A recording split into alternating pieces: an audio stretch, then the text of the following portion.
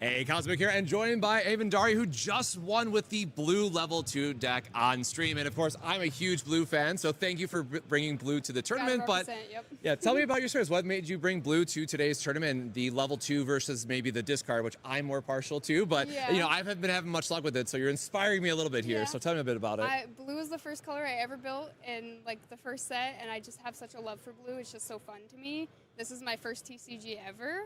And so awesome. I'm glad that I built something that is fun. And even if it's not like a top tier deck like a lot of other colors, I wanted to bring something fun to just enjoy my first ever tournament. Have you had a chance to play any of the other decks? Is there a second favorite color that you might like that you've been enjoying? I'm starting to like yellow. I hated yellow first set, but I'm starting to love it because I like the cheese cookies. So. All right, well, that's a good, I was just going to ask, what is your favorite cookie? I guess you have to tell me what your favorite blue cookie is then from the deck, or what your favorite one. I like Black Pearl cookie. Yes. Yes. I like Sea Fairy. I like all the like sea cookies. So we were having, hopefully we weren't too loud back in the booth, but it was super exciting to see after the Captain Caviar showcase the HP flips. How are you feeling in that moment? Because I mean, that is a awesome spot to be in. There's so much like pure luck in this game, so just pulling those up, and I'm pretty sure they were in the exact same order I put them back in. So like even if I wouldn't have done that, like the luck that was already in there, like it's a good feeling to know it's there, because like I'm just like, yep, it's coming, I'm just gonna do it. Like.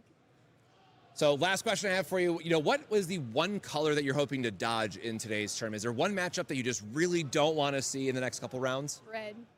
I think everyone hates going against red. A lot of people hate going against purple, but I feel like I can do well with purple, being blue and like drawing a lot and having a lot of like opportunity there, but I do not like going against red. Yeah. So any other shout outs or anything you want to say? Are you here with like a team that you want to give a shout out to or anything of that nature? We have a ton of Orlando locals from the Haven Games playing, and we love our little community here in Orlando. Awesome. Well, that's going to do it for us here in the interview section. Thank you so much, Evan. Daria, good luck in the rest of your rounds for today, and we'll be right back with more Cookie Run Braverse.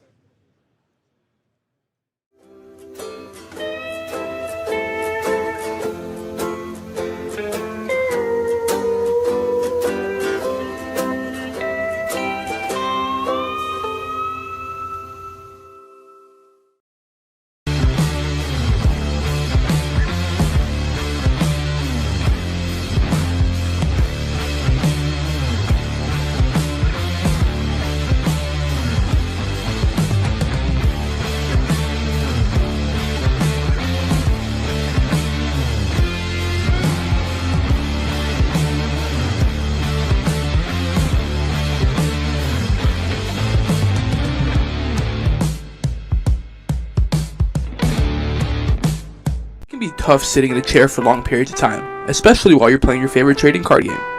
That's why eWin has designed a state-of-the-art luxury gaming chair.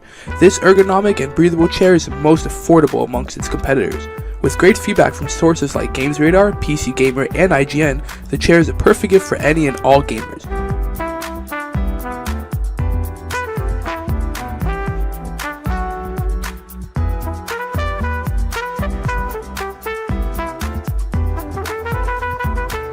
Use discount code PPG at checkout for 30% off your order.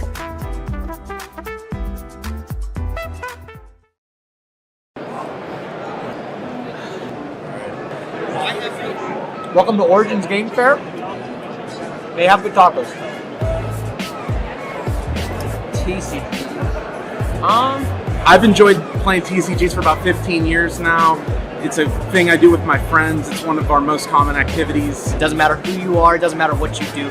Anybody is capable of enjoying different aspects of trading card games. There's truly nothing like it. I'm like a problem solver. I like doing those type of things. So for me, TCGs are like a really good way to like exercise that, I guess, part of the brain. Like to make your brain think that fast and have to be so strategic all the time. It's like, it's just the best, honestly.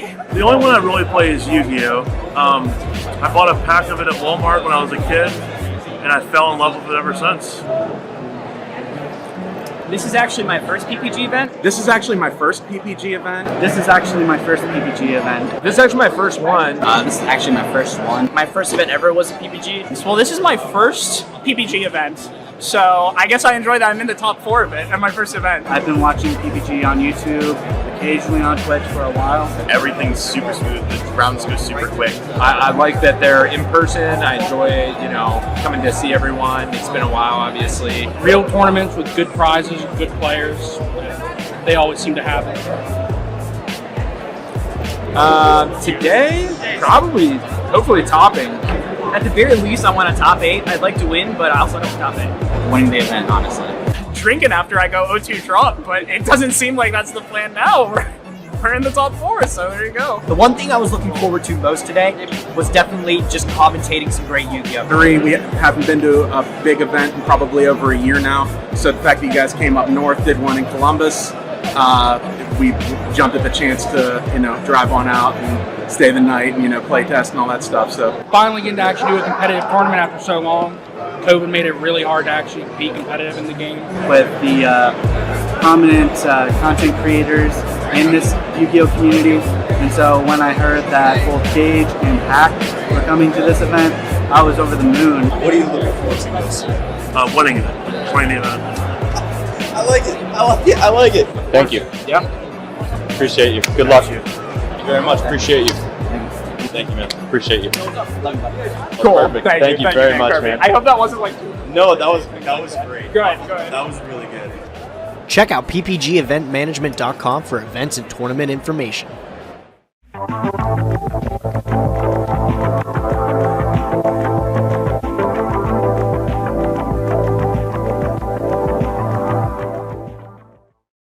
Want to advertise the product you represent on our streams? Great! Shoot us an email at info@proplaygames.com and we will discuss running your ad.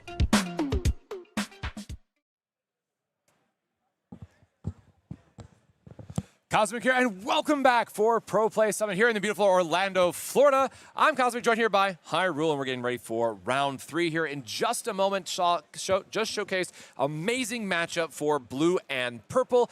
And, the other thing I forgot to mention, I got to give the players a shout out for, blue versus purple is a matchup that can just drag out forever because there's just so much drawing, so much filtering, so much back and forth. And both players played at a very, very good speed and didn't go into overtime, which honestly I thought if there is a matchup other than yellow that would go into overtime, it's definitely going to be blue and purple showcasing it. So we will have the next round up here shortly. But, what are some highlights from you from that last match? Yeah, I mean, we got to keep going back to it, but that extra HP flips constantly. And you were doing that interview earlier with Avandaria, and just knowing, it was gonna happen anyways. But just knowing that, knowing it's happening soon, it's like it's just this great feeling, right? And as an opponent, if I was the opponent, I would be very, very, very disappointed in having to not only deal 5 damage to knock out a Cookie, but having to deal 8 damage now. Because of the extra HP flips, essentially, there's no way you're actually going to get that out of the battle area. So, again, I think that HP flip was just so, crucial in ending that right there with that combo of Strawberry Creep. Again, going out, bouncing back and forth, which Avandaria actually very unique playstyle is that, Crimson Coral, there are players who uses Crimson Coral in order to not draw 2 cards, but place those, annoying level 1s from the opponent's battle area back into their deck. But instead of doing that, it was just a straight up constantly draw and draw. She got her perfect hand and just kind of played it out, and it worked out perfectly for her. Kind of denying those moonlights being played out, preferably with 2 of those cookies out in the battle area, trying to, negate that from happening. But it does look like right here, we got the players for round 3 set up, and they are getting ready here. So we'll transition over to them right now to see what we are going to be playing. All right, so we got Truck and Cooper. All right, so Truck, they are both going to be at 2-0. So they have on that winning streak here. All right, and I'm excited to see what kind of, what kind of decks they're going to be bringing to the table for round 3 here. Yep, and just to confirm for those at home, we were able to get the final count number and make sure everything lined up well. So it looks like it will be 6 rounds of Swiss today into the top 8 cut. So a lot more rounds to come, a lot more coverage, a lot more Cookie Run Braverse action, and we are going to let our players shuffle up and see what they have. Now, I will say I always love when we, I am someone who uses a solid color of sleeves for tournament play. It's just easier to use and whatnot, but I really do love, too, when people bring their favorite cookies on their sleeves as well. Sometimes it's a little bit telling, and there's the advantage that, you're giving your opponent because you figure out what color they're on. You could argue for it. But hey, in that last round, we saw purple sleeves on a blue deck. So yeah, exactly. You can always throw off your opponent, too, if you want to mix it up a little bit. I was surprised. I thought we were going to be seeing a purple, but a blue came out, which, it's cool. But we're going to be getting to that shuffling. They're cutting their opponent's deck just to get it started. And I think they're rolling their dice to see who goes first. And dice went off the screen, so we're not able to see. But it looks like Cooper is going to be the decider on who goes first or second. So let's talk about the first and second here, because it is going to be played out differently depending on who goes first and who goes second. So first person who goes, the first player actually is not able to draw, is not able to attack, and is only able to use Cookie's effect as well as place down that one support card. While the second opponent, or the player that goes second, is going to be able to do all of that, which draw 2 cards, put down the support, and also have that ability to attack the opponent. So, there's a lot of players that goes back and forth between, it's better to go first or better to go second. How about you? What do you like to play if you had the, chance to decide on who goes first or second? Yeah, for me personally, I always love going first, especially as a blue player. Like, getting the early support just matters so much, so that you have the extra, support to use a trap card. And then also, we have so many ways to draw extra cards, right? That's usually one of the downsides that people go back to. It's like, well, I really need the card draw just to make sure I find the right pieces. And blue is like, oh, it's okay. Half my deck draws extra cards. So I don't mind as much. I'm a little bit biased as the blue player. I know green players in the set 1 format really loved going second because you got the extra support, get the extra draw to find like the ladybugs and stuff, and that was fine. So there is still, I think it depends on what the matchup is, and then if you're more comfortable going first or second. All right, so we're going to be seeing a purple versus yellow here, and you guys were able to see right there a mulligan happening. So you want to explain the mulligan aspect of this game, because it is a little bit different. Yeah, so in this game, you look at your 6 cards and you're saying, especially if you don't have like a level 1, a lot of times you say, okay, I really want to have a low level start so I don't generally break a 3 very early on. So you look at your 6 cards, realize that you don't want them, shuffle them back, draw 6 new ones, and then that is the hand that you get to play with. So Truck did take a mulligan on the left-hand side, and I missed it if Cooper. Cooper also did take a mulligan. So both players taking a mulligan here at the start. And it is looking like Truck is going to go first, put that, Fairy Cookie as a support, and then we're going to be moving on to Cooper, who is actually going to be putting down that support and a stage card that we have not, seen today. So the first time today seeing a stage card being played is going to be the Star Candy Row, which is going to be allowing your cookies to get some extra HP if you do use that 2 support cost. So that's going to be a thing for yellow as well. A lot of sustain happening as well, where you're able to add extra HP to your cookies, as well as, manage your break area in a sense, because you're able to trash those, level 1s, level 2s from the break area with certain cookies effects.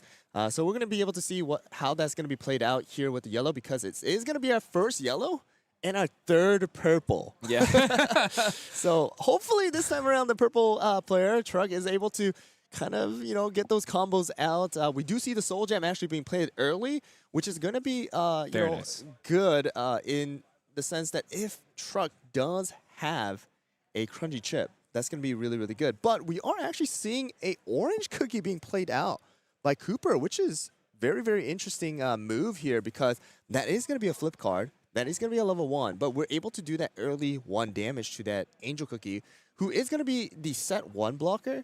And if we talk about it, Moon Rabbit is going to be our set 2 blocker. Yep.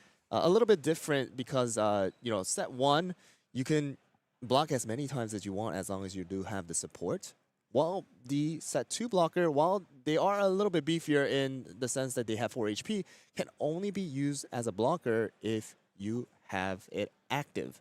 So you do need to rest that card in order to make that happen. But it's looking like we're going to have a Starfruit come out, get that combo going, so that the combo that we couldn't see during the last two plays is going to be coming out here in the third round, which is going to be getting rid of your level 1 or level 2 from your battle area. This time around, it was going to be the Angel who took that 1 damage, and then we're able to get rid of that beefy Moon Rabbit off of the field just for 1 cost. Yeah, this is the crazy dangerous part about, purple versus yellow in particular with that stage we wanted to play out, because traditionally in every other matchup, yellow is like, yeah, let me just throw a bunch of HP cards under my guys, heal them up, drag out the game until I can get my late turn combos. And purple just has such a great ability of just trashing stuff, and we're just going to see the double Starfruit pickup here by Truck, knocking out the Moon Rabbit cookie back to back. Oh my gosh. That is a beautiful start for the purple player, and this is where we want to start to see the combos. Now, they could have waited, if maybe there was a couple chip damage to get across, and that's generally when you want to use Starfruit, but he had recognized that level 2 is like, no, man, I don't want you to keep that. I want to burn some extra cards, fill up your trash, and that is a good value target for Starfruit's ability. And now we have a ton of cards in the trash, because if you remember to the last round, we want our opponent to be at 15 cards in their trash, and this is a great setup by Truck. Yeah, so that early combo of 2 Starfruits coming out, knocking out or actually trashing the Moon Rabbit, which is going to be a beefy, again, 4 HP, which means that 4 cards from the deck was already placed below it as HP cards. That's a total of already 10 cards, essentially, in the trash pile for Cooper, which, already so close. And we're only in the 3rd turn of these players, and you're at like 11 trash for Cooper, and that's going to be a tough place. Of course, we are able to knock out that orange cookie super easily, but it does look like, because of the fact that Truck knows that, hey, well, I'm playing against yellow, they're going to try to manage their break area as much as possible. So instead of having to knock out cookies to get to break area 10, I'm just going to try to trash and then just mill the opponent to victory.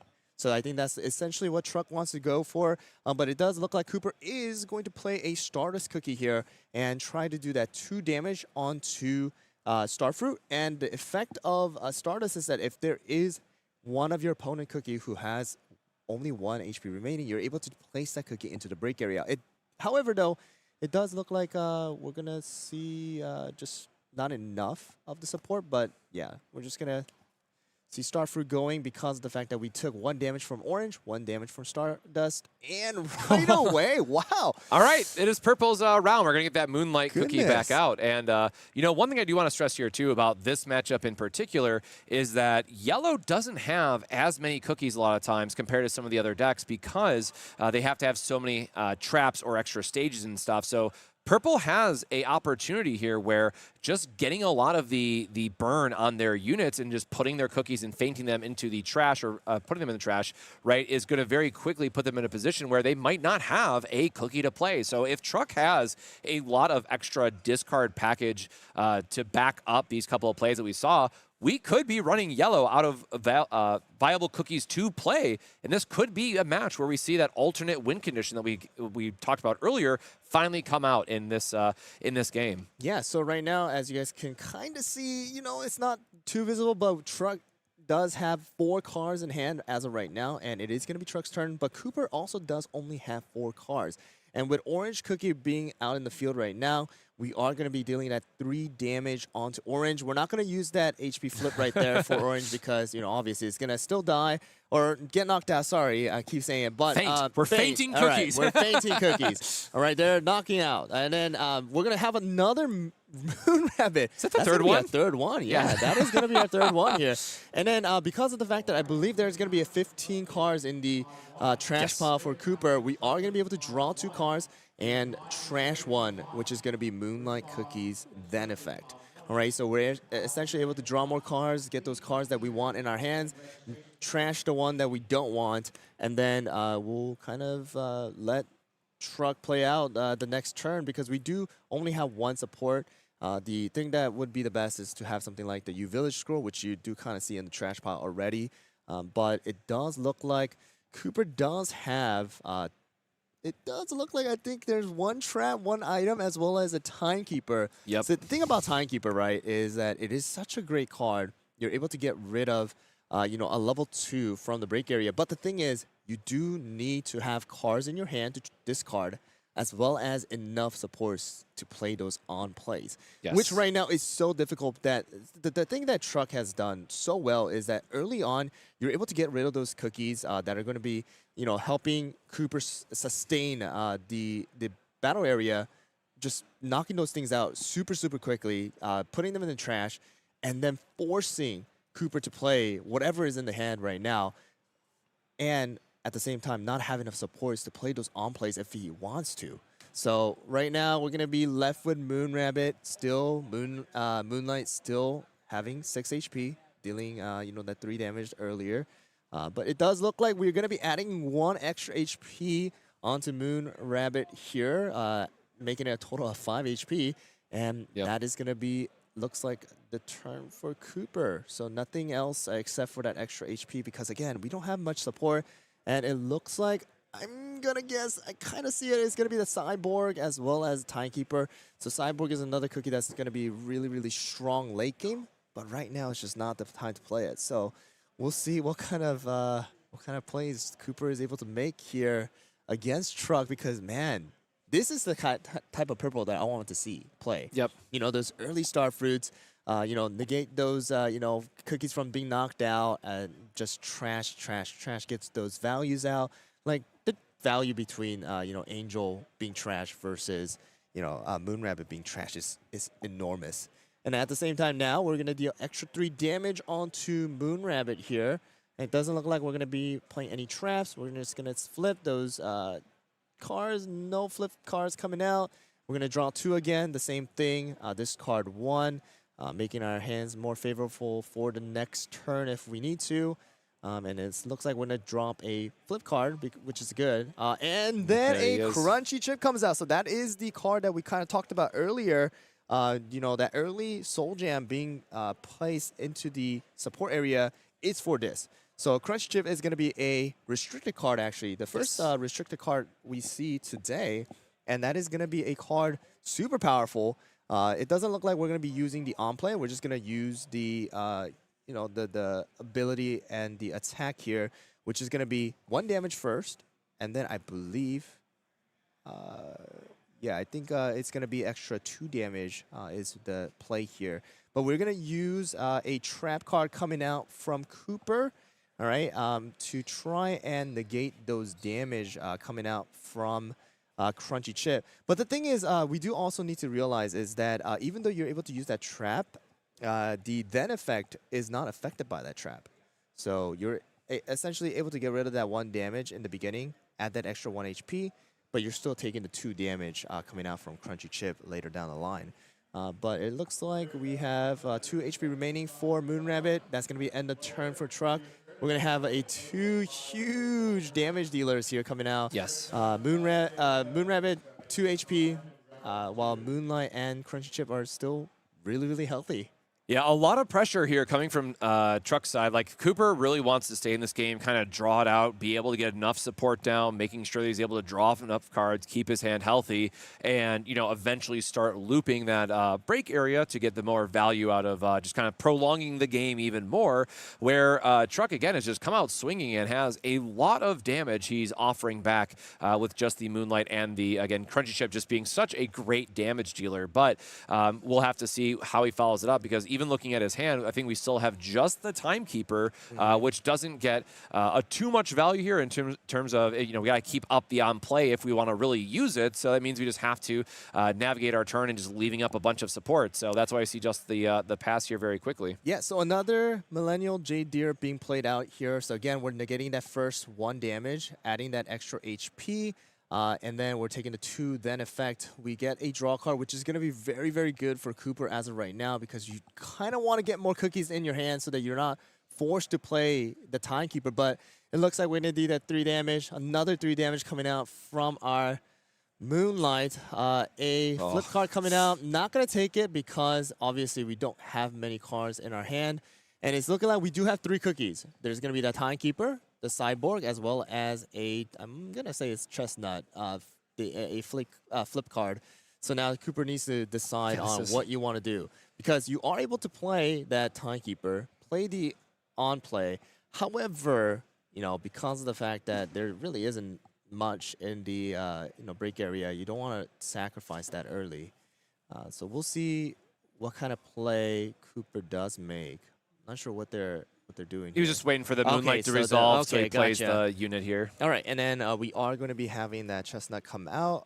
A flip card is going to be that level 1 as well as 1 damage, kind of similar to what we saw with Orange, but it is going to be the draw flip instead. So we're moving on to, it looks like Cooper's turn here. Kind of slowly building up that support area to be able to use all of those on plays, den effects, and stuff like that. So something with yellow is that you really want to sustain, have a good sustain in the early game to build those support area, because a lot of these cards are great, but they do cost a lot of support costs. So even Timekeeper, like we said, it's 2 supports to be able to play that on play, and then another 3 plus 1 if you want to do the entire package of Timekeeper. So we're going to deal 1 damage, but we're going to negate it by using Village Scroll. First one of the game, and you love to see it. Helps you put back important cards. It allows you to just cycle another one. And, anytime you can fully prevent the damage, you're in a good spot. It looks like he's actually choosing not to put anything back because he's probably trying to keep his deck discard healthy for the 15 that he needs for Moonlight Cookie's effect. But we are going to very quickly go into another attack here. So and Stardust and get some damage in on that Crunchy and try to get Crunchy Boy out of here. Yep, so we're going to deal that 2 damage. We're going to check the 2 damage. No flips are coming out. Sadly, we're not able to use the Den effect because of the fact that there is no Cookie with 1 HP remaining. And Truck is going to take the next turn again. So drawing 2, we're going to put down another support, making it a total of now, total of 7. So that already for Truck is really, really good, just because of the fact that Crunchy Chip, the beautiful thing is it only costs 2 energy or 2 so cost, efficient. right? 2 supports are going to be the only thing that you need to deal a total of 3 damage. And the beautiful thing about it is that you don't need to choose that's 1 cookie. You can split the damage however you want. So you're able to deal 1 damage if you want to Chestnut, and then deal 2 damage to Stardust. But this time around, it is going to be 1 damage to Stardust and then 2 damage additional to Stardust, knocking it out. And now we're at a total of break area 5 for Cooper and only 1 for Truck. But the thing is now, we're waiting for those Timekeepers to come out. We're waiting for those, Millennial Trees to come out, trying to manage those break areas so that it is not going to be, building up too much. Chose not to play anything. Moonlight did 3 damage to Chestnut. Chestnut does get knocked out. We're now at break area 6. Now we'll see what happens. So Timekeeper does come out here. This is the one that we talked about, and this is the card that, is essential. Yes. And a core for yellow decks is that, again, we're able to use that on-play effect. Discard 1 card with 2 costs of yellow. You're able to select 1 level 2 or lower from your break area and just place it in the trash. So you're kind of managing that break area again. We're going to discard or put the Stardust into the trash. So we're back down to only 4 for Cooper. Yep. So that's a very, very, very important card, and that's what Cooper was kind of waiting on, right? Only had the Timekeeper, wanted to get the best value out of it, and we were able to do that. So we're moving on to Cooper's turn here now with 2 supports up still for Truck, and now 7 up for Cooper for the next turn, or the new turn that we do have. But the thing about Timekeeper, compared to something like Moonlight, 3, 5, so 5 HP. A little bit weaker in that HP sense, but we're able to do something if we want to with the stage. But Truck is going to use the remaining 2 support for a Abandoned Cloud Nest, and kind of just negating the 3 damage that Timekeeper is able to do. Yep. And, Timekeeper just being so good at healing up, as we were mentioning, but one of those downsides that we talked about is that it only deals 3 damage, and a lot of the traps that players are having access to in all colors, one of them is going to be a -3 effect. So Timekeeper is great for giving you that heal, extending out the game, making sure that you can get into your late game combos and go into your big cyborg, which hopefully comes up and deals a lot of damage. But it can be really difficult to get in that damage and try to get more break into your opponents if they're just having all the -3 attacks. Yeah, so the thing about the reason why Truck, when he did use that U Village scroll and chose not to place any card, I believe is to keep that 15 to use that Abandoned Cloud Nest, right? So you keep that Crunchy Chip alive, doing 3 massive damage on the Timekeeper with only 2 support costs. And now we're just trying to finish it off with Moonlight, and that is going to actually happen here. So now Cooper back to 7 because of that Timekeeper being knocked out. So again, Truck still has that Moonlight Cookie, still has that Crunchy Chip, able to draw 2 cards, discard the one that we don't want to see. And now we're going to see a Millennial Tree, another cookie that is going to be a very, very, very core, card for yellow here. And it does look like, I'm going to assume that we're refreshing doing a refresh here. Because we don't have enough cards from our deck to place it as the HP for Millennial Tree. And it does look like we're going to be putting a Cyborg Cookie into the break area, making Cooper at level 8. So if this Millennial Tree does get knocked out, or if the one level 2 or lower card that he does decide to bring from the break area, which most likely is going to be Moon Rabbit, I'm going to assume, does get knocked out, that is going to be game.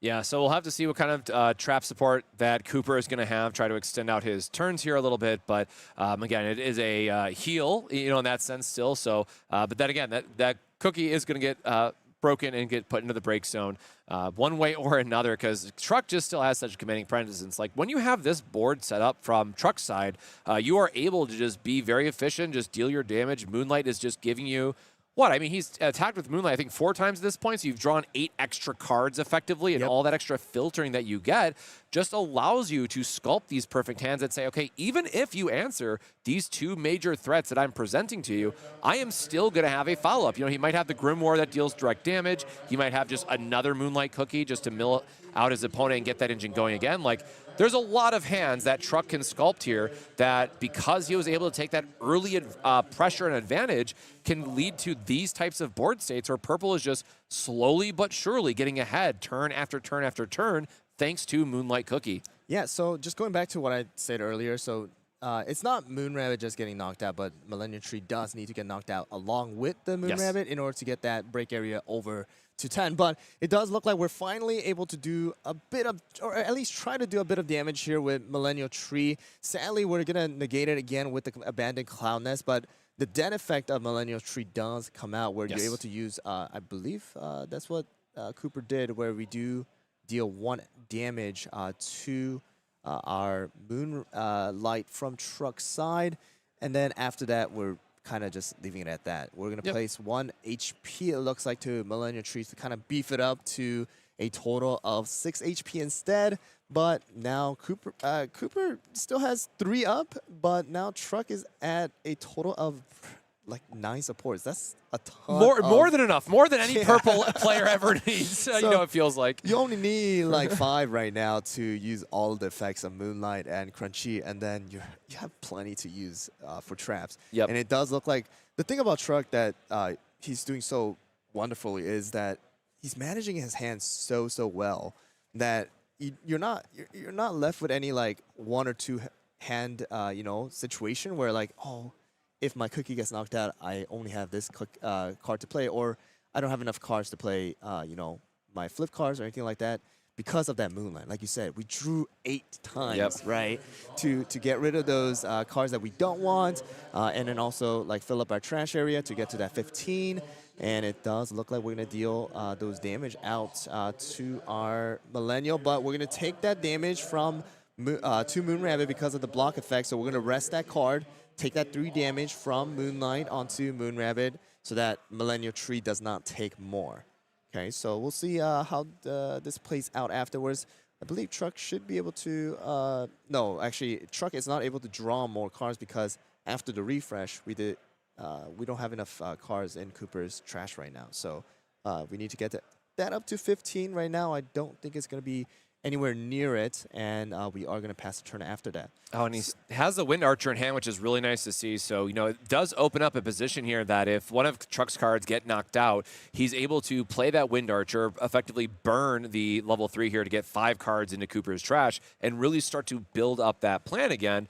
and then really slam down the 5 damage from Wind Archer, which will very quickly close out a game because it's just too much damage for yellow to try to heal or mitigate through. Yeah, exactly. So that Wind Archer is going to be a key play here, especially for the late game, because of the fact that, Cooper is in that situation where, like, you really need to try and not get these cookies knocked out, right? Moonrabbit is super, super close to being knocked out. If Moonrabbit does go, and then, you're met with that Wind Archer, then Millennium Tree either gets trashed or maybe Truck does something crazy and just decides not to trash it and just knock it out and just end the game like that, because you're doing a total of, like, 5 damage, and then you have also the Moonlight if you want to do that extra 3 damage too. So if Cooper is not able to answer that with any traps, and it does look like Cooper does not have anything, it's just a Cyborg, another Moonrabbit, and that Timekeeper.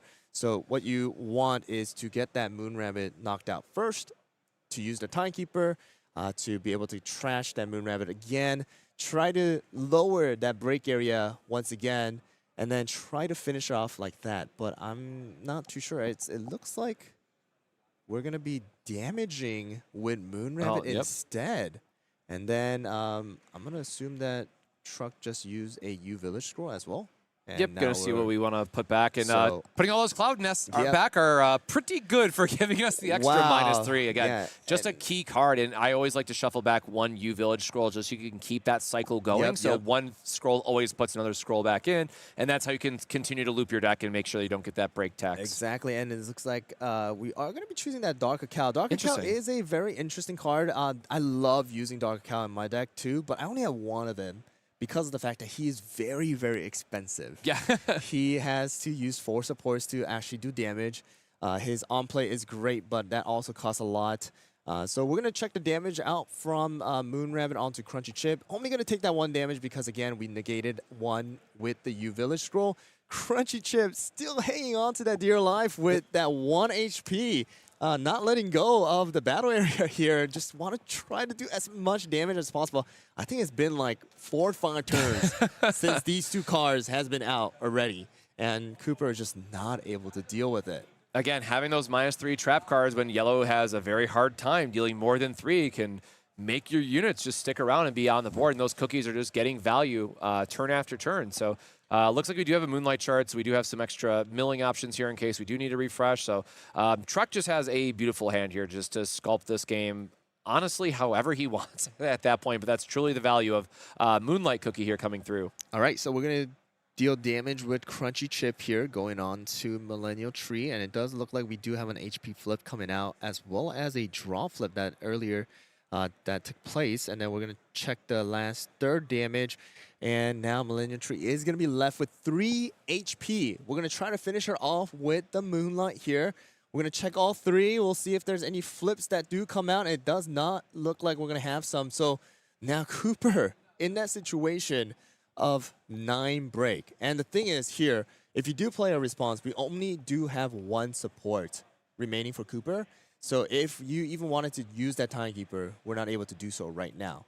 So we'll see how it goes. We're trying to count the trash pile for Cooper to see if Truck is able to use that Moonlight Shard that you talked about. If it's going to be 15, then it's going to be a bad situation for Cooper. And it does look like we are going to move on to the next turn for Cooper.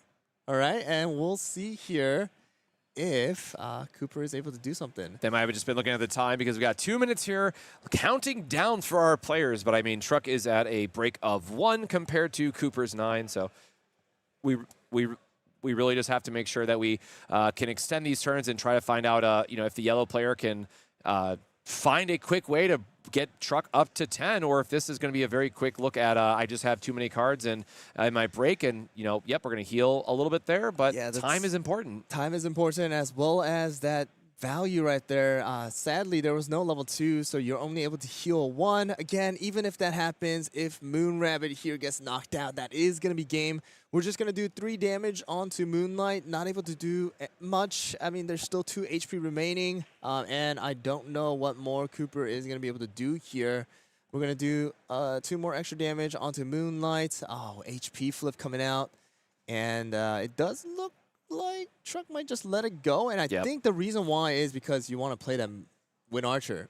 Yes. Play that Wind Archer out. trash that timekeeper, and just say, hey, sorry, but your timekeeper is gone. It's just Wind Archer. Maybe the timekeeper, but out of time in the break area it goes, or sorry, in the trash area it goes, with Wind Archer coming down with a strong on play, and we are going to be threatening just, hey, I have a 5 damage now, and that is, I do not care what support you have up, because this Wind Archer is going to be crashing through and dealing the amount of damage that we need. Exactly. So another Moon Rabbit coming out from Cooper's side as a blocker. However, again, we're going to deal that damage onto the Moon Rabbit. So we are able to block the first initial 1 damage. However, so a little bit thing that they don't, they kind of misplayed there. Truck is able to go and place that Den effect onto the 1 HP Moon Rabbit if he wanted to. Because, again, we're not able to block both damage. The Den effect, it actually works as kind of like an item or anything like that. But it does look like we're going to end it out here with Truck taking it with only 1 in the break area, which is kind of crazy. This is the purple that I want to see. Like, this is the play that, that I was expecting from purple to come out. And that early, Stardust, early Starfruit, and then the Moonlights and Crunchy Chips just allowing Truck to manage and just control the battle area for so long, getting so much value out of it. So that is our round 3. All right, so Yeah, hey, look, I love to see a control matchup is definitely what we got to see there. The purple player realizing, or Truck realizing they just got to be aggressive. They know that this is a matchup that can very easily go to time, which is not a spot either player wants to be in. And again, because that early double Starfruit, just being able to take control, get the cards into the trash for Truck there, get the activated abilities online, and then just say, hey, here's my Moonlight. I'm drawing a bunch of cards. Let's play the game, right? And just getting that extra filtering is just so important. So really 2 great showcases back to back for both, one for blue, one for purple, of just why that drawing and filtering is just so important. And again, while yellow is able to heal up a bunch, when you're limited to only dealing 3 damage per attack, having the cards like Cloud Nest, or again, every color has access to a -3 attack, is just so strong at slowing down what yellow can do, that unless they can get to their big cyborg cookie payoff, to play and deal the damage, it's really hard to get cards into the break zone, as we just saw in that last game. Yeah, so the ability to be able to draw constantly, cycle. But another beautiful thing is that once you're able to do that, you're still also able to discard a card to get to that 15 for your trash, as well as that 15 early for the opponent's trash. So like it's just so powerful in the sense that Truck was able to play everything like really well, perfectly, not allowing Cooper to kind of just sustain himself, get those support areas built up early on, so that you're able to play out those heavy hitters. That Millennial Tree needing to stay alive a little bit longer to deal more damage, but Cooper just didn't have much because of the fact that if I do attack with my Millennial Tree, I'm not left with anything for my support area to do anything else. And, all these damages that I'm trying to do is being negated by these early Abandoned Cloud Nests, these early U-Village Scrolls and things like that. So that is our round 3. I wanted to see a purple play out perfectly. And finally, after 3 rounds of seeing purples being played, it's going to be the one that takes round 3. Are you excited to see if a green gets played? I'd like to, hey, we got to round this out at this point, right? Would love to get green on camera here just so we can showcase all the colors, what makes each one of them unique, and just highlight just the different strengths of the game itself. So with that in mind, I know that the time was running a little bit over. Again, we're going to try to do interviews as we can, but I want to make sure we don't miss out on anything. And the next round, I'm sure, is going to be starting very soon. So don't go anywhere. We're going to take a short break, make sure that we can get the players set up for the next round, and we'll be right back here in Orlando for Pro Play Summit Games, hosted by Pro Play Games. We'll be right back.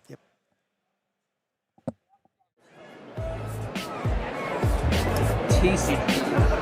I've enjoyed playing TCGs for about 15 years now. It's a thing I do with my friends. It's one of our most common activities. It doesn't matter who you are, it doesn't matter what you do.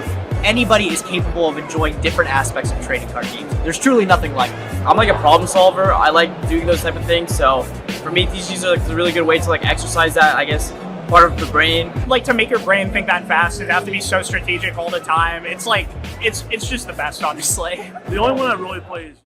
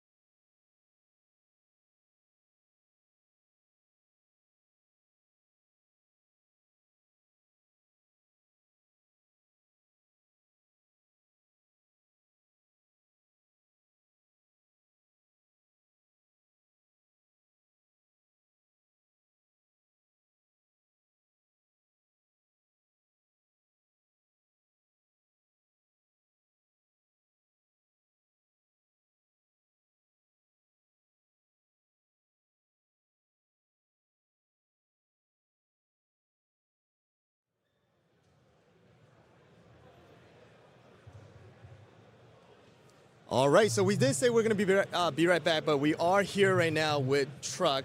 We just saw round 3 being played out by him, and it was a beautiful victory with that purple deck that I really wanted to see being played out, which you actually just nailed it right on the spot. So, yeah, how did you feel about your plays against the yellow, right? I felt strong. You know, anytime you can play crunchy chip and have it stick on the field for longer than a couple of turns, it's insane. Did you have Crunchy Chip right in your hand when you started out, or I drew into it on the first turn? Okay, so it was. So when I saw that Soul Jam being played out early on in the support area, I was like, does he have that Crunchy Chip? Yeah, because again, it's the restricted card, right? So we only have one in that deck of 60 cards. Right. So you have to draw that early, or you have to draw it so that you just get to play that. It's such a good value, right? Yeah. Where are you from, though? Dallas. Dallas. Okay, so I'm actually from Dallas too. So fellow Hey, Texan here. Shout out to Madness. Actually, I do play at Madness too here and there. I haven't been able to go, but are you excited to be able to, possibly get to that top 8 and win those nice prizes? I'm going to try my best. I think purple's the best. Is there a color, like we actually asked earlier, but is there a color that you don't want to play against right now? I feel pretty confident in everything, but red's obviously the one that can do the most stuff. Yeah. Okay. All right. Sounds good. But thank you. Any shout outs to anybody here? Did you come by yourself? Shout out to my partner, Crystal. She's playing over on the tables right now. Shout out to Get 'em Games. Check us out on YouTube. We talk about CookieRun. All right. Well, thank you so much for the time, and we'll be right back with the next.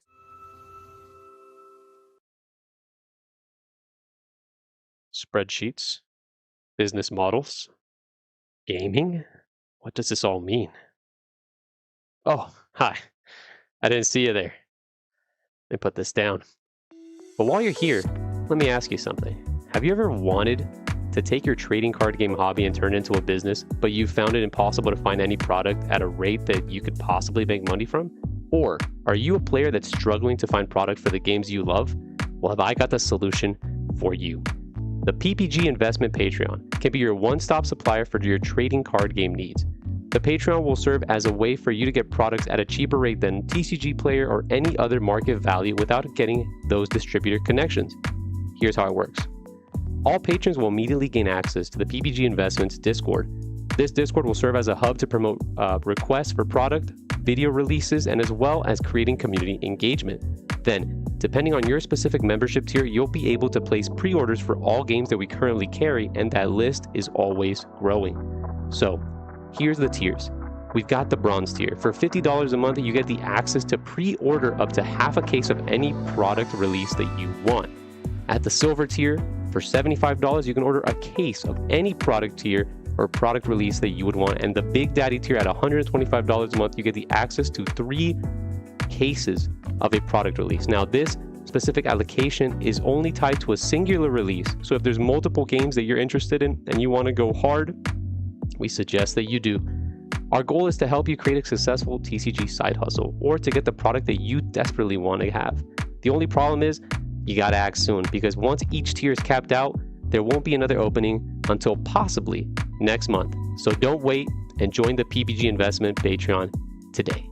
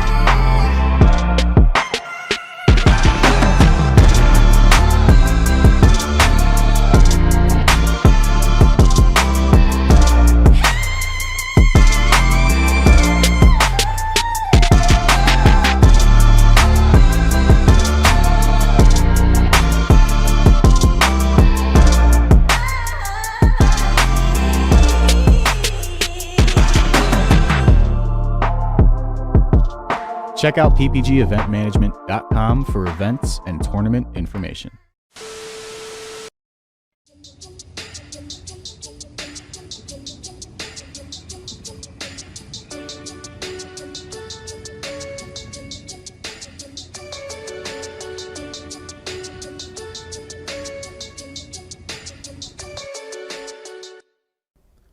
Can't seem to win a game?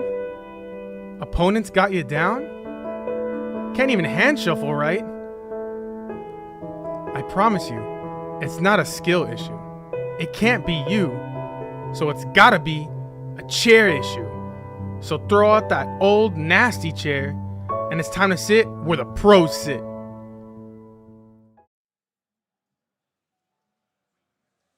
Welcome back to the Pro Play Summit, hosted by Pro Play Games here in the beautiful Orlando, Florida. I'm Cosmic, joined once again by Hyrule, and we are in round 4 now of 6 for the CookieRun Braverse event. Again, we're going to be playing best of 1 and heading into our top 8 as well. And we're going to be diving in really, really quickly for this one, since there are already seeded, and get some next matches up here for you. But, you know, again, for me, I think the big thing is if we can see a green player today, I'd really love to get that on camera, or at least sometime this weekend, because we've had some amazing matches so far. Yeah, so we saw all of the colors pretty much here. We saw yellow, we saw red, we saw purple, we saw blue. Now just then waiting for that again. green. Oh yeah, then more purple, and more we just purple. saw too many purples, but yeah, finally the round 3 was the purple that I wanted to finally see. So we saw those purples being played perfectly, and now we'll have to see if yellow is able to redeem themselves with another play as well. But it does look like the players are already on the player side, so we'll go into the gameplay here for them, and we'll see what kind of colors we're going to be seeing for round 4. And it is going to be a mirror matchup. Purple v purple. Oh, man. All right. So we got William on left side and Jasmine on the right. And we're going to be starting out with the Sugar Glass. So actually, this one's a card that we haven't really seen today. Yeah, this one is played. one of my favorites out of purple, because it allows you to just burn one of its HP and draw a card. And that is a consistent effect that you can do. So especially if your opponent starts off with like a very heavy, high-costed unit, you can just slowly draw extra cards turn after turn. So we are just going to quickly see the quick sacrifice here by the Milky Way cookie. And, you know, the one thing I will say that I love about purple, as I mentioned very early on, is that there is a lot of different ways you can build it. So I'm very curious to see if both players just end up bringing the more Moonlight heavy top end, or if we will see more of like the heavy discard package.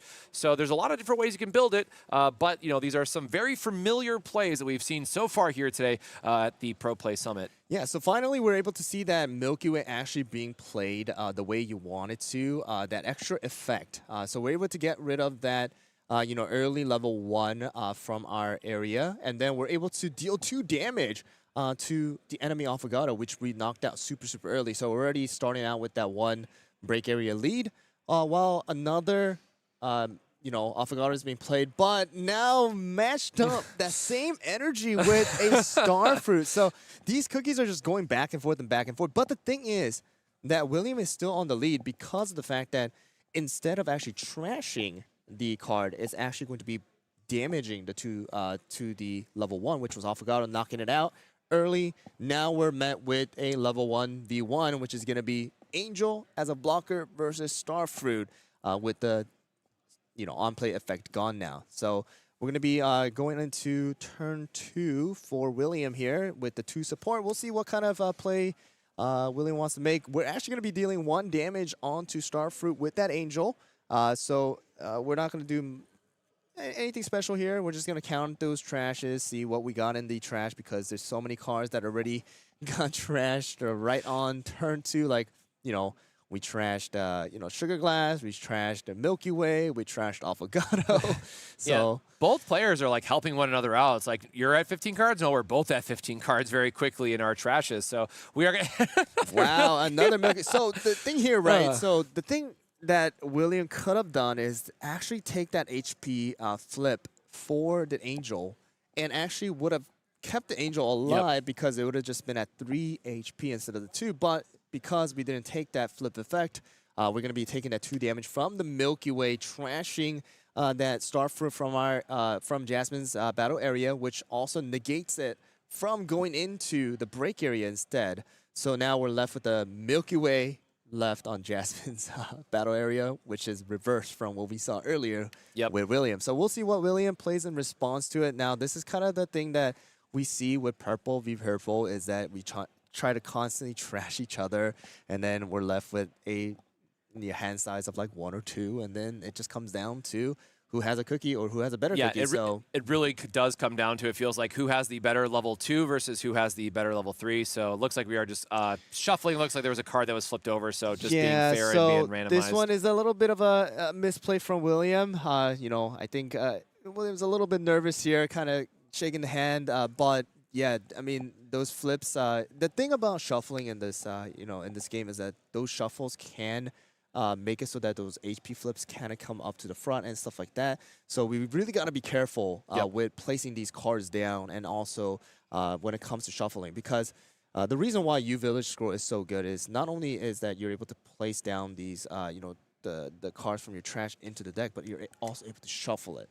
So that shuffling does actually have a very big impact in the gameplay. So we're going to see William doing 3 damage to the enemy Milky Way from Jasmine's side. Left foot 1 HP. We'll see if Jasmine is able to do anything else to get rid of this Milky Way and trash it possibly. So we'll see if there is something that comes out, or we're just going to do 3 damage. We'll see.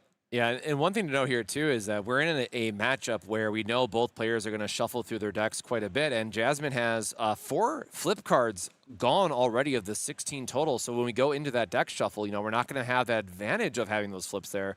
And it looks like for William's side, we only have the 2 down. It looks like the Prophet Cookie and the other one. I think the Raspberry middle card Moose. is a trap, it looks like. So, those flip cards do matter, but also at the same time, because we're burning so many cookies, what we don't want to have happen is only have flip cards in our hand that if we're stuck with a cookie to play, it has just 1 HP, and then it's very easy for our opponent to break it. So this is a really important match for just knowing what you can play when, because if you put the wrong card in support, or if your opponent breaks too many things and you don't have the proper follow-up, it can cost you the game.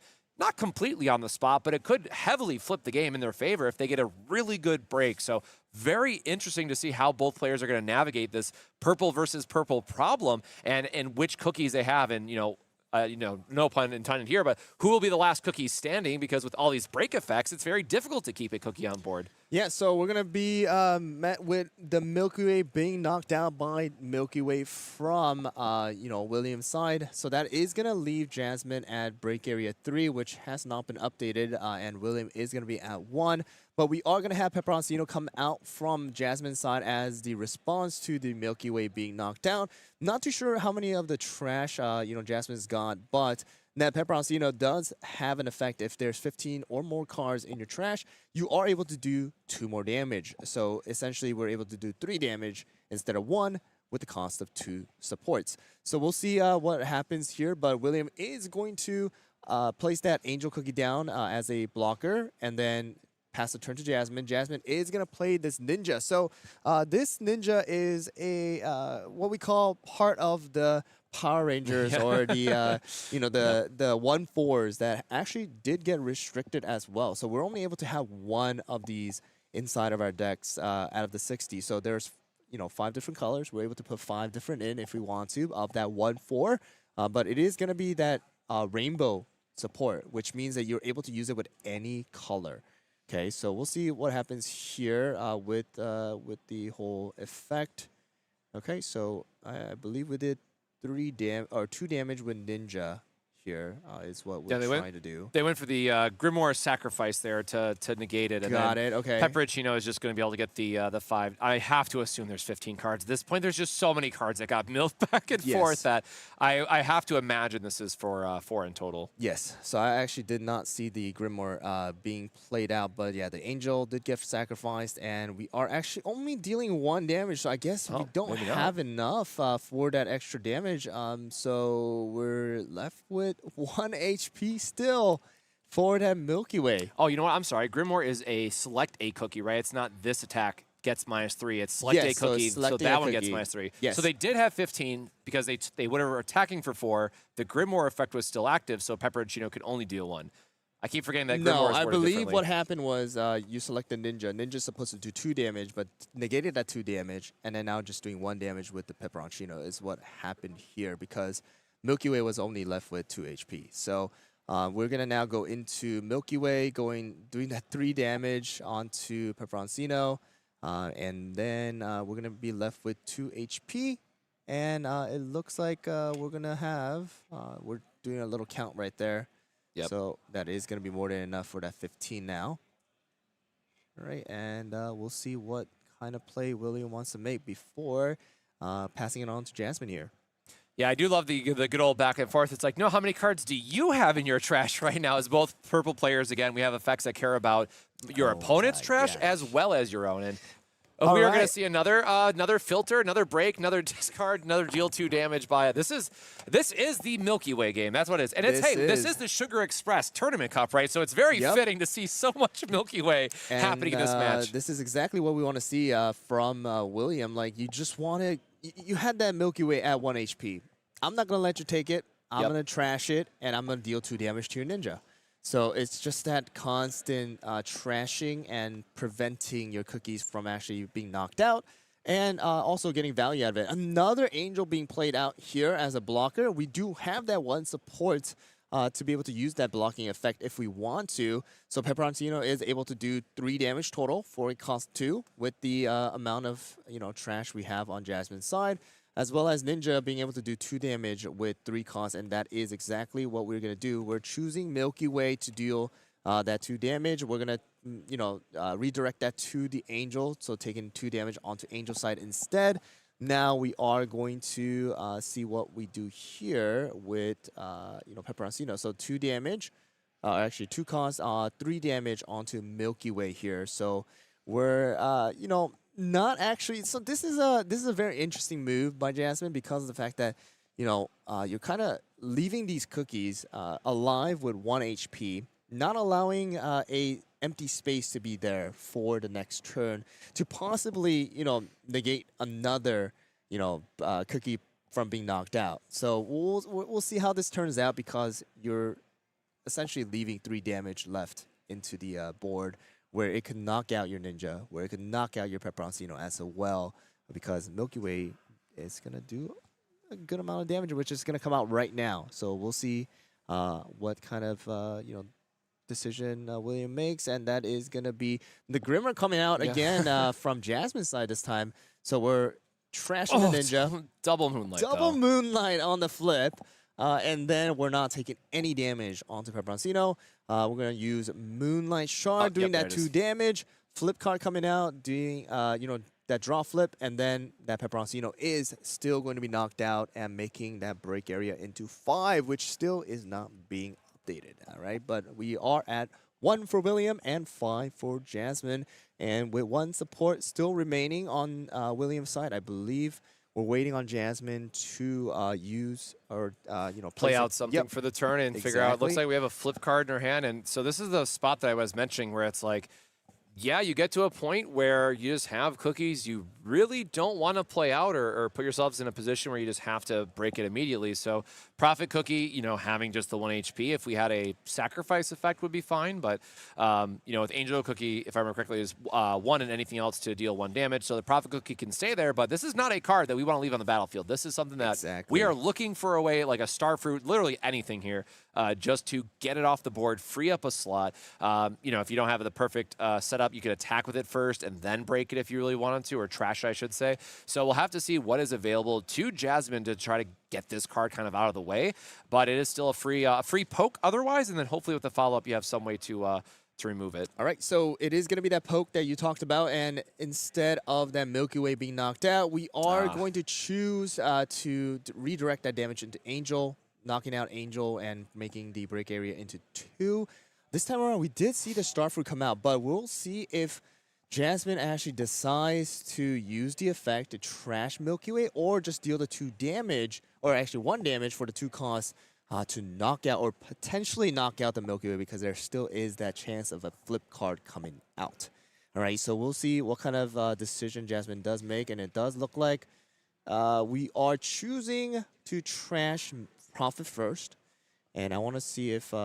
no, so we're not going to use the effect of trashing Milky Way. We're going to do that 1 damage.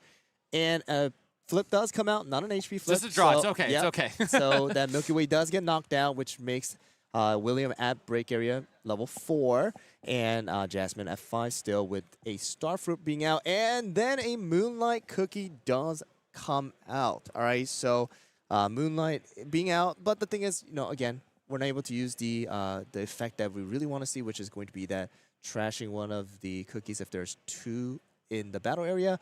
But we're still going to be trashing 5 from Jasmine's deck, making that trash pile even bigger, and having a beefy Moonlight Cookie with 6 HP out versus a Starfruit with 3 HP. Yeah, this is one of those awkward parts where it's like, how long can you prevent from playing the Wind Archer, right, to break the Moonlight? And, well, never mind. We're playing it immediately as if almost called it, because Moonlight is a great card for getting ahead in the mirror match of just giving you that extra draw and filtering.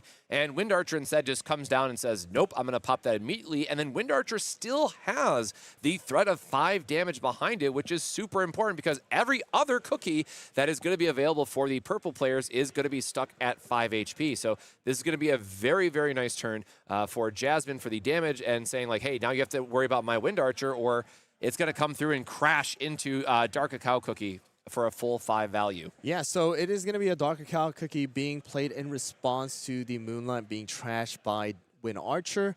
I don't think we had enough support to actually use the on-play for our Dark Cacao, which is going to be selecting 2 of your opponent's cookie, and then you're able to place their top HP into the trash. Sadly, we were not able to use the effect, but we are going to be going and using the Soul Jam. So this is something that we were not able to see in any of the other purple matchups that we have seen. But Dark Cacao being played out, and then a Soul Jam, the Lighter Resolution being played out here, which is going to be 3 cost, where you're able to select 2 of your, up to 2 of your level 2 or lower cookies from your opponent's battle area, and you're able to place 1 of their HP card, or the top HP card, into the trash, which we chose Starfruit. And then the beautiful thing is we're able to attach it or equip it onto Dark Cacao, and that prevents Dark Cacao from being selected from any effects or being trashed, which is actually really, really good and powerful against another fellow purple, which, kind of, you can't use Wind Archer is basically what it is. You can't use Wind Archer. You're not able to use, Moonlight to trash or anything like that. So that is what is taking place here. All right, and yeah, so...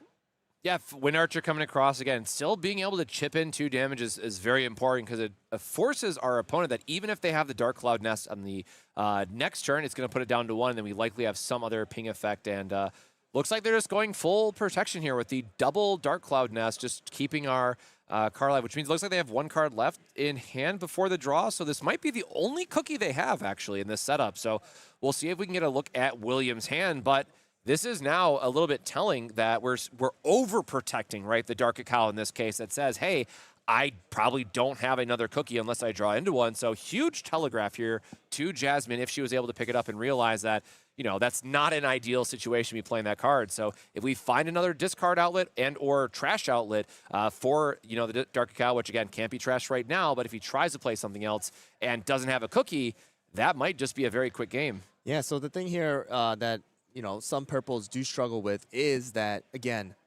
you just start trashing so much that your hand just becomes so small, which is the case for William right now. And it looks like we do have that Abandoned Cloud Nest in hand. However, you're not able to use it anymore because of that refresh. You don't have 15 in your trash anymore. We're going to try to do that damage right now with Dark Cacao onto the Wind Archer, which is going to be a good amount of damage, but we'll see if it's going to be enough. We do have a flip card coming out. So you're able to see that we're able to do 3 damage with 4 cost of purple. And also we're able to select 1 cookie from the opponent, trash it. That is not going to actually affect or trigger the flip effect because it does get trashed. But William now left with only 3 support, deciding on what to play. And Sugar Glass does come out. I'm not exactly too sure what you want to do with Sugar Glass. Just draw, We'll man. see. I got to get some cards. Exactly. I want to see what decision you make. Yep, there you go. That is exactly what we want to see. Use that 1 support, and then now we're going to use the rest of the 2 to try and, you know, damage that Starfruit. But yeah, sticking around. Jasmine is going to be like, nope, I'm just going to use the U Village Scroll. I'm just going to negate that 1 damage. Now you're left with no support, and I'm just going to try and knock out your Dark Cacao next turn with my Wind Archer. So we'll see what kind of cookies and cards Jasmine does decide to put back. We're going to put back 3 U Village Scroll with a Moonlight, it seems like. So total of 4 cards that are going back into the deck. And it does look like we only had a total of 2 cards left in her deck. So that's actually really, really good because now you're able to keep that 15 plus in the trash to use the effect of Wind Archer while still having enough, you know, cards to draw next turn. Yeah, So- very perfect setup for Wind Archer here because, again, keep in mind, when you're drawing those scrolls again, you're just dumping more cards back into your deck. So I don't think we got to look at Jasmine's hand if she has another Wind Archer to follow up with, but we're basically threatening 5 damage every single turn for the rest of this game because we have that, the U Village loop, as it were, being able to refresh our deck for us. Exactly. The beautiful thing about having U Village Scroll this around this point of the game is that you're able to constantly cycle this thing. Like you only have like 5 cards. You're drawing 2 every single time. You have a chance of drawing these U Village Scrolls or the card that you basically put back into the deck. And it does look like we're going to knock out that Dark Cacao, making the break area into 8 for William. And it does look like we're going to pass the turn like that. All right, so we're going to put down the Fairy Cookie onto the support area. Now we have total of 4 cards left in William's hand. And I do see a Sugar Glass again and a Starfruit. So no real card to actually, you know, do enough damage to knock that Wind Archer out. It's just not enough. So we'll see what kind of move William does make. We're going to, it looks like damage the Starfruit. And I'm going to assume Jasmine has another U Village Scroll, but we'll see how it goes. And she is flipping that, and there you go. That's the U Village Scroll. Very high probability when, you know, 6 of the cards that we had, or sorry, 6 of so we had 2, card left. and then we put back 4 cards. So yeah, basically we had like 3 U Village Scrolls that she could draw out of a 6 card. Yep. So half, you know, it was a 50% chance of drawing it. And we're now putting back in, it looks like another U Village Scroll, some, you know, traps, and, you know, I think there was a Moonlight Shard, I want to say. Yes.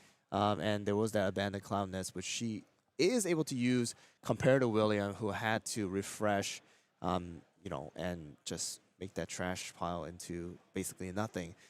So we'll see what kind of thing William tries to do. We're summoning another, you know, Starfruit, trashing the Sugar Glass to try and, you know, negate that from actually going to break area. We're going to deal 1 damage onto Starfruit. I mean, if she has another U Village Scroll, this is going to be really sad.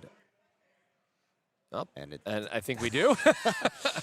So again, this is really a great showcase of watching the purple decks. If you're able to get the scroll, maintain your deck size so that you do not refresh, keep the 15 alive so your effects are still online, and then just having Wind Archer become such a late game threat that you effectively just keep around for multiple turns, deal 5 damage, and we are putting in another copy of it here with some extra traps that just saying, hey, I can go multiple turns now. You're probably going to knock out this Wind Archer on the next turn through a variety of means, but I now have a large enough trash. I can find the right pieces that I need, get all my effects to be online, and William, of course, just being at the 8 break is so close to hitting that threshold of 10 to give Jasmine the win here. So a very nice loop of the U Village scroll that we're seeing here and just how important it is for purple players to see it in the late game. Yeah, so at this point, Jasmine probably knows that, hey, William probably doesn't have much in his hand right now because he's playing all these level 1s, just trying to chip those, do those chip damage to Starfruit to try and knock it out. I'm just going to prevent that from happening so that he keeps using his supports. He keeps using whatever he has in his hand, and I'm just going to keep my Wind Archer alive to do that damage if I needed to. HP flip does come out. I don't know if William is choosing to use it. No, we're not going to choose it, so we're going to now essentially be at break area 9, and the only card he really has in his hand is going to be that Sugar Glass again. Only able to do 1 damage. Not enough to knock out that Wind Archer. And again, it does look like we're going to have U Village Scroll coming out, negating that Starfruit damage from taking place. But this also, the thing that it prevents is you prevent your, trash pile from being 15 again. Yep. So he's trying to, push that, Wind Archer back, Moonlight back, whatever it is, so that he could draw it.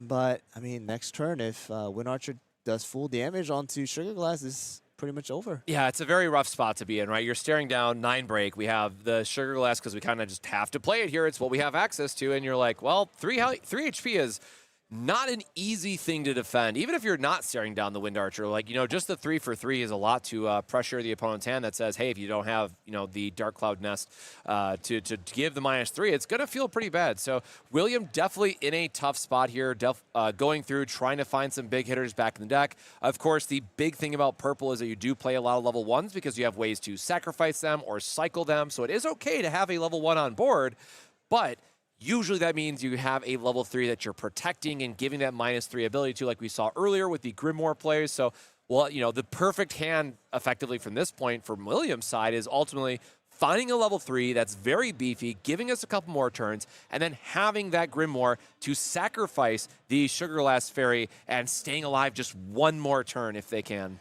Yep, right there, using that Sugar Glass effect where you place that top HP card into the trash. Sadly, it was an HP flip, but that is not going to take effect. We are going to draw that 1 card. I'm not sure exactly what card William was able to draw.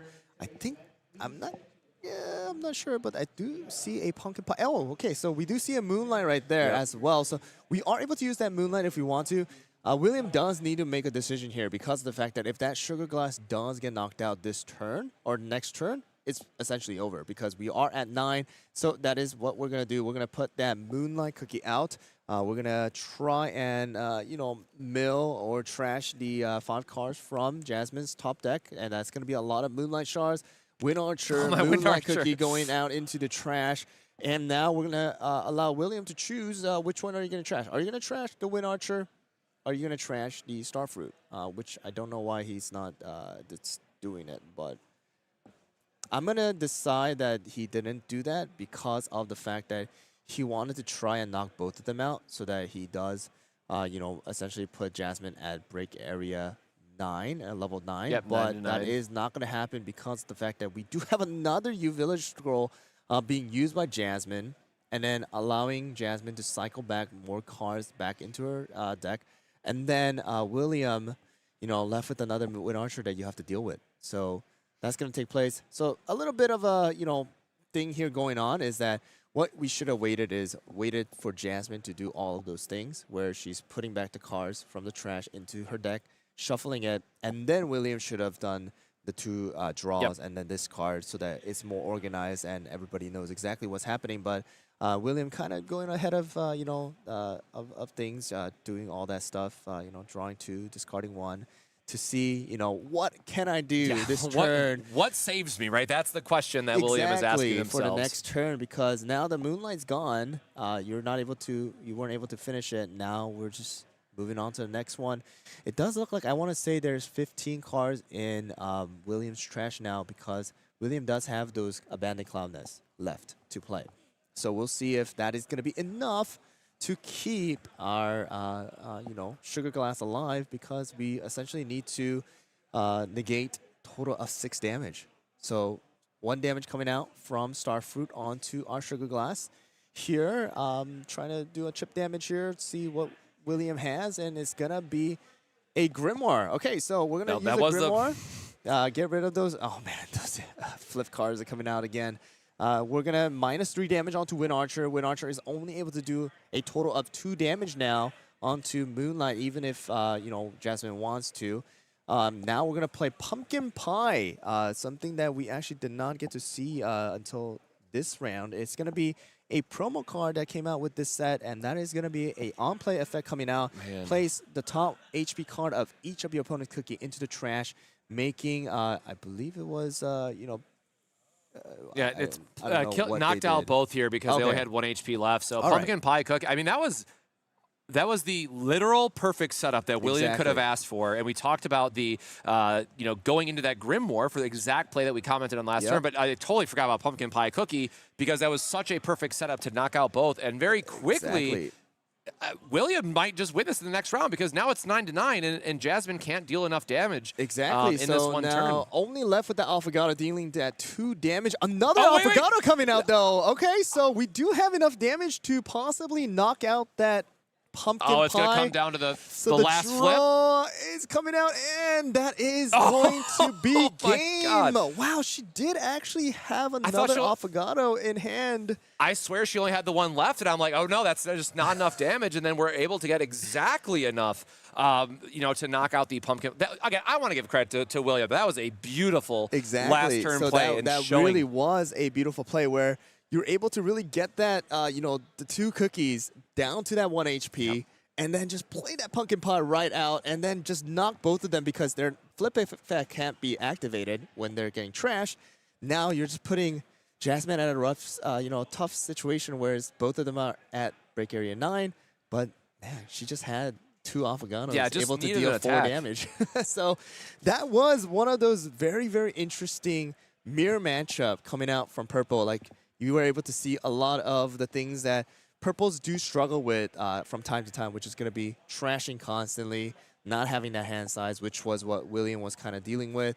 And then he was able to kind of recover from it later down the line, even after playing those, weak level 1s, trying to get that Sugar Glass to try and, knock out that other Starfruit. But, Jasmine honestly had a better hand at that late game where she literally had an infinite amount of village strolls to just negate those 1 damage, constantly cycle back those cards that she wanted, and in the end she was able to close it out with those 2 Alphagatos, knocking out that Pumpkin Pie.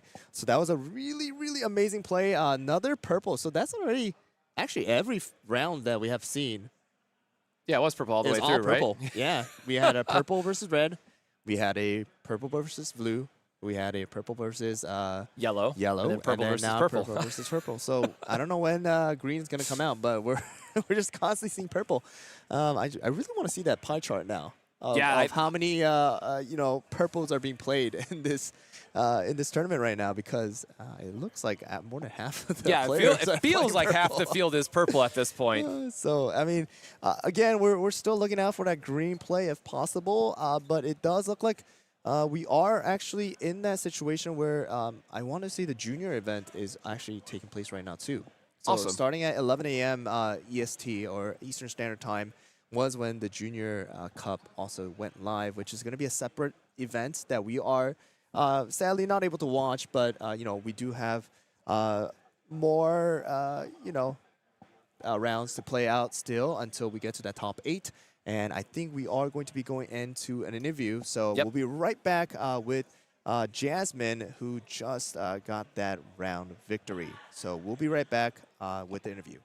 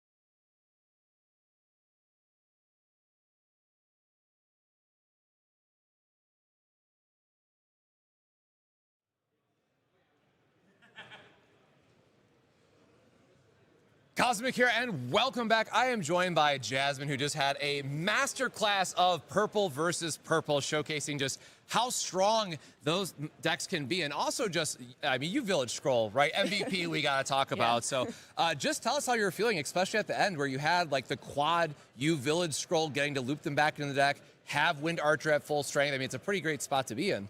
I mean, yeah, that was great. Honestly, it was like last minute today that I put in the 4th U Village Scroll. So I'm glad I did that.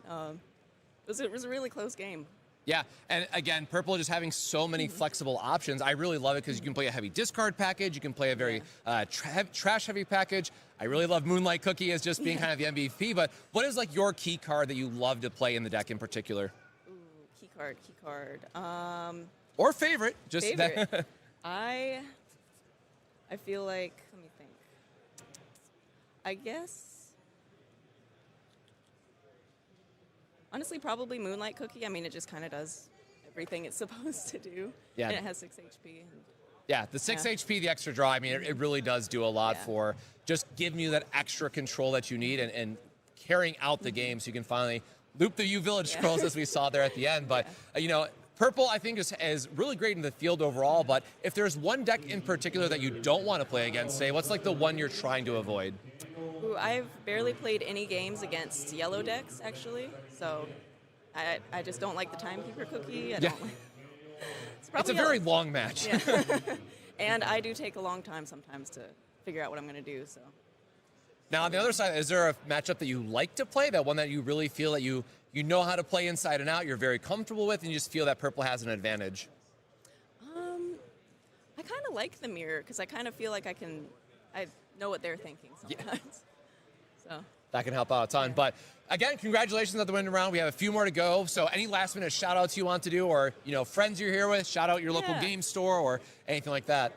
Shout out to Jeremy and Nathan. They brought me here. Hey. Perfect. They're on Club Lorcana podcast. Yeah. But cool. Shout out. But we're done. We're good. Now again, congrats on that round. Appreciate you joining us for a little bit, but we'll be taking a short break before the next round for the CookieRun Braverse here at Pro Play Summit here in Orlando, Florida. So we'll be right back.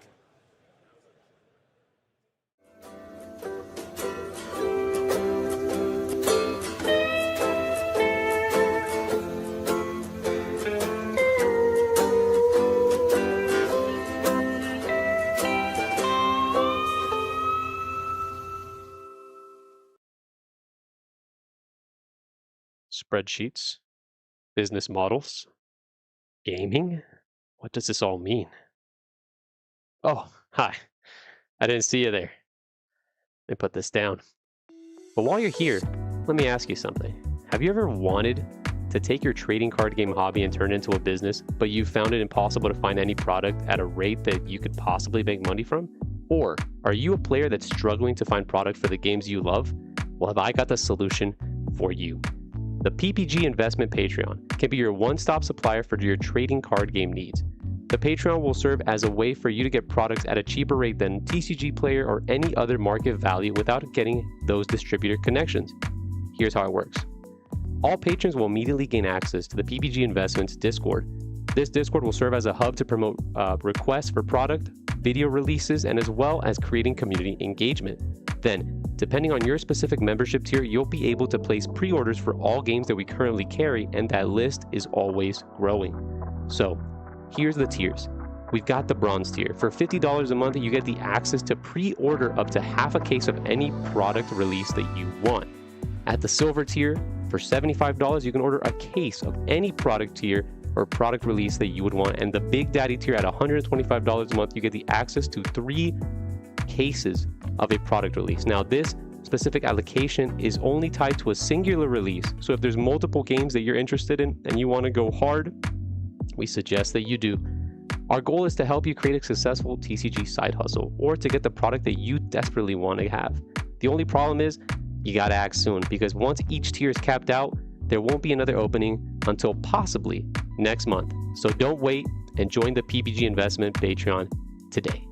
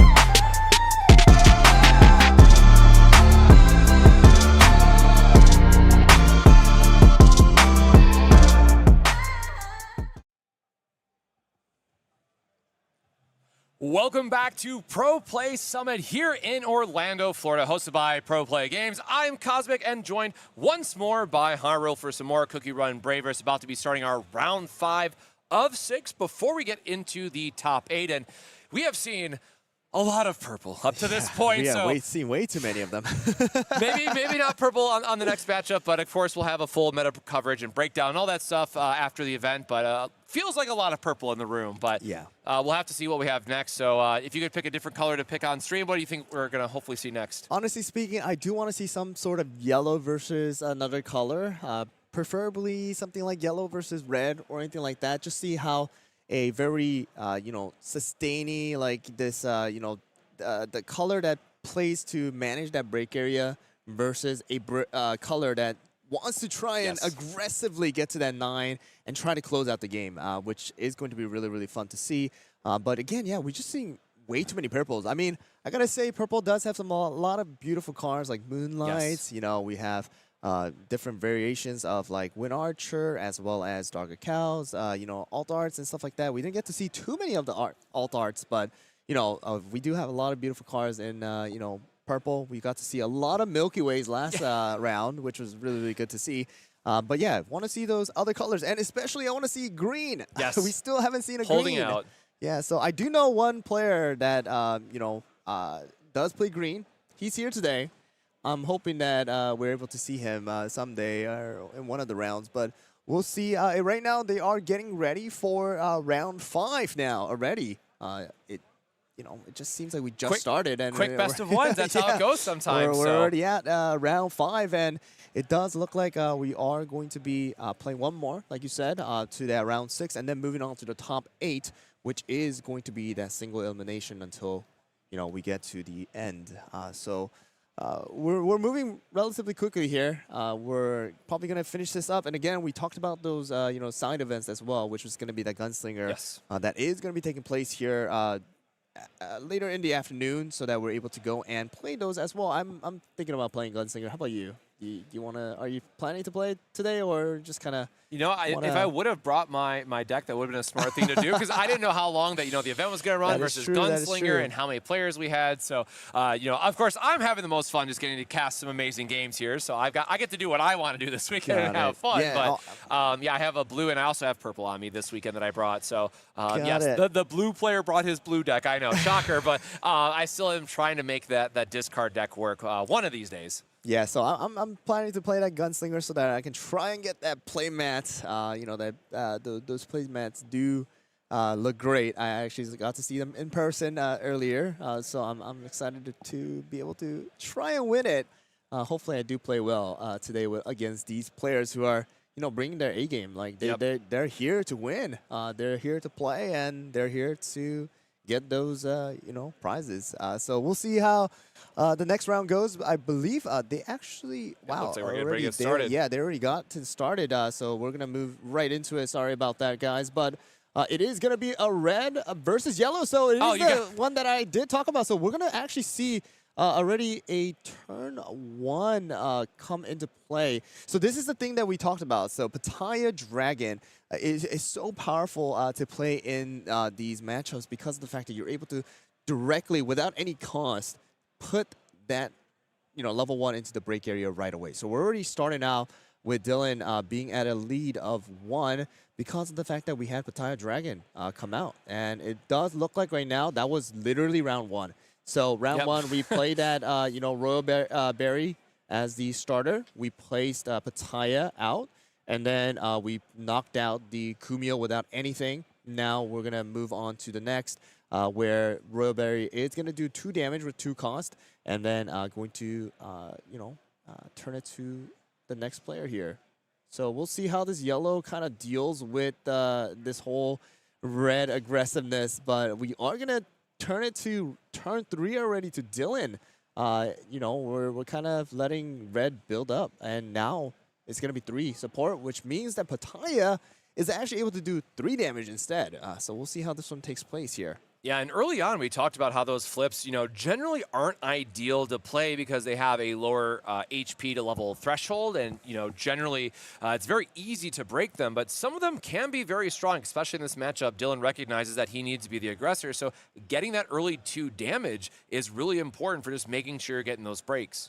So we're gonna try and attack that 3 damage with Pattaya Dragon. If HP flip does come out with the usage of the Jade Deer, and now that also does allow our Banana Cookie, to still stay alive. And with 2 HP, that's relatively healthy. So we are able to move on to the 3rd turn here, and that also does open up a way for our Banana Cookie to deal 2 damage to potentially knock out that Royal Berry and put Dylan at a break area 2 compared to 1 that we have right now. So we'll see what kind of move, I'm going to butcher the name, but Ende?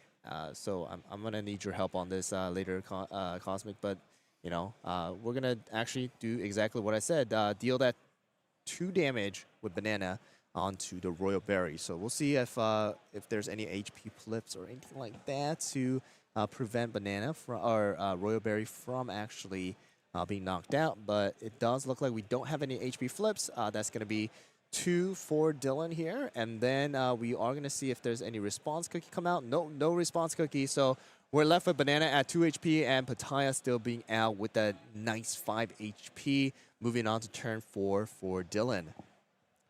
So we'll see what kind of decisions Dylan wants to make, if there's another cookie that is going to come out, or if we're just going to use that Pattaya to knock out Banana and force another cookie out onto the field. It does look like that is exactly what Dylan is going to do. We're going to do that 3 damage. Nothing else is really going to come out. We're going to get that draw flip, and Banana Cookie is going to get knocked out, making it 2v2 now. And in response, we're going to get a Churro Cookie come out from the yellow side here, and that is going to be a very interesting card too that we did not get to see from the last game of yellow being played out, because this is the card where if you do have 2 or more HP remaining, then you can select up to one of your opponent's level 1 cookie, and that cookie receives 2 damage. So it is a very powerful cookie that bullies level 1s, But for something like red, it is a little bit harder to use because of the fact that we are just putting out those higher level cookies. Yep. So right now we're just going to deal 2 damage onto Pattaya, but the Swamp comes out. That's the card that we talked about. Yeah, giving you that full value of block there for just 1 red is so good. It is such a powerful card. It's such an annoying card to play against if you guys do play against red. And we are going to end the turn by putting that, Candy Road down. And then we are going to go back into Dylan's turn here. And we're going to see what kind of moves that Dylan wants to make. And we're seeing right now Snapdragon come out. Oh, and the good old Snapdragon combo. is going to be an amazing card here. If you guys don't know, Snapdragon here is going to be where if this cookie is in the battle area, you're level 2 or higher, cookie gains 1 attack. So that means that Pattaya is able to do 4 damage right there. Yeah, so we were going to check only 3, but that Snapdragon effect makes it 4. Churro takes the 4 full damage, and then now we're just going to see if Snapdragon is able to. Yep, that's going to be 1, and Churro's going to go into the break area. And now we're going to be met with Stardust. I mean, yeah, very fast, aggressive start by red. This is exactly what you want to see in this matchup. You know, having a couple already at 4 right for Aiden Ross's side, and red just not slowing down anytime soon because, you have to remove the level 1 because it just provides so much free value in that extra attack boost. And then you realize that I'm only breaking a level 1 from their side, and that doesn't feel that great either. Yeah, so it does look like we are doing 1 more damage here with the Snapdragon. Oh, it was actually, so what happened was Pattaya used the Den effect to knock out that extra damage. So Pattaya is not only doing 4 damage, it's actually doing 5 damage. Yep. And then now Snapdragon is finishing off the turn for Dylan by doing 1 more damage onto Stardust, leaving it at 2 HP instead. Now going to see if we're going to use that HP flip that came out from Mustard, and it is going to be used here, and we're going to move on to the next turn for Ross. I'm going to use Ross because that's easier to pronounce. Yeah. So Ross is going to go into the next turn. We're going to place a support card down. Now we're at 5. So see, this is the thing about Yellow. Yellow really needs that time to start building up those supports to use those heavy hitters. But that is not really being allowed by the red player. Just constantly doing those damages, not worrying about too many things except just, hey, I'm just going to have enough support to possibly use Swamp if I need to. If not, I'm just going to let it die or get it knocked out. I'm sorry. Get it knocked out. What's going to counter going on this other side here? And then, just build up my break area and then get up to 9 if I need to. And then, bam, I'm just going to pull out my Wild Berry. And what are you going to do about it? It's like that kind of play going on for Dylan. Yeah, this is, again, one of those turns where it's like red players really just want to have like 1 or 2 turns where you hold up a more defensive option just to keep a cookie from breaking or fainting and what have you, right? And then you just want to turn things sideways as much as you can, and having this insane combo of getting that 5 damage, up to 5 damage, I should say, with Pattaya Dragon, just always going to be a heavy pressure because we talked about earlier, 5 is that sweet number to hit against all level 3s. So you're happy just, taking the damage here. Of course, if we could find our Holly Berry, that would be the ideal situation. But Pattaya is still doing a great job at threatening the yellow player's break area and just forcing out 5 damage turn after turn. Yeah, so Stardust right there is going to deal that 2 damage onto Pattaya, knocking it out into only 3 HP. Not able to use the Den effect because there is no cookie with 1 HP remaining. So we're just going to move on to the next turn for Dylan with 3 supports still up for Ross. And it looks like we are going to be at 4 break with 2 for Dylan. And now we're moving on to round 6 for Dylan. Now we'll see what kind of, we'll see what kind of move Dylan wants to make because we have so much damage. Like you said, there's 5 damage coming out from Pattaya if you want to.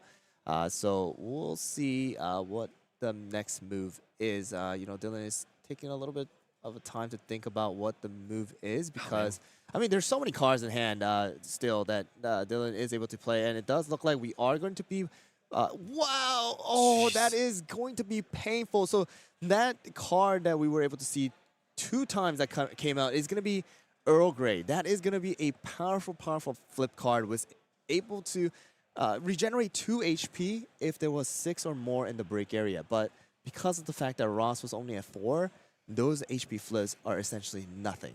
And now we're going to finally pull out the Timekeeper. That's the reason why Ross kept those 3 supports up. And we're going to, trash the starters from the break area, making it still at 4 again. And Timekeeper is out with 3 supports remaining for our, red player. And Cherry Bomb comes out. So Cherry Bomb is something that we actually didn't get to see being used last time. But it is a card that you talked about that essentially 3 damage coming out onto the Cookie, just straight up 3 damage as long as you just, discard 1 card. So that is what happened with Timekeeper. Yeah, and we've seen this a lot, right? A lot of the battle or damage in this game revolves around the attack window, which you can play traps and negate some of that damage. Giant Cherry Bomb is just a item, which means it is just a straight burn effect in this case, that you don't have a trap or anything. There's no window to counter that damage. So I think every color has at least one way to deal direct damage like this. It's just red has the most efficient options at being able to do it with Giant Cherry Bomb and with like the Cactus Punch getting you some extra damage. So red has a lot of items that are just really good at pushing some extra damage for you. Yeah, exactly. So that Timekeeper, being out in the field and then just instantly getting knocked out 3 HP, only leaving it with 2 now. Ross is, deciding to put down another support card, making it a total of 6 now. We're going to deal 3 damage onto Pattaya. So now this is where, the effect of Timekeeper does come out. But it does look like we are going to get an HP flip of Princess Cookie coming out for Pattaya, which means that Pattaya is going to still, live with 1 more HP. And then we are going to use the dead effect of Timekeeper to instantly put the Snapdragon into the break area for Ross. So it's going to be now 4v3, and it does look like, I want to say, Ross may have something to possibly knock that Pattaya Dragon out.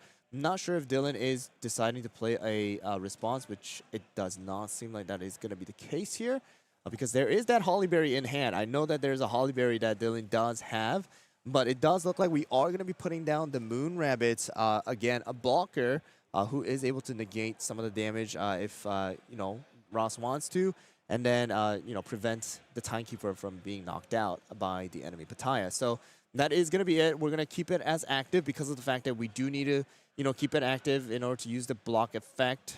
So we're going to move on to the next turn, even though, actually, if you really think about it, there could have been a possible way if there was another card to knock out the Pattaya, do that 1 damage, but, we kind of went with Ross taking that safe spot right now. Yep.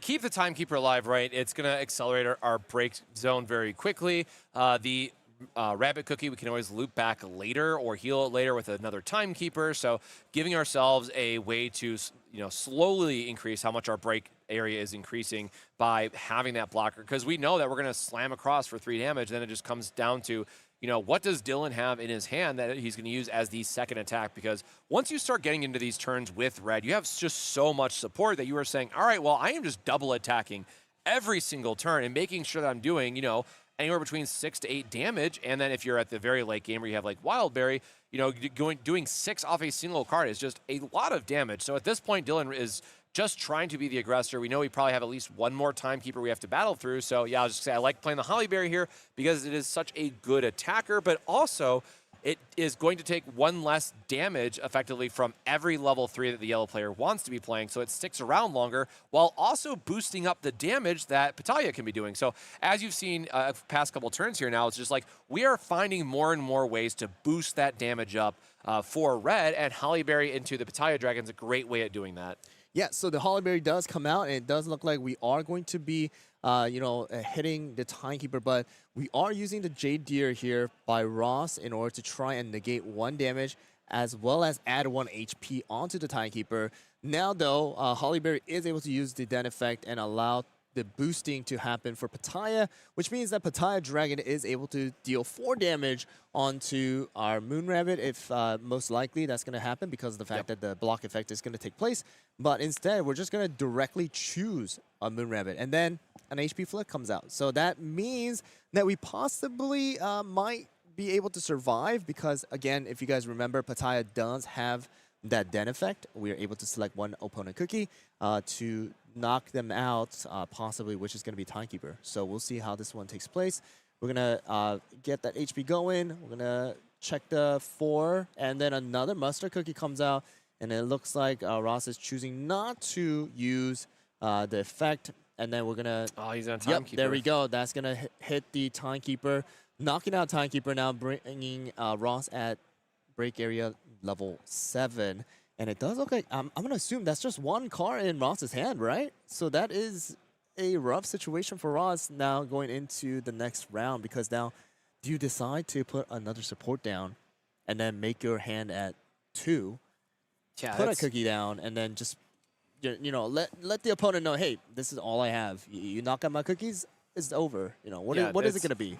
And the sad part here too is like we had that stage online of just trying to get us some extra HP, and yellow is just very expensive at what it wants to be doing, right? You want to hold up support for a trap. You want to use your stage, which is going to cost 2. You want to attack, which is going to cost 3. So this is where you really start to see that for like yellow to be online and to fully get to do what they want to do, you really need like 8 support to do like the full combo plan of yellow. And when you're going against someone like red, who is going to try to end the game, honestly, before that point a lot of times, it's very difficult to ever survive to that late game strategy that yellow ultimately wants to utilize. Exactly. So Ross still trying to decide whether he really wants to place that support down or not here, because, again, 3 cards in hand, and the next turn, if I do place that, or like, if for Ross, if I do place down a cookie, my Moon Rabbit only has 1 HP. That's a level 2.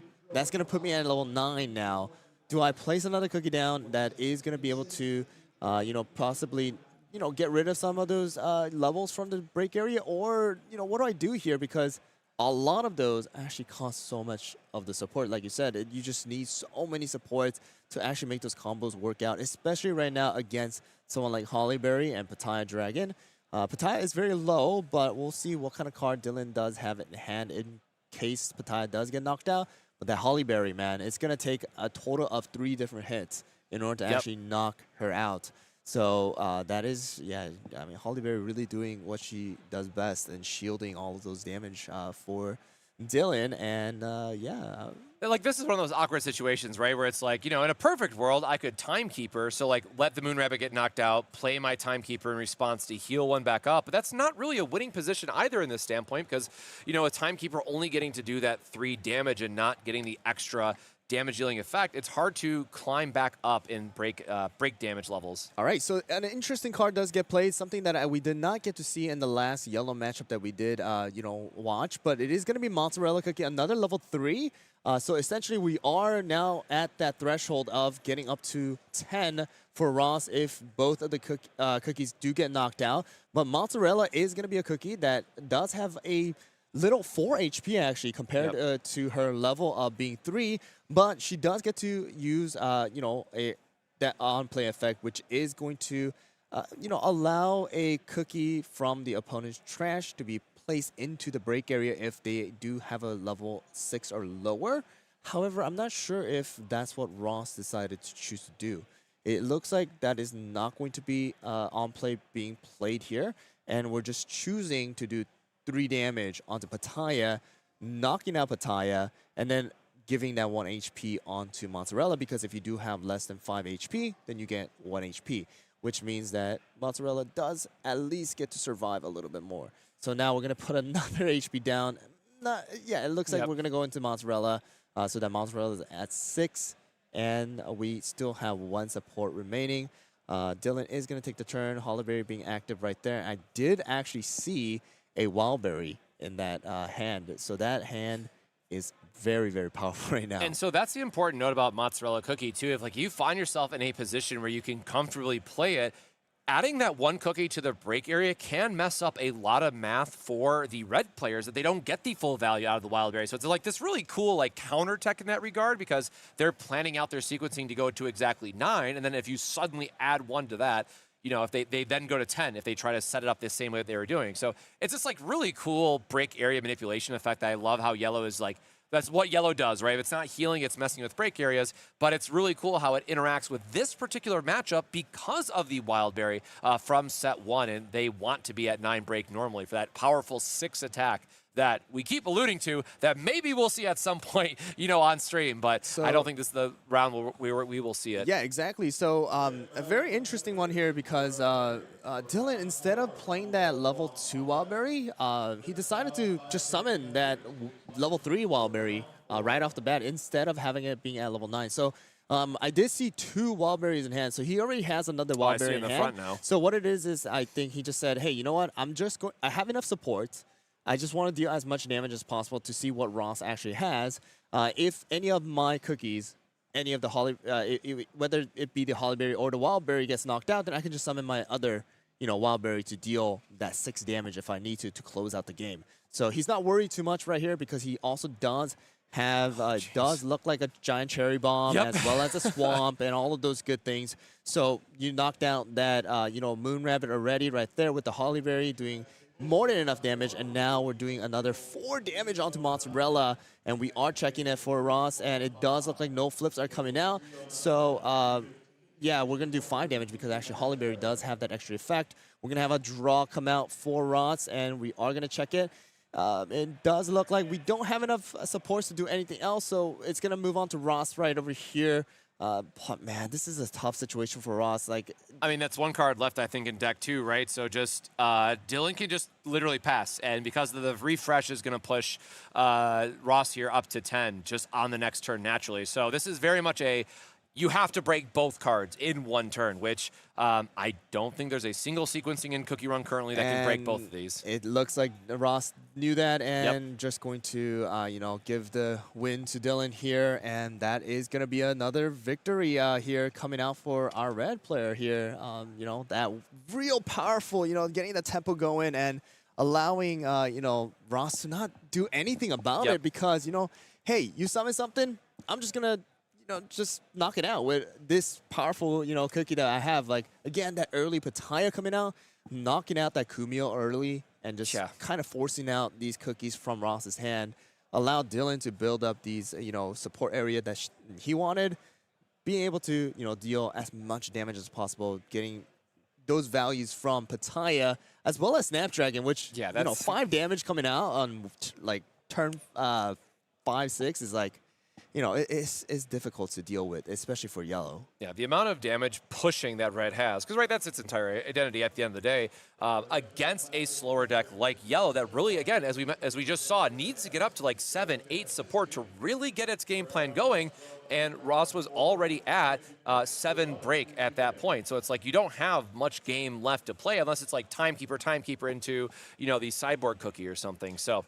Yeah, so we're going to go into a short break. We're going to try to grab the winner from that round, and then we are going to have a short interview, so we'll be right back with that. Is to help you create a successful TCG side hustle or to get the product that you desperately want to have. The only problem is you got to act soon because once...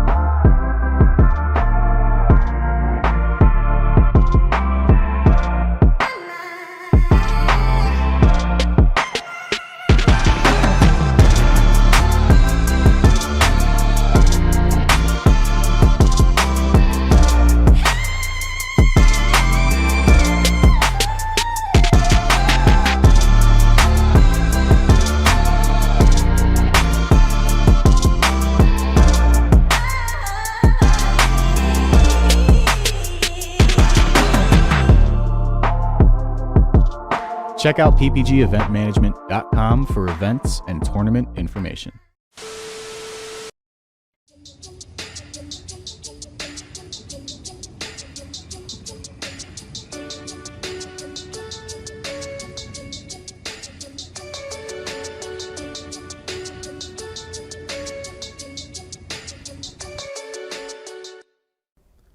Can't seem to win a game? Opponents got you down?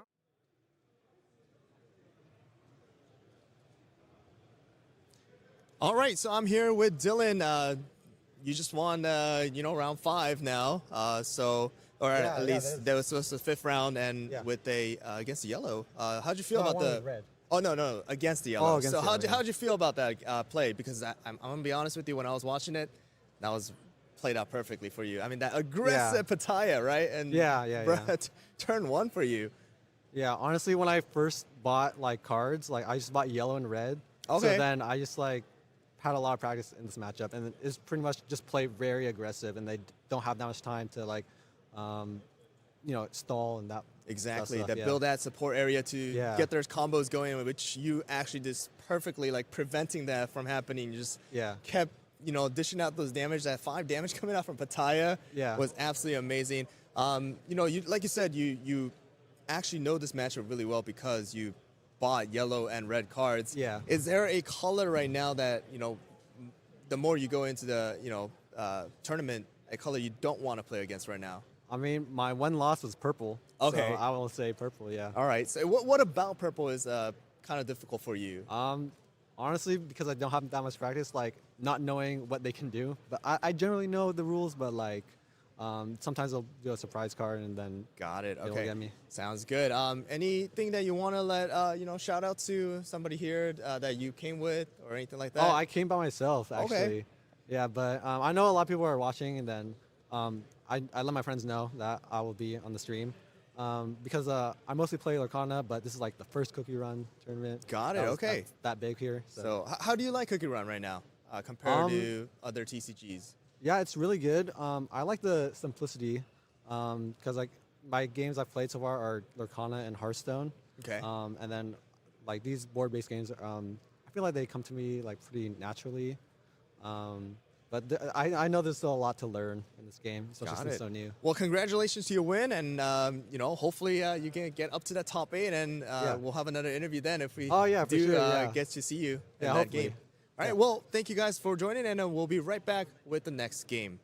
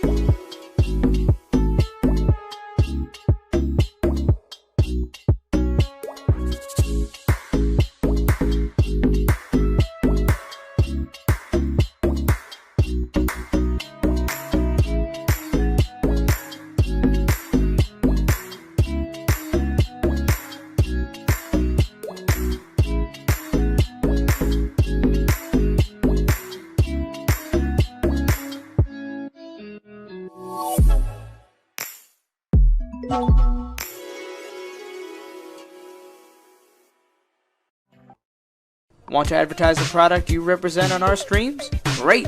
Shoot us an email at info@proplaygames.com and we will discuss running your ad.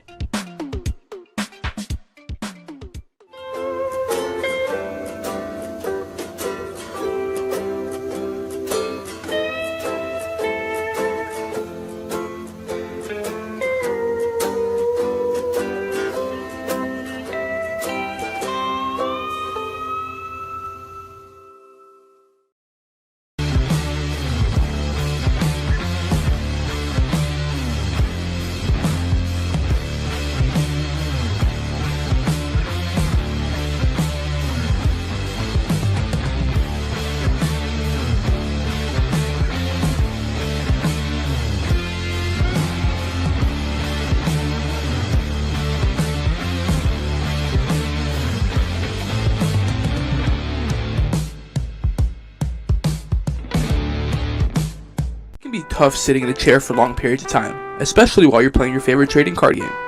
That's why eWin has designed a state-of-the-art luxury gaming chair. This ergonomic and breathable chair is the most affordable amongst its competitors. With great feedback from sources like GamesRadar, PC Gamer, and IGN, the chair is a perfect gift for any and all gamers.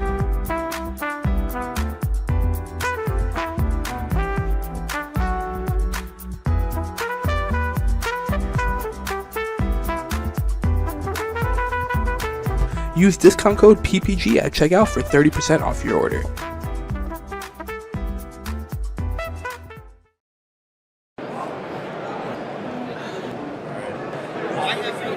Welcome to Origins Game Fair.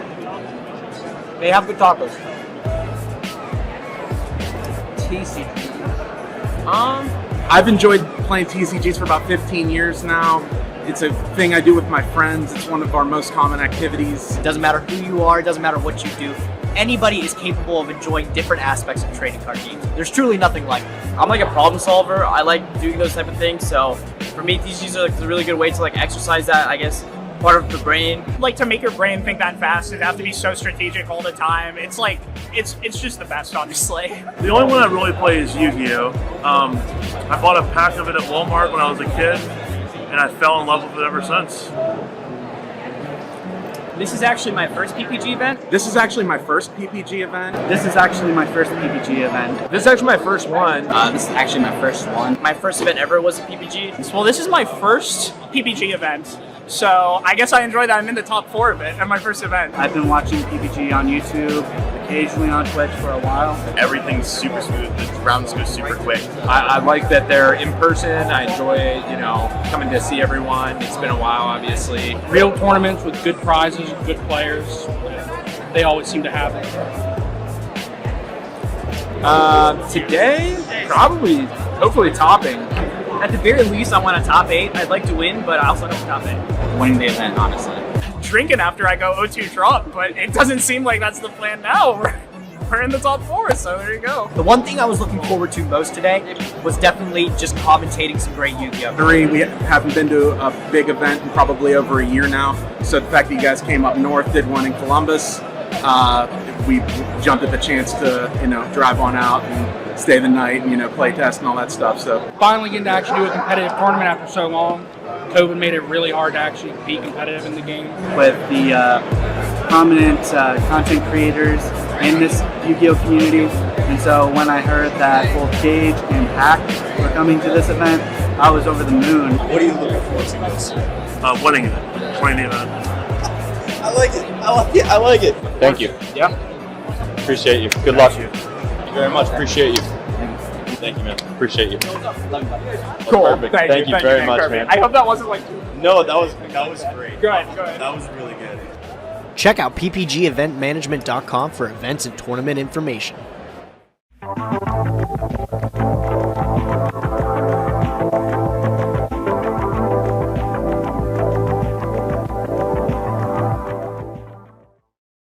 Want to advertise the product you represent on our streams? Great! Shoot us an email at info@proplaygames.com and we will discuss running your ad. Customize designs on durable and high quality sleeves. At yourplaymode.com, you can sleeve your deck in style. It's as simple as uploading your design and selecting your size and style. Use promo code ProPlay10YP at checkout for 10% off your order.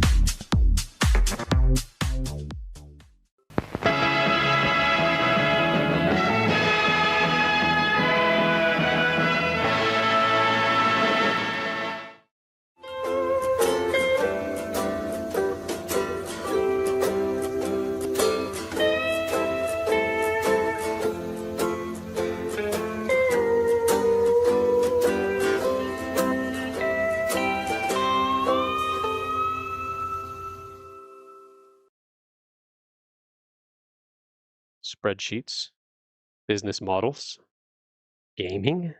What does this all mean? Oh, hi. I didn't see you there. Let me put this down. But while you're here, let me ask you something. Have you ever wanted to take your trading card game hobby and turn it into a business, but you found it impossible to find any product at a rate that you could possibly make money from? Or are you a player that's struggling to find product for the games you love? Well, have I got the solution for you? The PPG Investment Patreon can be your... Welcome back for the Pro Plays Summit here in Orlando, Florida, hosted by Pro Play Games. I'm Cosmic, joined once more by Haru, and we are getting into the 6th and final round of Swiss coming up before we step into the top 8 and eventually crown that champion of one of 3 amazing events that we're going to have this weekend. Lots of Cookie Run to look forward to. Exactly. So we just got to watch an amazing red play. Again, we're still looking out for that green to come out and hopefully, show us kind of, hey, this is what green does, you know. Hey, we're not anything bad or anything, We're out there. We're playable. We're still give us some love, but we'll see how it goes. As of right now, it does look like we are waiting for the players to get seated and kind of get set up here. So let's talk about then other events that are going to be taking place throughout this weekend. Let's talk about right now. We got some junior events that actually seems like it's over now. So we did have that taking place here on the side. Sadly, we weren't not able to watch our amazing junior players actually play those things out, but it does look like that has already been taking place. And then after, of course, this hopefully this event is over, we're going to go into Gunslinger again, getting those amazing sleeves, promo packs, as well as a mat that is taking place all throughout the weekend. Also, tomorrow, I believe, is when the mascot actually comes. So if you guys are in Orlando, if you guys are in Florida, if you guys are here right now, too, and watching this live stream, then don't forget, you guys are able to go and get some photos with the Ginger Brave, the one and only Ginger Brave here at Orlando, Florida, from the PPG Summit that we have right now. So that is going to be taking place. I believe another cosplay event as well is taking place as well. So amazing events. Like it's just not TCG. It's just not all cards. We also do have amazing merches. We have prizes as well as these side events that you're able to participate in. I already know some people did come up like dressed in a way too. So that's amazing to see. Like it's really nice to meet these players within the community to see what kind of card game they came from, as well as what they love about CookieRun, right? Because again, this is a very unique style of trading card game that we have going on. So I guess we can talk about kind of later down the line once we have some time about like how it's going right now, right? From the release in North America to what they're expecting for the next year of 2026 as well. But it does look like the players are seated now, and we are going to transition over to the players. So let's see what we are going to be seeing for round 6. All right, already round 6. Let's see what kind of... Oh, we got Dylan back and Cool Bro. All right, so I do know Cool Bro, who is going to be playing in a lot of different online tournaments as well. And we have Dylan, who is, again, we just saw playing that red. So we'll see. We do see the herb sleeve. I'm hoping for some green. I see the sleeves, man. But from what I know, I don't think Cool Bro plays green. So we'll see how this takes place. But let's go into it. It does look like they just did the dice roll. Now they're shuffling and doing their cuts. And let's see what we are going to start out with. All right. So we know that Dylan has those reds. Played it really, really well last round. Does look like I'm trying to get. Is that red? That is red. I think it's red. Am I going colorblind here? Like that is just a really bad angle. 100% red here. Again, we're getting baited by the sleeves, but it does look like Cool Bro is going to do a mulligan here and kind of get that hand, a little bit better for whatever turn, that Cool Bro is going to go, whether it be first or second. So it does look like Dylan made up his mind of deciding to keep the hand that he have initially gotten, and now we're left with Cool Bro doing that cut right here by Dylan, and then we will see if the hand is, favorable or not, because that mulligan, can be favorable at sometimes. Yeah, sometimes it just sometimes just messes up with messes with you. So here we go. Wow. Okay. All right, mirror start. Yeah, we're gonna start out with the Wildberry. So this is a Wildberry that we did not get to see last round. It's the level 2 Wildberry from this newest set that we have, the Age of Heroes and Kingdoms. which you are able to do a on play, as you guys can see on the screen, where you're able to select one cookie and deal 1 damage to it as long as you discard 1 card and 1 cost of red. Also being able to deal a massive total of 4 damage if you do have a Soul Jam, which Dylan actually does play for round 1, all right, or turn 1 of his phase. So we do have Popcorn Cookie coming down for Cool Bro, but Dylan already having that thing set up to do 4 damage once that 3 support is available.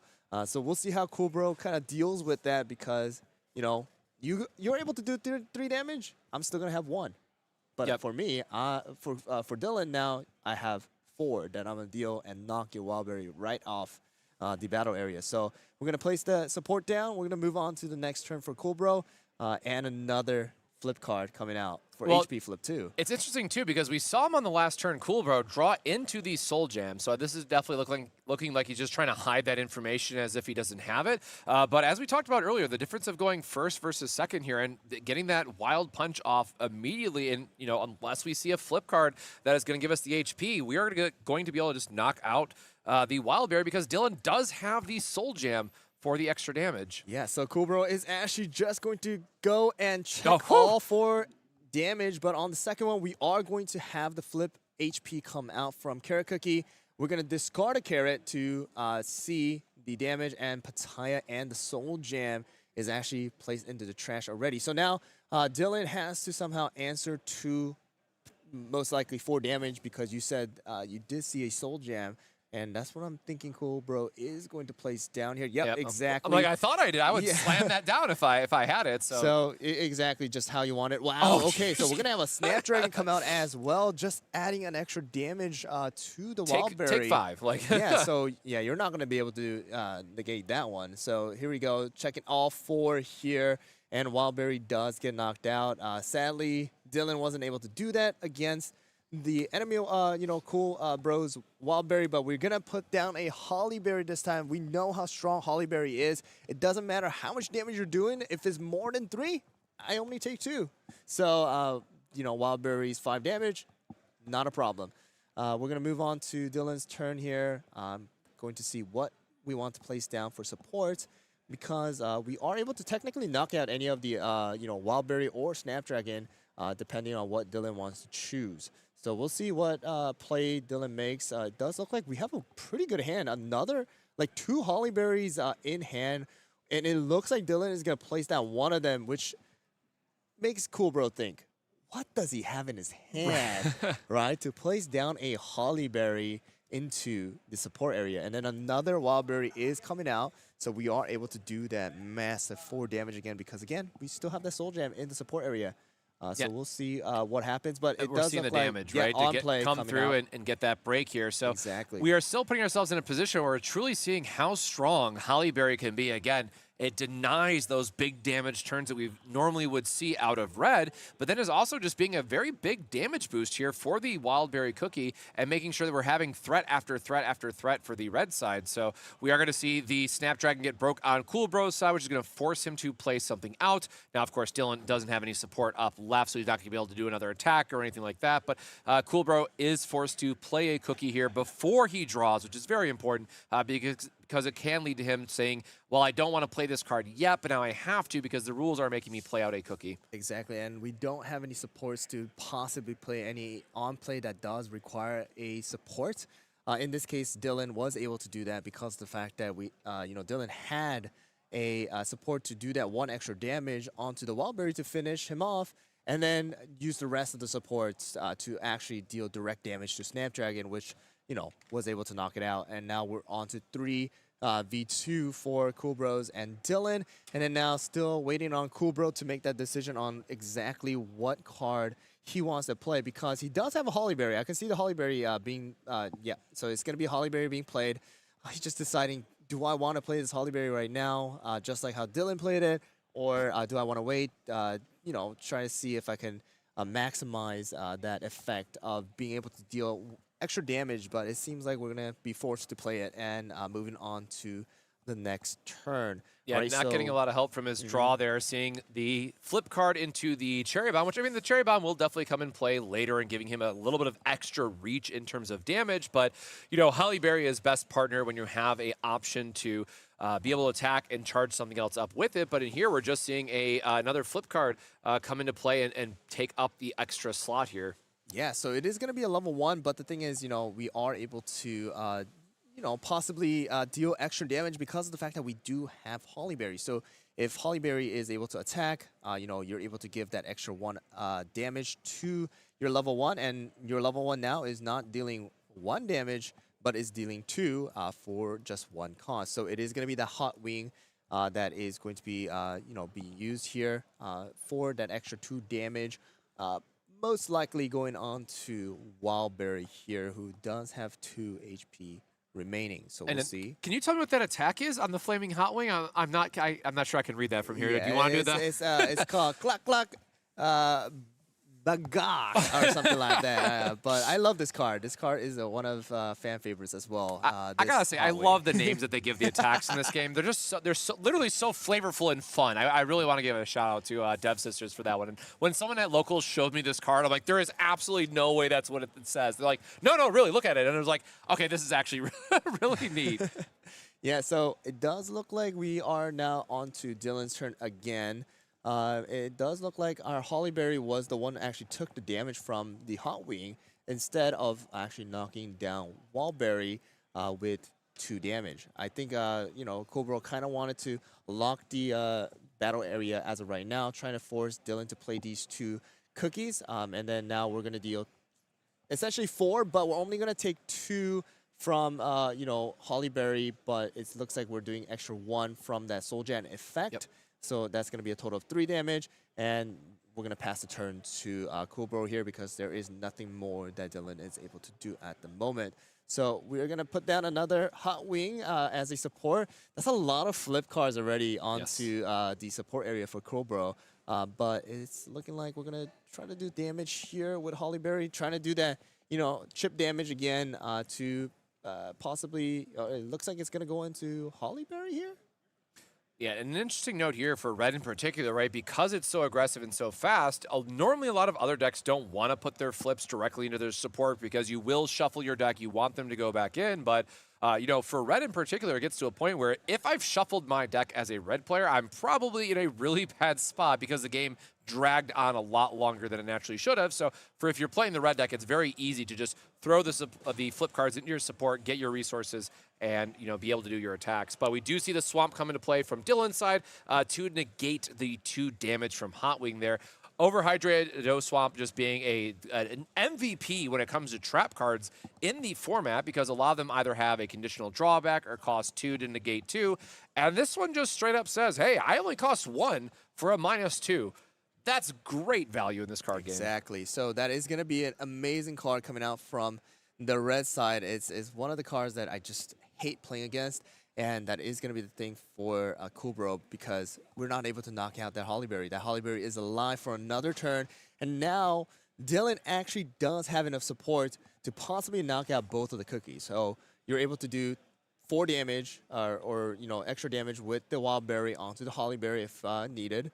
And then knock out the Hollyberry. I still have 3 more to use the Hollyberry to knock out whatever it is that Coolbro decides to put in response, or even just that Hot Wing. That is going to be a little bit of a menace if, you know, Hollyberry is combined with it. So right now, first of all, we're going to check the damage for Hollyberry. We're going to get a draw flip, and then we're going to check the next one, and it is going to be at the Snapdragon, putting Coolbro now at break area of level 6 with the extra Hollyberry. Now, if we're going to play that numbers game of going into 9, it's going to have to be a level 2 because Hot Wing is most likely going to be knocked out here.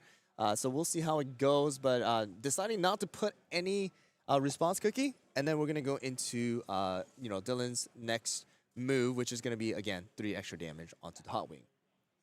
All right, so we're checking it. The Swamp is the one that comes out as an HP. Now, we're forced to play something, and that is going to be the Wallberry. So back again for another showcase here. Of course, having the alt art here, giving a little bit of extra flair for it, but still a great card for being able to pressure that split damage as we talked about in this format. And also notably here, getting the 1 damage to knock out the Hollyberry, which sets him up perfectly for the next turn because it's going to take 1 quick attack to knock out the opponent's Wildberry Cookie and then force Dylan to play another card, which you'll be able to get some chip damage onto because you were able to remove the 1 here, which is really nice. Exactly. So we got to play that on play with that 1 remaining support, not having to use it during your own turn, which kind of wastes the support. But we're gonna put down another Hot Wing onto the support area. That's another flip card. But we do have that Wildberry, like you said, to deal total of 4 damage to knock out Dylan's Wildberry. But instead of that, we're actually going to go with... Oh! Wow. So we're going to discard a Cherry Bomb to use the Cherry Bomb, deal 3 damage onto the Wildberry from Dylan's side, and then we're going to be forcing a Cookie out. So this actually is great because of the fact that this allows, enough support remaining for Coolbro to actually use Wildberry's, attack to deal 4 damage to whatever Dylan decides to pull out. Because now they're both at 7.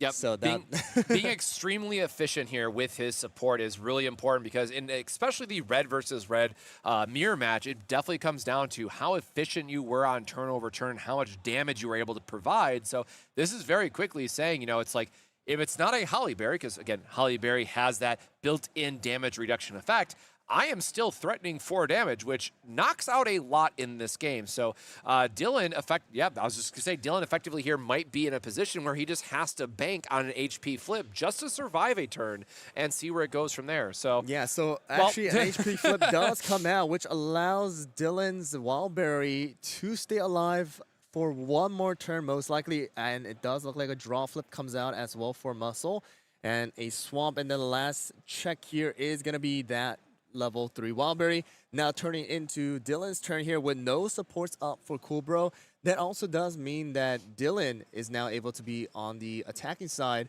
try to knock out that Wildberry from Coolbro's side, and then get it up to 9, force Coolbro to most likely play that Wildberry with 6 HP, and then now Dylan is able to try to answer it by whatever it is. So we'll see how this plays out. We do see a Hollyberry, we do see a Snapdragon, but it's very difficult because if this Wildberry that he has on the field is knocked out, that is going to leave it at 9. If there's a Snapdragon, that thing gets knocked out, that's 10. So we really have to be careful in deciding on what to do.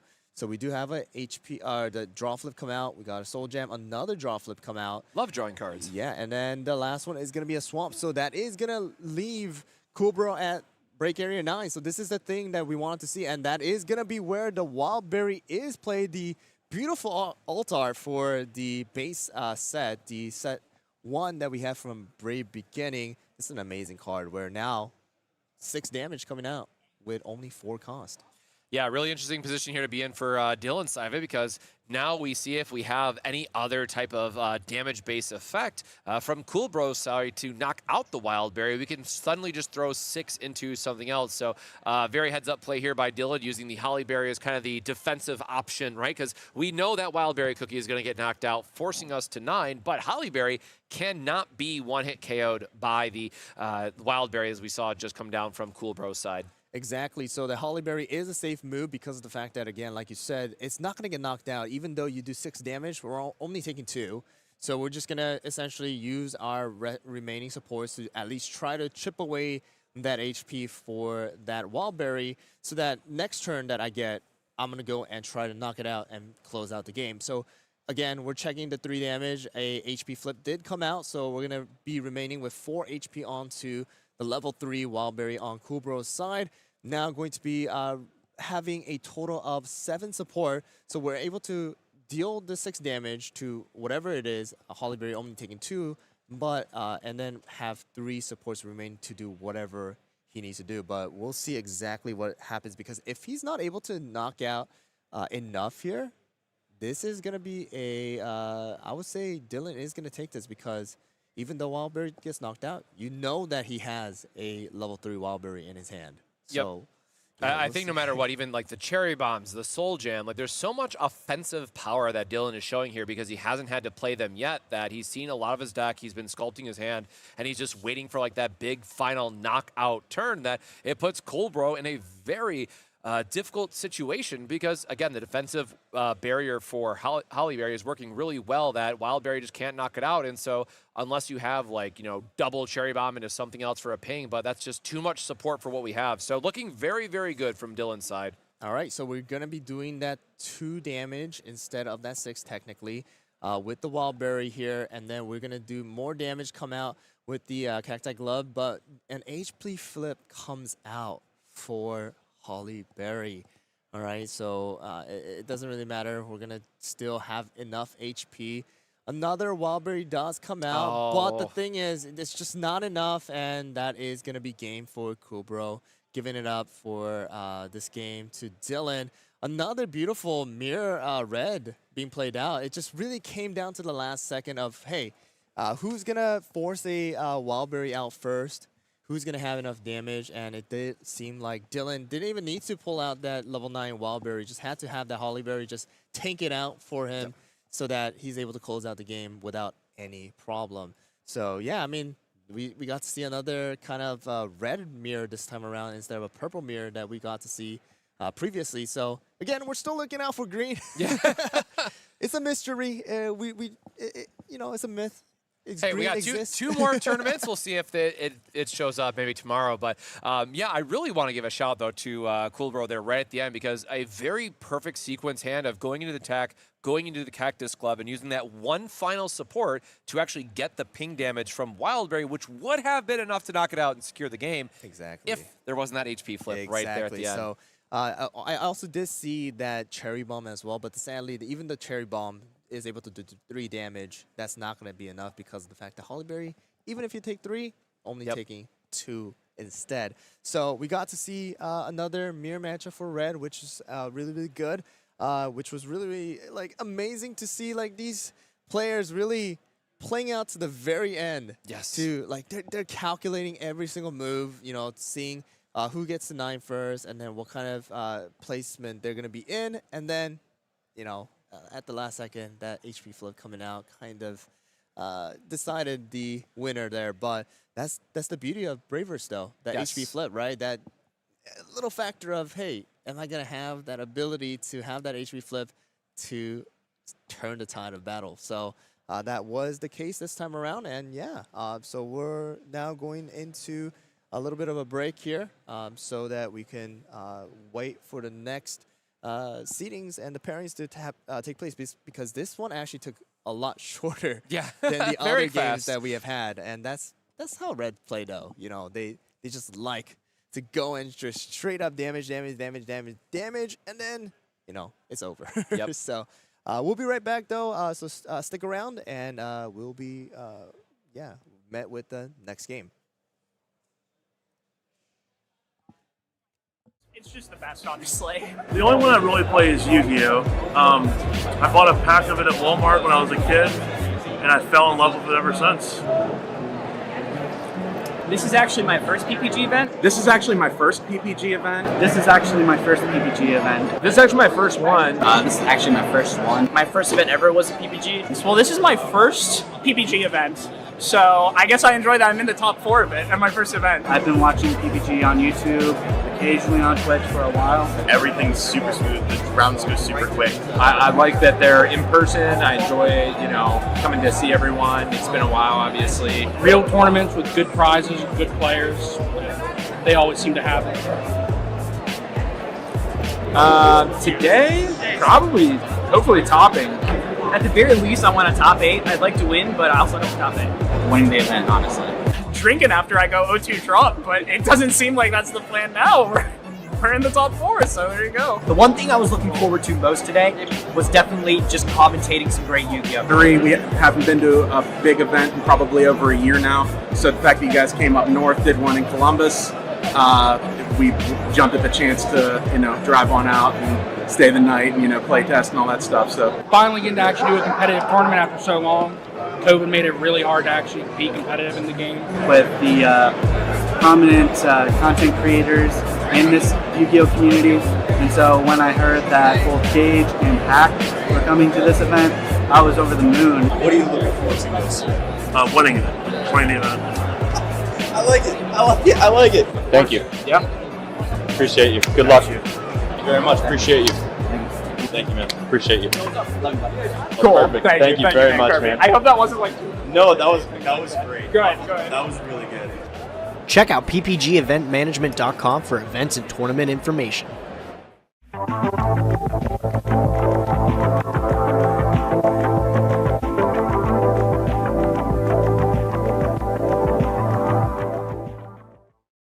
Want to advertise the product you represent on our streams? Great!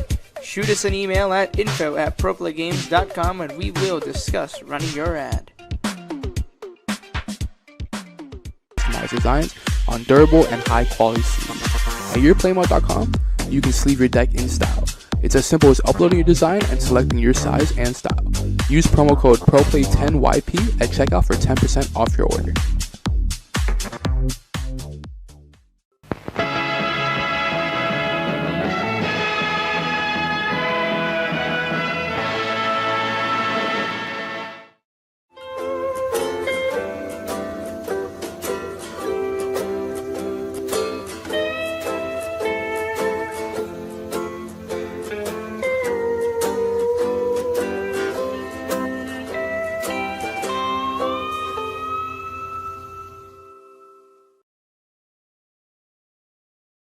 Spreadsheets, business models, gaming?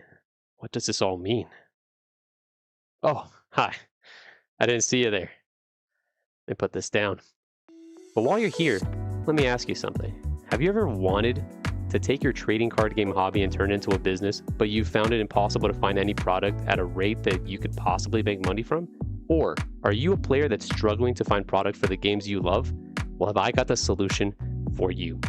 The PPG Investment Patreon can be your one-stop supplier for your trading card game needs. The Patreon will serve as a way for you to get products at a cheaper rate than TCG Player or any other market value without getting those distributor connections. Here's how it works. All patrons will immediately gain access to the PPG Investments Discord. This Discord will serve as a hub to promote requests for product, video releases, and as well as creating community engagement. Then, depending on your specific membership tier, you'll be able to place pre-orders for all games that we currently carry, and that list is always growing. So, here's the tiers. We've got the bronze tier. For $50 a month, you get the access to pre-order up to half a case of any product release that you want. At the silver tier, for $75, you can order a case of any product tier or product release that you would want. And the Big Daddy tier at $125 a month, you get the access to 3 cases of a product release. Now, this specific allocation is only tied to a singular release. So if there's multiple games that you're interested in and you want to go hard, we suggest that you do. Our goal is to help you create a successful TCG side hustle or to get the product that you desperately want to have. The only problem is you got to act soon, because once each tier is capped out, there won't be another opening until possibly next month. So don't wait and join the PPG Investment Patreon today.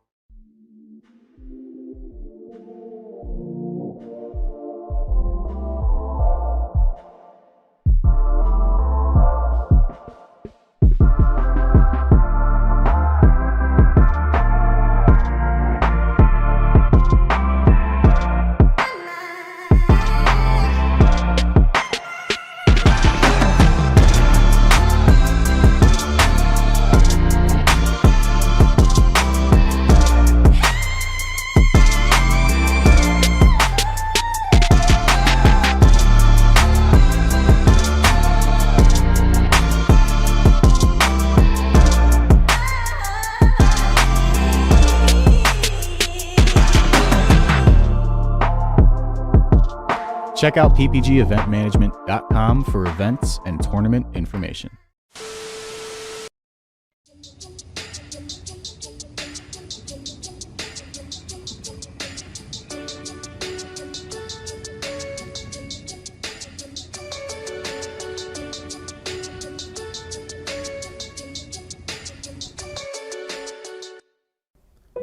Can't seem to win a game?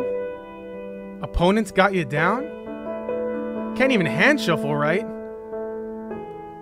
I promise you, it's not a skill issue. It can't be you, so it's gotta be a chair issue. So throw out that old nasty chair, and it's time to sit where the pros sit. The eWin Gaming Racer Chair, Champion Edition. Let's be plus. With excellent lumbar support, magnetic armrest, and a magnetic headrest that's detachable, it's nothing but comfort for our pros as we play games. The eWin Gaming Chair has soft weave fabric material and hubless casters padded with PU coating to ensure the smoothest rolling capacity. PU coating also protects all kinds of flooring from scratches created from the chairs using ordinary wheels. Check out the magnetic headrest that you can take off and adjust depending on how comfortable you want to be. If you want to order one of these chairs, check out eWin and the affiliate link below where you can use the code PPG for 30% off. eWin, supporting where the pros play. And PPG, where you play with the pros and sit like a pro. Want to advertise the product you represent on our streams? Great! Shoot us an email at info@proplaygames.com and we will discuss running your ad.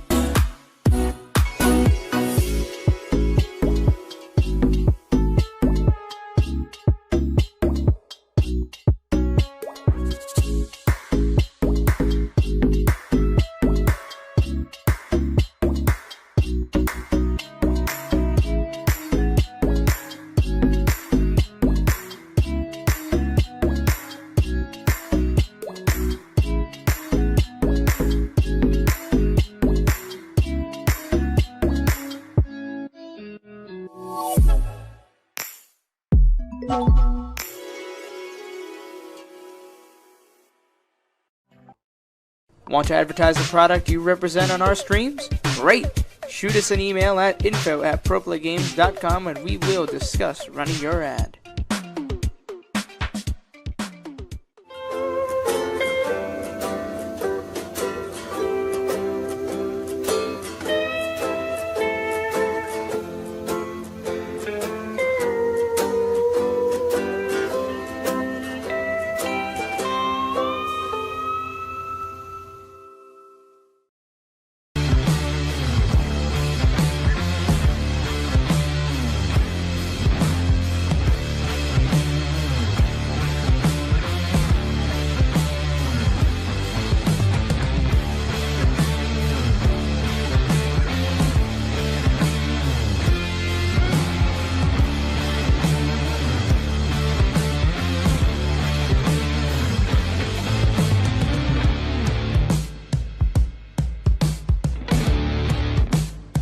be tough sitting in a chair for long periods of time, especially while you're playing your favorite trading card game. That's why eWin has designed a state-of-the-art luxury gaming chair. This ergonomic and breathable chair is most affordable amongst its competitors. With great feedback from sources like GamesRadar, PC Gamer, and IGN, the chair is a perfect gift for any and all gamers.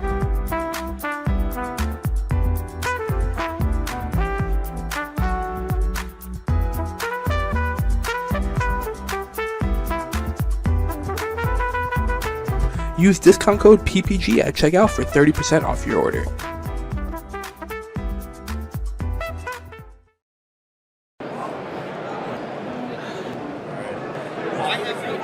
Welcome to Origins Game Fair.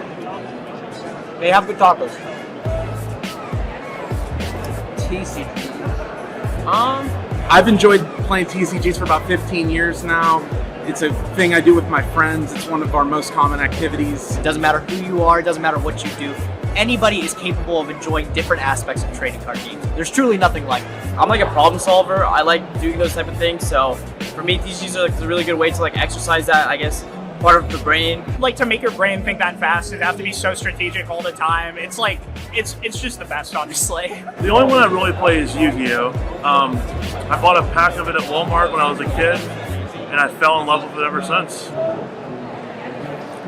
This is actually my first PPG event. This is actually my first PPG event. This is actually my first PPG event. This is actually my first one. This is actually my first one. My first event ever was a PPG. Well, this is my first PPG event. So I guess I enjoy that I'm in the top 4 of it at my first event. I've been watching PPG on YouTube, occasionally on Twitch for a while. Everything's super smooth. The rounds go super quick. I like that they're in person. I enjoy, coming to see everyone. It's been a while, obviously. Real tournaments with good prizes and good players. They always seem to have it. Today, probably, hopefully topping. At the very least, I want a top 8. I'd like to win, but I also don't top 8. Winning the event, honestly. Drinking after I go 0-2 drunk, but it doesn't seem like that's the plan now. We're in the top 4, so there you go. The one thing I was looking forward to most today was definitely just commentating some great Yu-Gi-Oh! 3, we haven't been to a big event in probably over a year now. So the fact that you guys came up north, did one in Columbus, we jumped at the chance to, drive on out and stay the night and, play test and all that stuff. So Finally getting to actually do a competitive tournament after so long.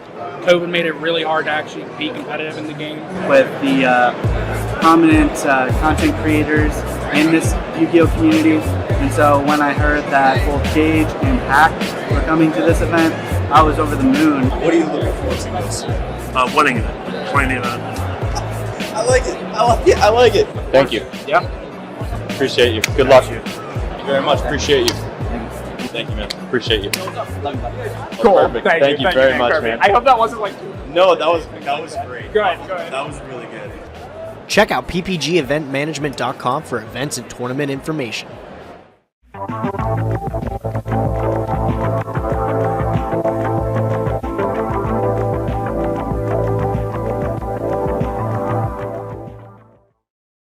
Want to advertise the product you represent on our streams? Great!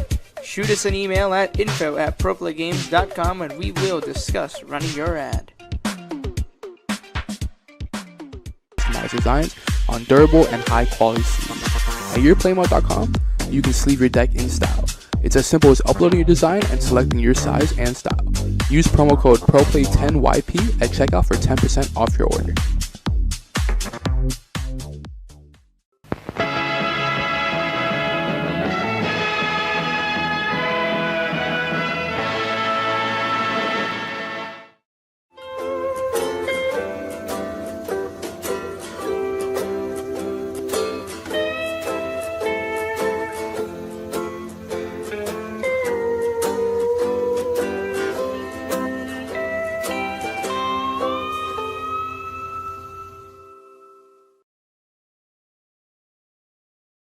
Spreadsheets, business models, gaming?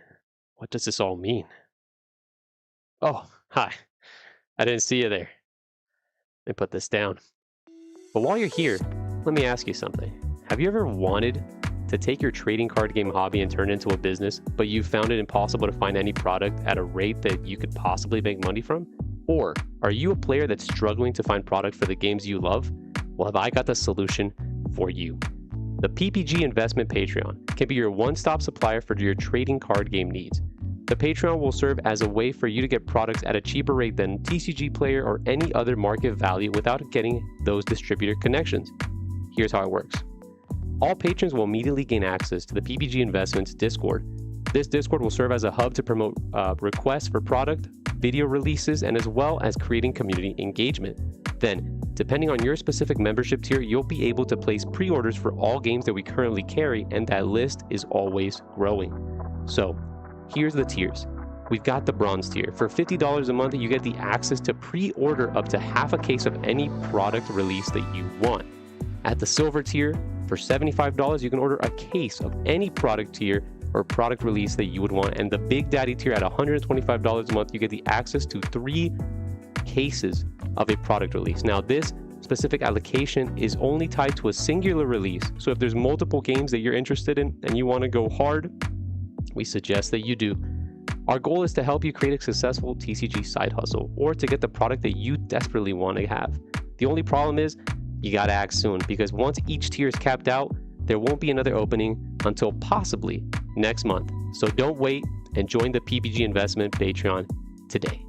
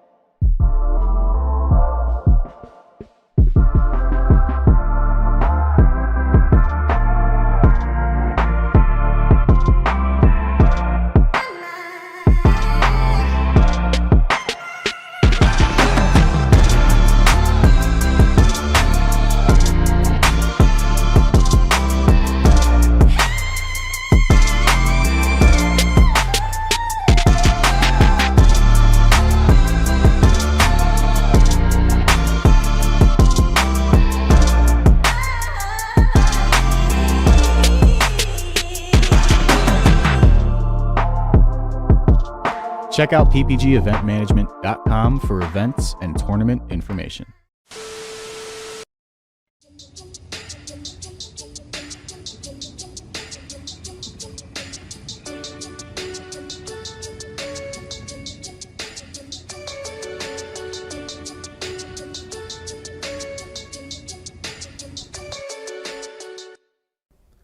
Can't seem to win a game? Opponents got you down? Can't even hand shuffle right? I promise you, it's not a skill issue. It can't be you, so it's gotta be a chair issue. So throw out that old nasty chair, and it's time to sit where the pros sit. The eWin Gaming Racer Chair, Champion Edition. Let's be plus. With excellent lumbar support, magnetic armrest, and a magnetic headrest that's detachable, it's nothing but comfort for our pros as we play games. The eWin Gaming Chair has soft weave fabric material and hubless casters padded with PU coating to ensure the smoothest rolling capacity. PU coating also protects all kinds of flooring from scratches created from the chairs using ordinary wheels. Check out the magnetic headrest that you can take off and adjust depending on how comfortable you want to be. If you want to order one of these chairs, check out eWin and the affiliate link below, where you can use the code PPG for 30% off. eWin, supporting where the pros play. And PPG, where you play with the pros and sit like a pro. Want to advertise the product you represent on our streams? Great! Shoot us an email at info@proplaygames.com and we will discuss running your ad.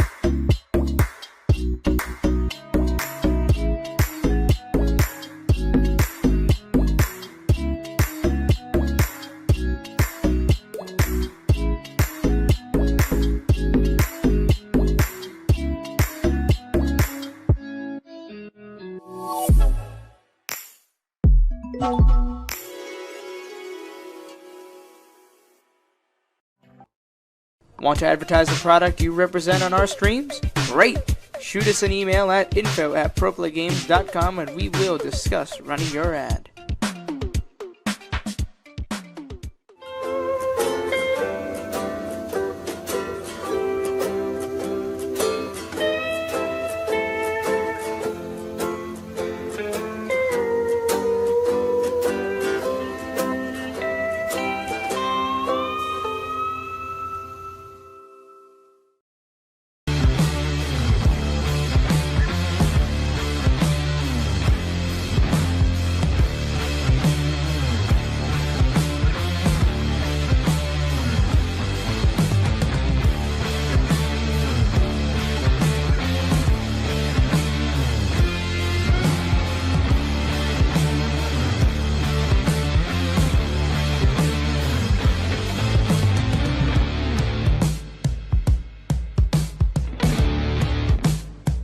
Tough sitting in a chair for long periods of time, especially while you're playing your favorite trading card game. That's why eWin has designed a state-of-the-art luxury gaming chair.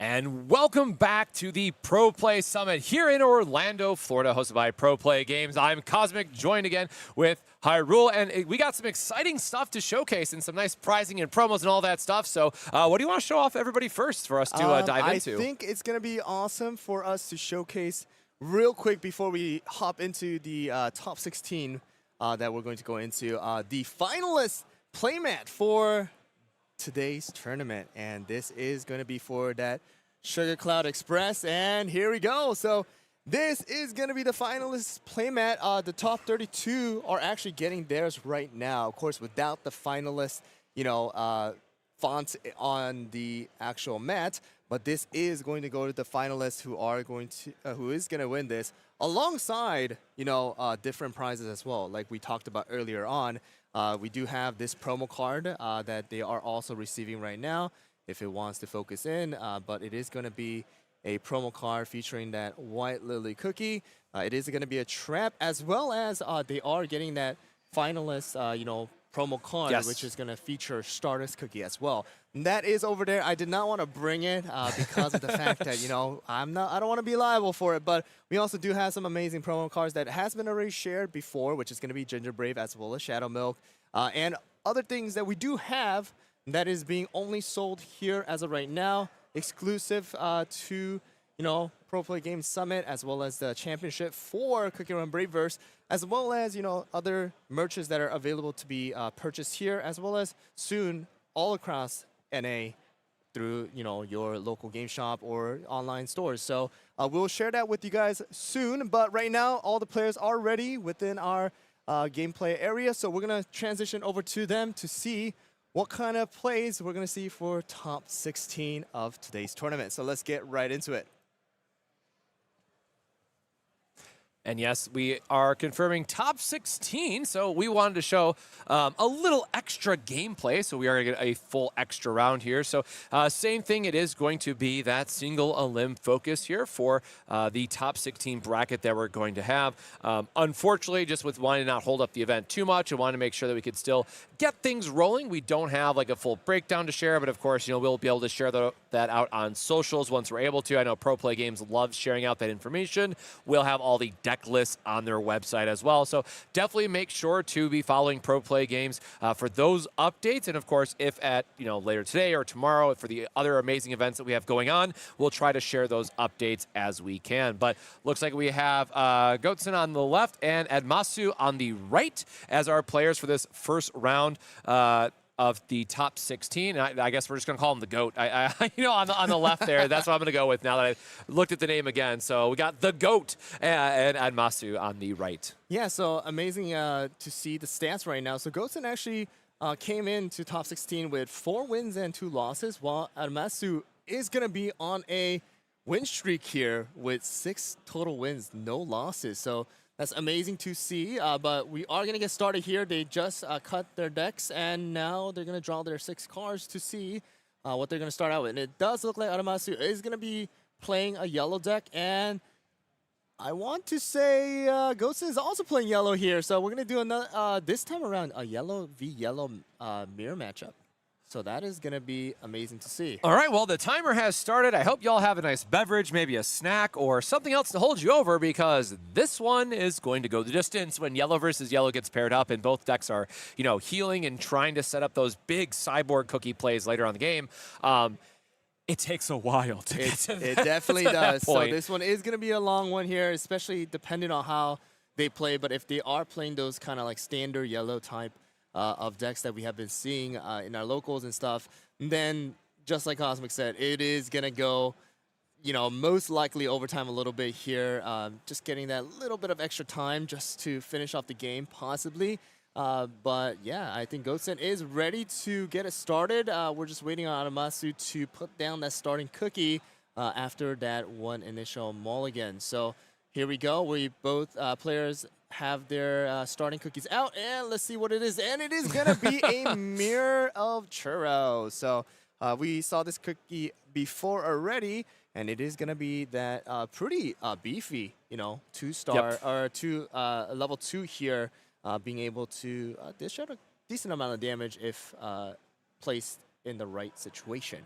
Yeah, very tanky cookie we can play early. It's something we can heal later. So it is really just an ideal start for, you know, not having to commit too much to the board. And in this case, you know, 5 HP is just a wall to get through of for a lot of decks outside, of course, Red, who does have that higher punching power. But Churro Cookie is going to sit here and just soak up a lot of damage and get the value for us. Either we get flips or maybe we play out the stage to give it some extra HP and just kind of drag out that time even more. But again, we've seen earlier in today alone how a 2-5 split has been very good for just being able to tank a couple hits and then either get set back to the top of the deck like we've seen with blue, or just get healed later like yellow will do in healing it out of the break zone. Exactly. So we do have Timekeeper to get rid of the you know, break area, or we have Millennial Tree to just bring it back right away onto the field as well. But it does look like we're going to go a little bit slower this time around, just like how yellow wants to play. And, you know, building out that support area. So Adamasu putting the orange as well as burnt cheese down, with Goatsen putting down Cheerleader and Cream Ferret here. And it does look like we're just going to go back and forth, not doing much, just kind of building up the support. And then we'll see who makes that initial move to do some damage or, you know, whatever it's going to be. So it does look like Adamasu now going to be dealing 2 damage with the 3 support to the enemy Churro. We're going to have a flip card come out. Not sure if we're going to use it. We are going to use it here. So the HP flip, another HP flip comes out. I'm not going to...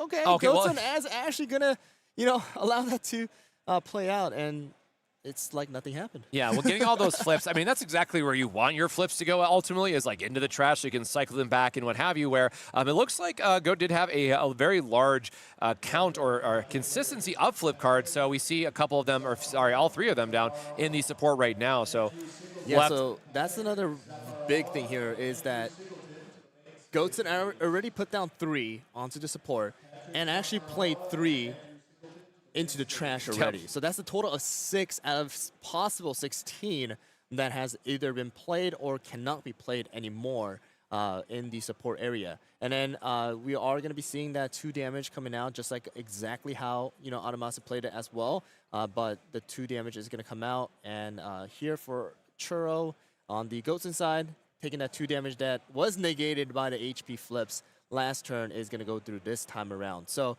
we're going back and forth, literally doing a mirror matchup, except for the fact that Goatsen was able to get those 2 HP flips that Adamasu couldn't get. So we'll see if Goatsen is able to do a little bit more extra damage here to the enemy Churro. Another HP flip coming out onto the support area. This is actually very interesting to be able to play these cards, knowing that in the future you're not able to play them, especially against fellow yellow as well. So yeah, 2 decks that really want to go long, and you know, I haven't had a chance to play a lot of the set 2 yellow mirror match. I played a lot of it during set 1, but you know, in the mirror match, you do end up shuffling your deck. So having those flip cards go back in for that second shuffle can be really important for helping getting those late game draw triggers or HP triggers, which can decide the game. You know, especially after you've played out a bunch of your support. So we'll want to be mindful of how many flips each player has as they are going into that second cycle and what's available or not. Because if we have to play all of our flip cards early in our support, we know that we're not going to have a lot of HP flips or draw flips to rely on later.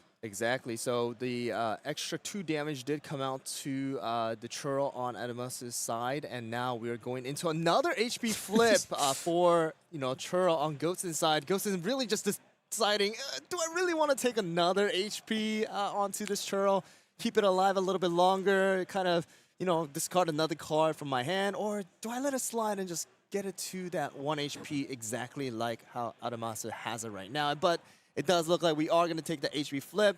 We're going to flip it, and it's going to be that mozzarella. So we still do have 2 HP left onto Churro on Goatson's side, while Adamasu does have 2 supports up and have 1 HP remaining on his Churro. So we're going to see what happens, but it does look like we're just going to pass it on to Goatson.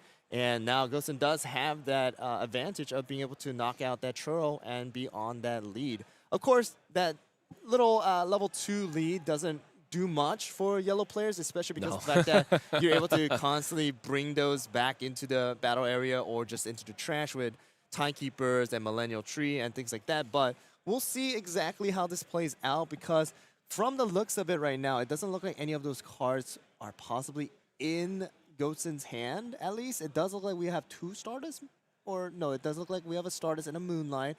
We have a Cyborg. Yep, there's a Cyborg for Not later. exactly sure what the last card is on in his hand, but does look like we are going to put down, a non-cookie. Yeah, one of the trap cards they have. I think it's like the -2, but conditional one that cycles back a level 1. And it does look like the Bell Pepper is in his hand. That's the last card that he does have. So now he has to decide whether he wants to do the damage, and it does look like he is going to make that move. Adamas kind of, hesitated there whether he wanted to use a trap or not, and it does look like he's just going to let Churro faints and go into the break area and going to play a response cookie. So we'll see what kind of response cookie he decides to play. They're already at 5 support. Other games that we have seen against like different colors, like red, by the time that he got into 5 support or yellow got into 5 support, they were already like pushing break level 5 or anything like that. So we'll see what kind of plays do get played out here. And it does look like we're going to play the Timekeeper early here and use that remaining 2 supports and then, trash the Churro from the break area, essentially making it a 0v0 once again. All right, so this is a play I expect that we'll see a lot in this mirror matchup, right? Getting to heal the extra amount and also help setting up those Cyborg cookies for the late game where you need to have a lot of those level 3 breaks to deal more damage. This is really the ideal setup that you want to be seeing. Soak up the damage with the 5 HP off of the Churro cookie and just buy you time, because now again we're going up to 6 here now for the support, and then having the Timekeeper just kind of resetting everything and being like, well, I'm good to heal this back up, and we're able to still pressure 3 damage. Exactly. So we are going to be putting down that Kumio that was actually knocked out early last time we did see yellow. So this Kumio is very, very, very strong in the sense that it is going to force the opponents to essentially attack this Kumio instead of any other cookies. So we do have that come out. Timekeeper is going to deal 3 damage onto Churro. Churro is going to get knocked out here onto Goatson's side, leaving it at break area level 2. The thing about Goatson right now is that there is no supports that allows any particular on plays to be played, but another Churro is going to come out. Yeah, again, giving us in a position where we're just able to soak up 5 damage, try to sculpt our hand, try to find some of those combos. Again, no Timekeeper yet, not that we have the support to play it, but we are in a position where we want to make sure that we are getting as much cycling through our break area as possible so we can lead into those bigger late game plays that we keep referencing. And the reason why I keep bringing it up is because we will eventually see it come out in this matchup. I'm sure the yellow versus your yellow mirror match is where we finally get to see Cyborg Cookie do some work, but this is going to be, players will get up to like 10 support before that happens, and here we are at 6, so hopefully a few more turns, a few more big attacks, and we'll start to really get rolling. But we are looking at the timer. 10 minutes have already passed, and we are at 2-0 for the break area. So again, this is the match that will go to overtime, and we'll have to get to the end of match procedure once it comes up. But players do need to be mindful of when we get these more control heavy matchups. You really have to be cognizant of the time left in the round. Exactly. So Goatson is going to be dealing that 2 damage onto Kumio, forced to attack to Kumio right now because of the fact that there is a level 3 on the field. Kumio is going to get knocked out, so we are now back to break area level 1 for Aramatsu. But now we have 3 supports left. What is Goten going to do? It does look like we have 2 cyborgs. Oh, man. Don't really want to use that early on, just want to use it as a finisher. Don't have enough supports to actually use the full effect of Bell Pepper. So it does look like we are going to, keep the 3 supports up and then pass it on to Aramatsu to see what he wants to do for this turn of moving up to 7 support already. So, man, 10 minutes or almost 12 minutes now and getting up to 7 support. And you guys to, keep in mind that these players actually started a little bit later because of the mulligan and everything too. So it's technically been less than 10 minutes and we're already moving on to a good amount of support area. All right, so we have 7. Now Aramatsu deciding what he wants to do. Does he want to play another cookie? Does he just want to attack with the Timekeeper? And that is exactly what he's going to do. He's going to attack 3 damage onto Churro.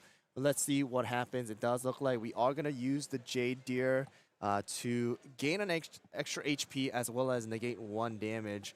So that is going to come out. Churro is going to still be left with 4 HP. And we have 4 up for Aramatsu to make a decision to see what's going to take place.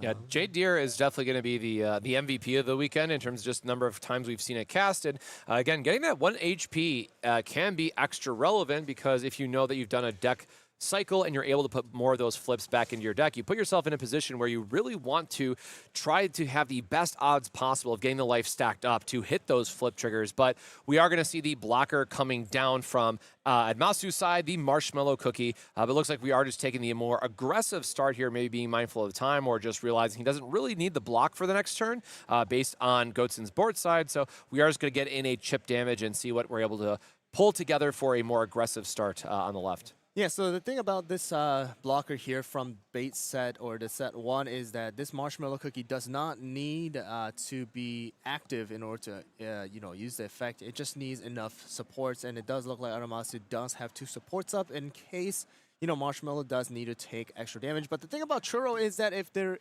is, the effect right here, if you guys want to follow along with us, you guys are able to see that if there is a cookie's HP is 2 or more, which right now Churro does have, then you are able to select a level 1 from the enemy side and deal 2 damage. So essentially with this attack, you are able to knock out Marshmallow while also knocking down 1 support from Aramatsu. So we'll see how Goatsen does it. It does look like we are going to be, directing that hit onto, I want to assume Timekeeper so that you force the blocking to take place, but we'll see what the decision Goatsen makes. Yeah, I like taking out the Timekeeper because there's not a lot of good attackers that Yellow has access to. Timekeeper is going to give you 3, depending if they play on some of the 1-ofs that I know some lists have been using. You can sometimes get up to 4, but generally speaking, a lot of the Yellow attacks end at 3 here. So Timekeeper, from like a threat analysis standpoint, really is pressuring the most amount of damage. And if Admasu doesn't have a follow-up to it, with like a better 2 or 3, then the damage potential from Yellow just really starts to fall off. So I do like the idea of being more aggressive into Timekeeper just to try to minimize the amount of damage that our opponent is able to put into us. But it looks like we are just going to knock out the blocker, put Admasu up to 2. So we are at 2-2 for the break. And that Timekeeper is going to be good to get an extra attack in on the following turn into the 3 HP that Churro Cookie has remaining. Yeah, so Churro did have the extra effect come out because of the fact that he did have 2 or more HP remaining, able to knock out that Marshmallow with the Den effect with only 3 cost. But the thing is, like you said, that Timekeeper is still alive, being able to do that 3 damage, but Goatsen does have 4 supports up, which means that you're able to use different, traps that are available to Yellow. There's a lot of different ones. But the thing is right here, looking at his hand a little bit, I can't really see everything, but it does look like he doesn't really have those heavy hitters out right now. So he doesn't have those Timekeepers, Millennial Tree, Mozzarella, Stormbringer. Those were kind of shown early on into the trash as well. So we are going to be putting down a Moon Rabbit here, trying to, possibly keep that Churro alive. Actually, it's not going to be the case, and we're just going to deal damage straight up just onto Timekeeper. Going to use the Jade to negate a damage and gain an extra HP as well. So this is the thing that I was hoping that Goatson was going to do, is that, you know, hey, I'm going to let the Marshmallow, you know, use the blocker possibly, and then get rid of one support from Adamasu's side. But it does look like, you know, you just attack the Marshmallow right away, play another Moon Rabbit, and just force a trap onto Adamasu to play it. So we'll see how this goes now onto Adamasu's side. Back to 8 support now, with Timekeeper still at full HP. Yep, and the timer continues to tick down here with 13 minutes left on the clock. Again, there's probably going to be a short extension there, but again, really just trying to call out the dynamic that we've seen from, well, all of Swiss, literally all 6 rounds of Swiss, right? We saw a much different board state where the break was higher, yellow was trying to climb back, where now when we see with 2 yellow decks that play naturally a slower game because they don't have as much of that early game damage potential, things tend to slow down a lot, and that's before you even consider things like Timekeeper, who is then going to heal on top of it. Now, neither player used the stage here, which also can heal you even more HP, right, as just another way to kind of grind the game down. Now we have Stormbringer, which can be great for just throwing stuff into the break, but you know, Millennial here just being able to be another level 3 that is able to, you know, deal some extra damage. It has the split damage at 3+1, so this is again getting into one of those very few cookies that can get the extra damage for us, that now that we have enough support, we just need to start turning the wheels and getting the break damage up just so we can end this game and try to get to 10 before time runs out. This is a very interesting move coming out from Adamasu. You usually play Millennial when you are wanting to, you know, bring a level 2 or lower from the break area into the battle area to get the best value, but it does look like we are just going to be doing 4 damage right onto the Moon Rabbit, and then we are going to knock it out. We'll see if there's a response being played. It doesn't look like that's going to take place, so we're just going to deal extra 3 damage onto the Churro, which does all go through, which also does mean that Goatson does have a break area of level 6. That also does activate a interesting flip card that we have in yellow, which is going to be Earl Grey. Earl Grey has this condition where you have to have your break area of 6 or more, and if that is the case, then you are able to discard 1 card to gain 2 HP instead of 1. And another beautiful thing is we got Cyborg out. All right, now this is the one that you've been talking about a lot, and this is the card where if you are able to go and have you know, cookies that are level 2 or more in your break area, then you're able to dish out some extra damage with it. So we'll see how Goatson is going to play out with this one. Yeah, this is one of those cases where it's great to leave some amount of level 2s into your break area so you can get like these mid-game cyborg cookies that are going to just be able to do a lot of damage out of nowhere. And, you know, it might only have 2 HP, but it is a level 1, so it is something that's not going to have a huge tax on your break area once your opponent does finally break it. But, again, really nice here that we can then eventually heal those level 2s with the Timekeeper, and then Timekeeper goes in there. So there is a way to sculpt your break area that this can very easily get up to the point where you're doing 4 damage off of it, and you know that is a lot to be doing off of a 2-cost attack. Exactly. So you're initially able to do that 1 damage with the 2 costs onto 1 cookie. It does look like we are going to be choosing the Millennial Tree, and then we are going to do more damage with that 3 extra coming out with the 1 extra cost, because we do have 3 of level 2 or more in the break area.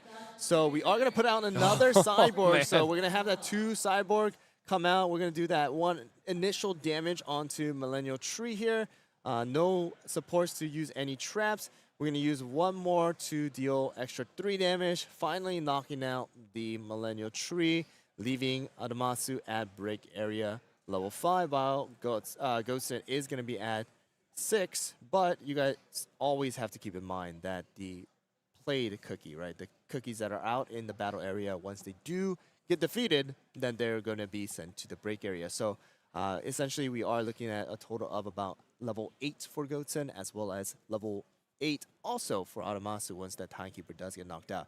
And I know that Goatson does have a Timekeeper in hand as of right now, so we'll see how this plays out, because 2 Cyborg is going to be you know, tough to deal with if you just let it kind of like stay there, you know? Yeah, and Admasu is counting his deck there, being very mindful that, we are getting lower so that when we're trying to play out these level 3s that take 5 cards from our deck as HP, it really lowers the amount of cards you have very, very fast, as we've seen. So Admasu, having to think about that one extra cost. So, as Hyol just mentioned, if we go from 5 to 8, well, it's actually 9. So literally anything else that Admasu plays at this point, he has to treat it as his last cookie because it will push him over that total amount. So either you save the spot and maybe you try to think about healing up, or what I will likely see is Admasu is just going to sit back on this Timekeeper cookie as long as he can to try to figure out the best possible option he has to play out whatever that last cookie is. Now, again, if he finds another Timekeeper, he can heal, and that would be nice, but we are going to be a bit limited. So we do see the Winekeeper Shield that is going to give us the minus damage here, but the kill effect from Timekeeper is still going to resolve in sniping out a level 1. Exactly. So the key shield is able to negate the initial 3 damage because of the fact that Gosen does have a break area of level 6, which is more than 5. And that is going to negate the initial one, but again, like you said, the den effect of Timekeeper is going to put the other cyborg straight into the break area without anything happening. Now going to keep up a lot of support area here. Yeah, we're going to have to put that one down because there is that den effect coming out from Timekeeper. And then now we still have a total of 5 to use whatever, Automasu wants. Yeah, so, it's not hard to knock out the Cyborg Cookie here at only 2 HP, and it might be really tempting to do so because you know how strong that Cyborg Cookie is, but at the same time, if Admasu plays a second Cookie here, he effectively locks himself from being able to play anything else from the rest of the game. Again, just being mindful of how high his break area is. So he is a bit locked into this play of just seeing where Timekeeper can go and seeing how much damage it can ultimately do. So there are a couple items that we can play here, and just going for the that's the break and deal damage one, if I remember correctly. So it looks like it's a break and then deal 2, if I remember correctly, for the effect. And very interesting to put his own Timekeeper up to the full amount here. So a little bit of a mistake here coming out from Automasu because we did not use the 1 extra support that needed to be used for the effect of Timekeeper. So essentially, Automasu does only have a total of it's supposed to be 3 support. They're not catching that one, so we'll just have to kind of let it play out. But Millennial Tree is going to be out, so the item of Golden Cheese Guardian Golem does come out. Place 1 cookie from your battle area into the break area. Select up to one of your opponent's cookie. That cookie receives 2 damage, and that's when we sent that Timekeeper into the break area. Kind of a risky move right there, but wanted to force out a Millennial Tree is what Automasu wanted to do. And then that is going to also force out a Millennial Tree from Goten's side. But the thing is, Goten doesn't have any support to actually use Millennial Tree's effect. So essentially that kind of on play is, kind of wasted here. Not able to bring out a level 2 for Millennial Tree, and just taking so much damage here from, Automasu's side, dealing damage to Goten. So that one, one extra support should be rested here, but yeah, the Millennial Tree Cookie, as we talked about, dealing that 4 damage is so important. So that's where we saw like a very quick change of, he had to put his own Timekeeper Cookie into the break area, which accelerates his game plan, but because he had the perfect level 1 to bring out it as a protection, so Goten now has to knock out the level 1 and knock out the level 3 in the same turn, while just having his own level 3 here. So it's, 1 HP is not a great spot to be in, but we'll have to see what he's able to pull together. And also, again, keeping in mind that Admasu is still dealing with the potential break cost, but he looks like he's a couple turns away. It looks like Admasu probably has about 5 cards left in deck, so it won't happen on the next turn, but a couple turns after that. Yeah, so they are very close and refresh for both sides, actually. So Goten did show kind of only about 5 cards left in his deck, which also means that if he summons anything like Millennial or, Timekeeper again, then that is going to force a refresh, which also makes it so that, even if he does get rid of one of those level 2s, that's still going to leave him at level 7, which means that if his Millennial Tree does get knocked out, then that is going to force him onto 10, and that is going to be game. But right now, we do have it so that where Aramasu, if that Millennial Tree somehow gets, knocked out, then that is going to be game. So we'll see what kind of move Goatson wants to make, because he does have that Bell Pepper. Bell Pepper is able to do a lot of damage. It does cost a lot, but it is going to be enough to do damage. It also has the trap card right there too, but that one's a little bit tough because not many level 3, I don't think any level 3 is in the break area. That counterattack can be really, really strong late game, but we're going to put down a Bell Pepper here onto support. We are about 3 minutes and 30 seconds on the time here. So they do need to move pretty quickly to kind of close this one out. There is that Timekeeper in hand. I'm not sure. Is that a Stormbringer? I can't make it out with the camera, but we'll see what kind of move Goatson wants to make here. Yeah, I do see a Timekeeper, and I'm so used to fanning right versus fanning left, so it's hard to see the right side of the cards here and trying to scope out what each one is. But looks like we might just be going for that Bell Pepper play, which allows us to, heal up a little bit, which can be nice. But I'm curious to see, what the attack sequencing here looks like versus how much we're going to try to leave up as a support option for maybe a trap on the next turn.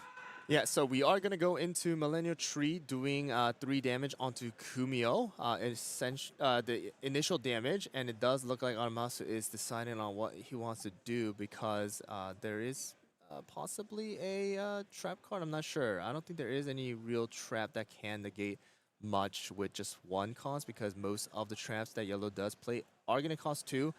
We are going to have Kumio get knocked out here.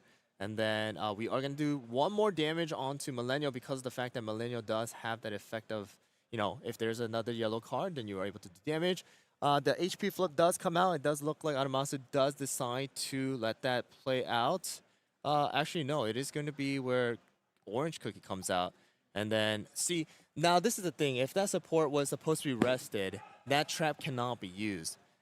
So that technically wouldn't be a thing that gets played out, which kind of frustrates me in a sense that that kind of play wouldn't be possible. And that play would have actually mattered here for the Bell Pepper Cookie because it looks like it could have been able to push up the damage. It would have. It would have had exactly enough of a 5 damage to try and finish the game here for Millennial, or for Goatson by knocking out Millennial Tree, but they were not able to catch. At least when I saw it, they were not able to catch that Timekeeper was supposed to use 1 support to use the den effect of knocking down that Cyborg. And it does look like we are not able to do much here. Goatson really needs to somehow keep that Millennial alive. But the thing is, if Bell Pepper gets knocked out, or if Millennial gets knocked out, there is that that thing right there. So Goatson taking that risk, using the active once per turn effect, discarding 1 card to place, 1 more HP onto Bell Pepper, making it a total of 4 with 1 card remaining. So he knows that he's going to have to refresh. He's still at 8, which makes him 9. But this is, okay. Well, Stardust comes out. This is going to be a tough one here because Stardust is going to be a very, very powerful cookie in this kind of situation. So if you look at it right here, you guys are able to see the den effect, which is going to be the thing where, hey, if you have 1 level or you have 1 HP, then you're not going to be able to keep it alive. But there you go. Aramatsu closing it out here with the extra damage coming out from Millennial Tree. But yeah, I'm curious on how they will figure it out later down the line if they do see that. But yeah, amazing plays from both sides. One actually focused more on like level 3s, while one focused on just building that break area with level 2s, kind of playing out those cyborgs. Yeah, getting the 1 turn, we really got to see the value that cyborgs provided, and just how much damage that they can push out in a single turn off of a level 1 is really what you're trying to build up for often it feels like in the yellow decks, because so many times we saw even in that matchup where you can get to the 3 attack point, but it just gets negated by a single trap card or just cannot do enough damage turn over turn. And when you're able to heal and slow down the game and what have you, like yellow naturally wants to do, or like the broken signpost, you make it target something else. It can be really hard to close out those games sometimes, Exactly. but double Cyborg is actually really, really strong. So I'm excited to see, how else yellow might shape up over the course of the weekend and where that's going to go next. But again, it's really cool to see two very different sides of the same color getting to showcase the different strengths and what each side can really do. So very excited to see more yellow get played over the course of the weekend. Exactly. That yellow, the beautiful thing about it is that you're able to like select different cookies that you want to dish out those little damages as possible. Like, hey, I want to do a little bit of damage here. I want to do a little bit of damage there as you like it. So being able to really play out in that favor of things, we were able to see in that play right there with Millennial Tree, with Cyborg, with a lot of different cookies, and Kumio actually coming into play to block out a lot of the damage that surprisingly, you were not able to tank technically for other level 3s. So I think we're going to try to get an interview going on here. So we'll be right back with the interview.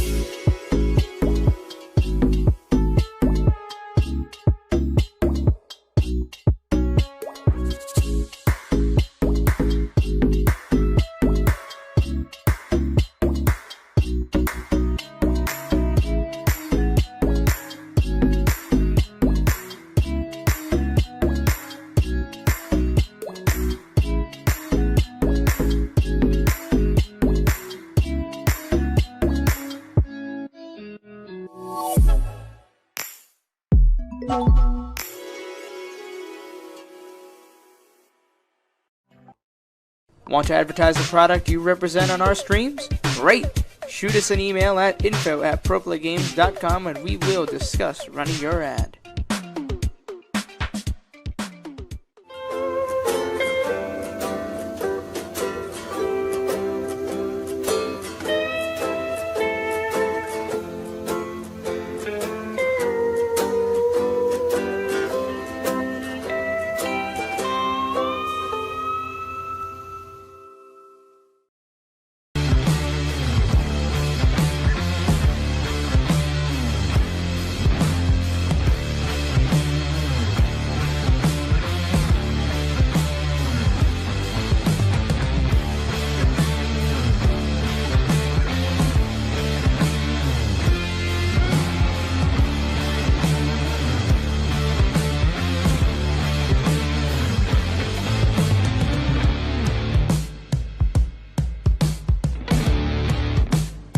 Be tough sitting in a chair for long periods of time, especially while you're playing your favorite trading card game. That's why eWin has designed a state-of-the-art luxury gaming chair. This ergonomic and breathable chair is the most affordable amongst its competitors. With great feedback from sources like GamesRadar, PC Gamer, and IGN, the chair is a perfect gift for any and all gamers.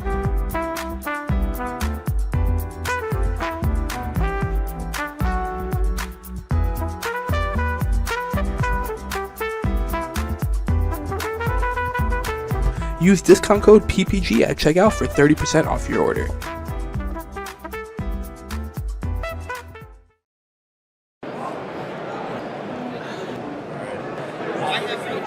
Welcome to Origins Game Fair. They have good tacos. TCG. I've enjoyed playing TCGs for about 15 years now. It's a thing I do with my friends. It's one of our most common activities. It doesn't matter who you are, it doesn't matter what you do.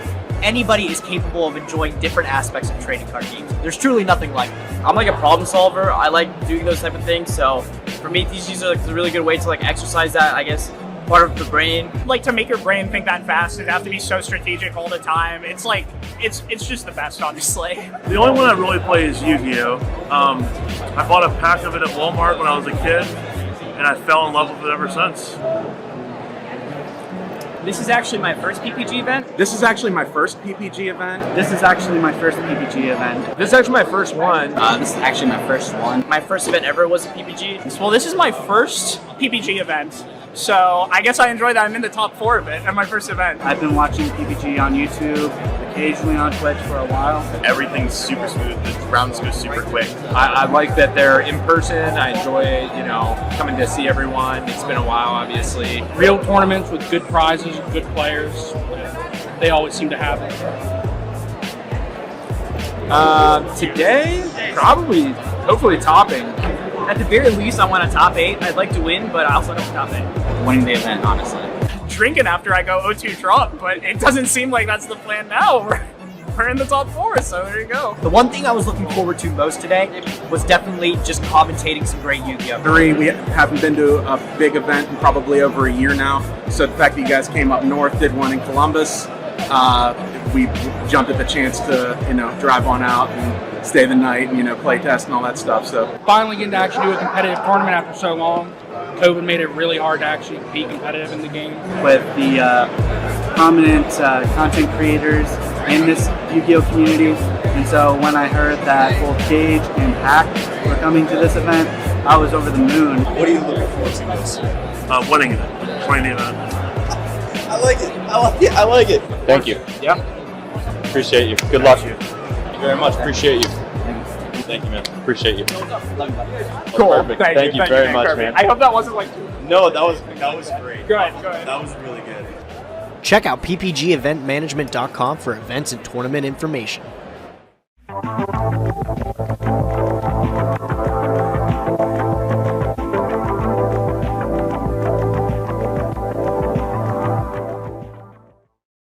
Want to advertise the product you represent on our streams? Great!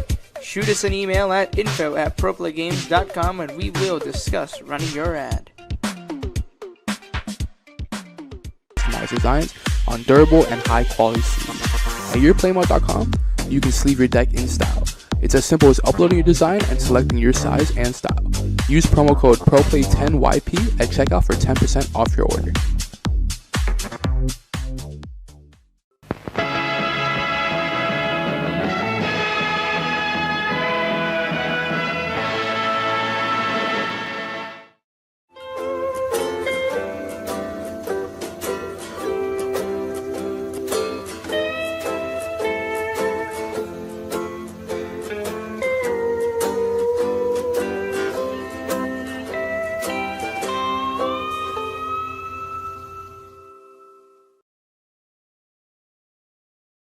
Spreadsheets, business models, gaming? What does this all mean? Oh, hi. I didn't see you there. Let me put this down. But while you're here, let me ask you something. Have you ever wanted to take your trading card game hobby and turn it into a business, but you found it impossible to find any product at a rate that you could possibly make money from? Or are you a player that's struggling to find product for the games you love? Well, have I got the solution for you. The PPG Investment Patreon can be your one-stop supplier for your trading card game needs. The Patreon will serve as a way for you to get products at a cheaper rate than TCG Player or any other market value without getting those distributor connections. Here's how it works. All patrons will immediately gain access to the PPG Investments Discord.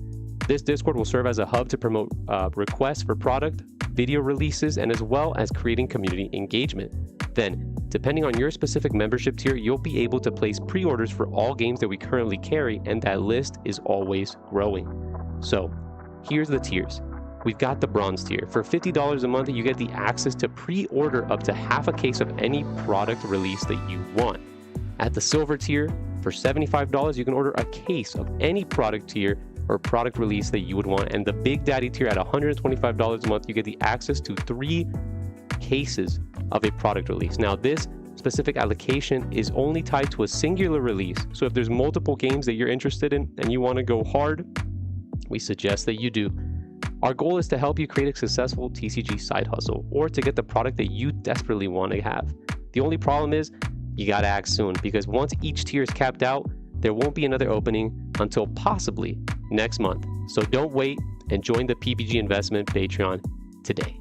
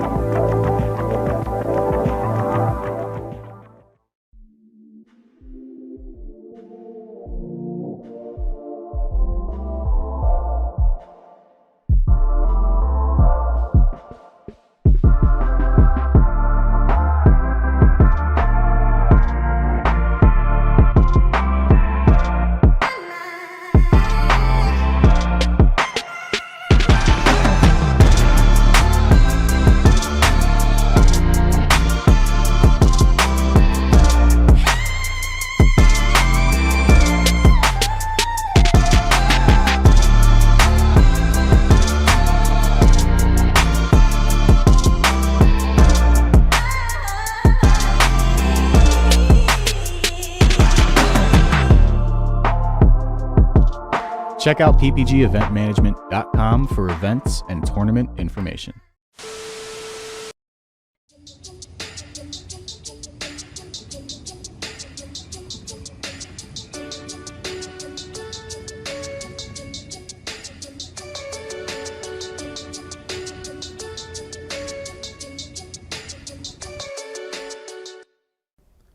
Can't seem to win a game? Opponents got you down? Can't even hand shuffle right? I promise you, it's not a skill issue. It can't be you, so it's gotta be a chair issue. So throw out that old nasty chair, and it's time to sit where the pros sit. The eWin Gaming Racer Chair, Champion Edition. Let's be plus. With excellent lumbar support, magnetic armrest, and a magnetic headrest that's detachable, it's nothing but comfort for our pros as we play games. The eWin Gaming Chair has soft weave fabric material and hubless casters padded with PU coating to ensure the smoothest rolling capacity. PU coating also protects all kinds of flooring from scratches created from the chair's using ordinary wheels. Check out the magnetic headrest that you can take off and adjust depending on how comfortable you want to be. If you want to order one of these chairs, check out eWin and the affiliate link below, where you can use the code PPG for 30% off. eWin, supporting where the pros play. And PPG, where you play with the pros and sit like a pro. Want to advertise the product you represent on our streams? Great! Shoot us an email at info@proplaygames.com and we will discuss running your ad.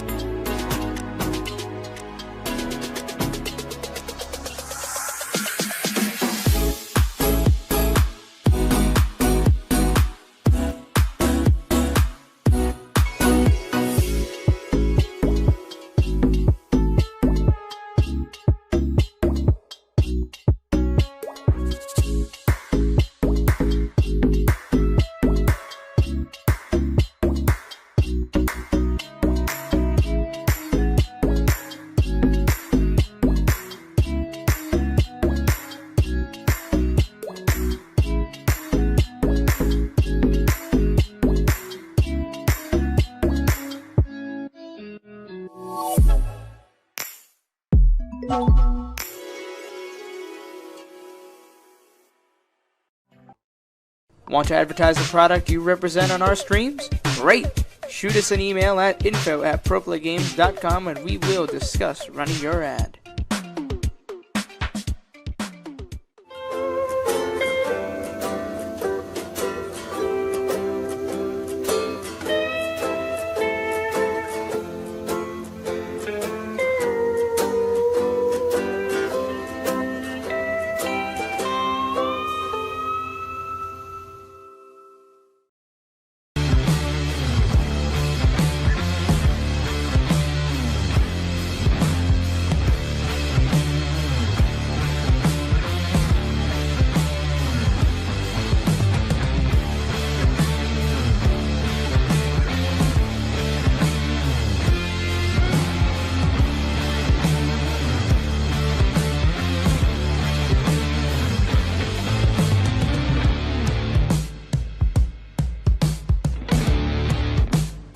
Be tough sitting in a chair for long periods of time, especially while you're playing your favorite trading card game.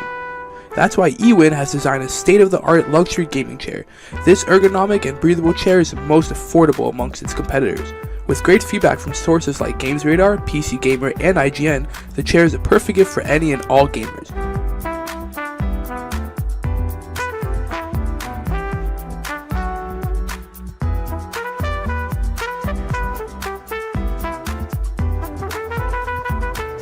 Use discount code PPG at checkout for 30% off your order.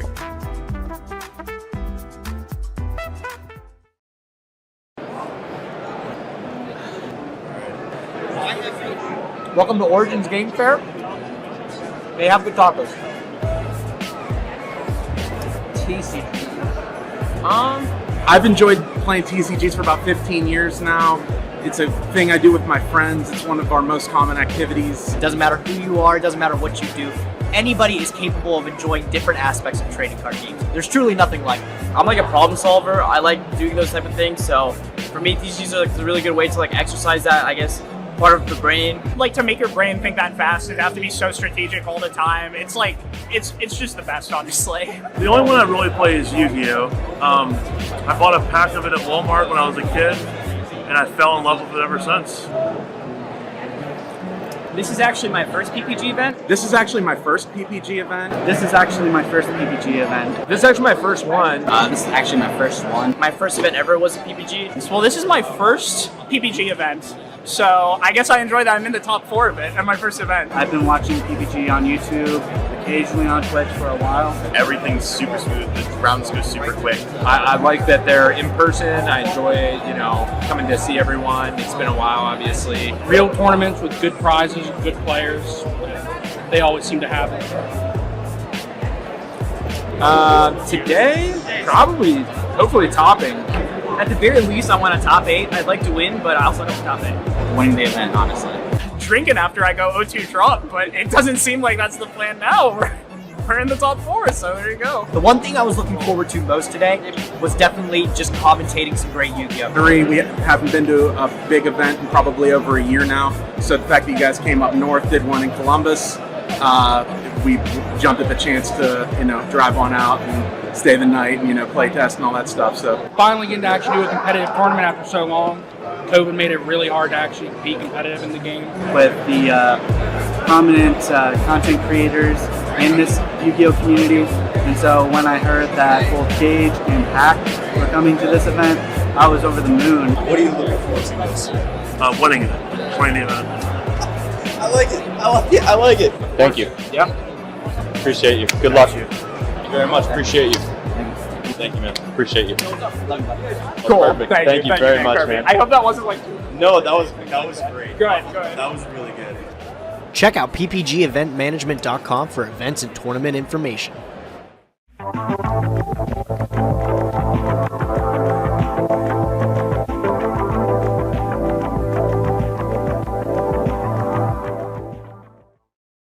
Want to advertise the product you represent on our streams? Great!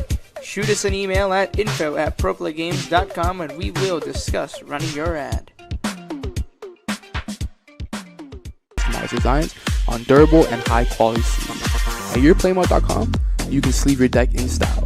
It's as simple as uploading your design and selecting your size and style. Use promo code ProPlay10YP at checkout for 10% off your order.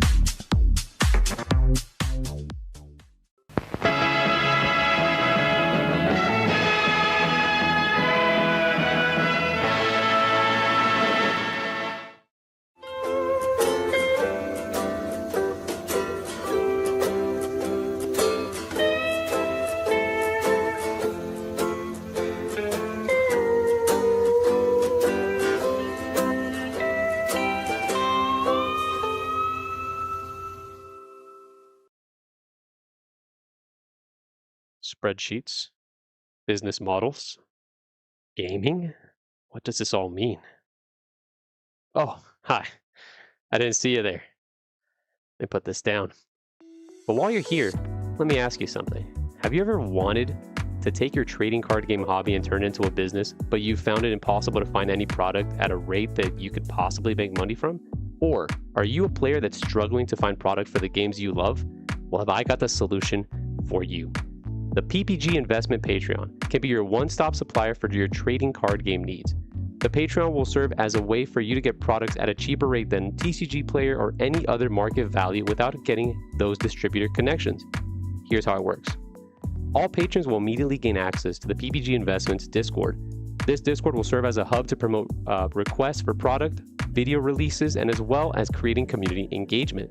Then, Depending on your specific membership tier, you'll be able to place pre-orders for all games that we currently carry, and that list is always growing. So, here's the tiers. We've got the bronze tier. For $50 a month, you get the access to pre-order up to half a case of any product release that you want. At the silver tier, for $75, you can order a case of any product tier or product release that you would want. And the Big Daddy tier at $125 a month, you get the access to 3 cases of a product release. Now, this specific allocation is only tied to a singular release. So if there's multiple games that you're interested in and you want to go hard, we suggest that you do. Our goal is to help you create a successful TCG side hustle or to get the product that you desperately want to have. The only problem is you got to act soon, because once each tier is capped out, there won't be another opening until possibly next month. So don't wait and join the PPG Investment Patreon today.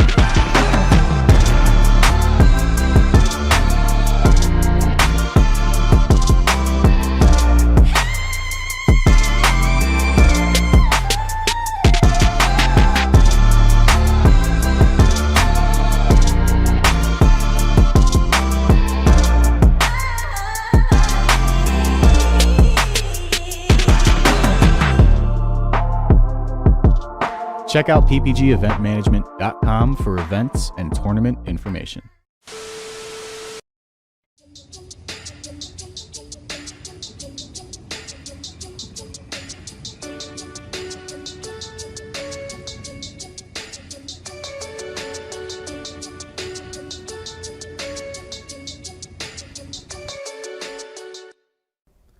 Can't seem to win a game?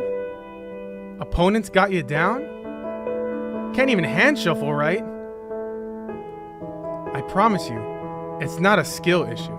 It can't be you, so it's gotta be a chair issue. So throw out that old nasty chair, and it's time to sit where the pros sit. The eWin Gaming Racer Chair, Champion Edition. Let's be plus. With excellent lumbar support, magnetic armrest, and a magnetic headrest that's detachable, it's nothing but comfort for our pros as we play games. The eWin Gaming Chair has soft weave fabric material and hubless casters padded with PU coating to ensure the smoothest rolling capacity.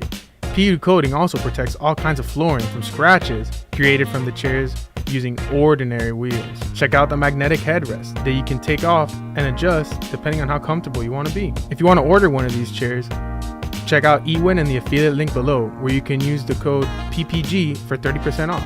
eWin, supporting where the pros play. And PPG, where you play with the pros and sit like a pro. Want to advertise the product you represent on our streams? Great! Shoot us an email at info@proplaygames.com and we will discuss running your ad.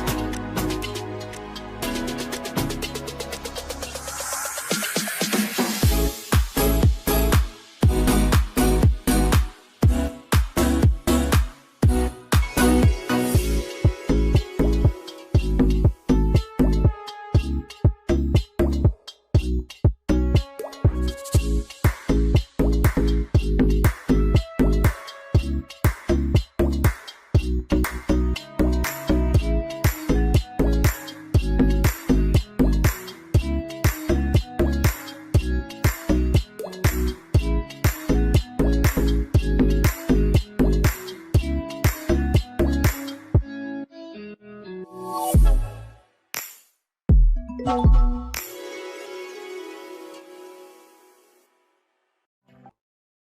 to advertise the product you represent on our streams? Great! Shoot us an email at info@proplaygames.com and we will discuss running your ad.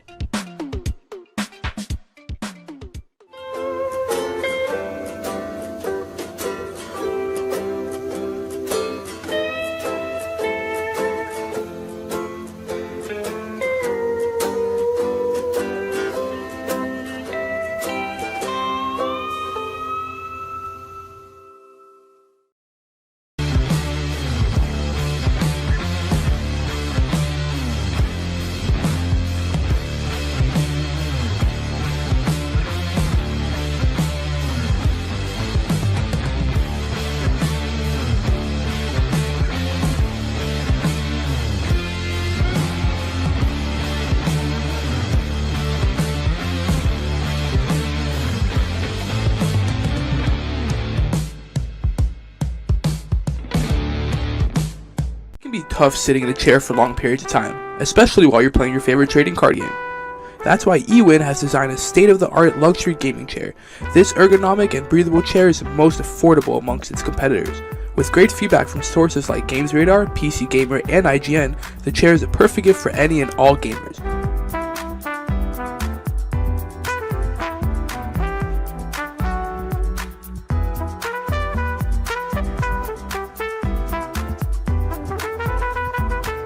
Use discount code PPG at checkout for 30% off your order.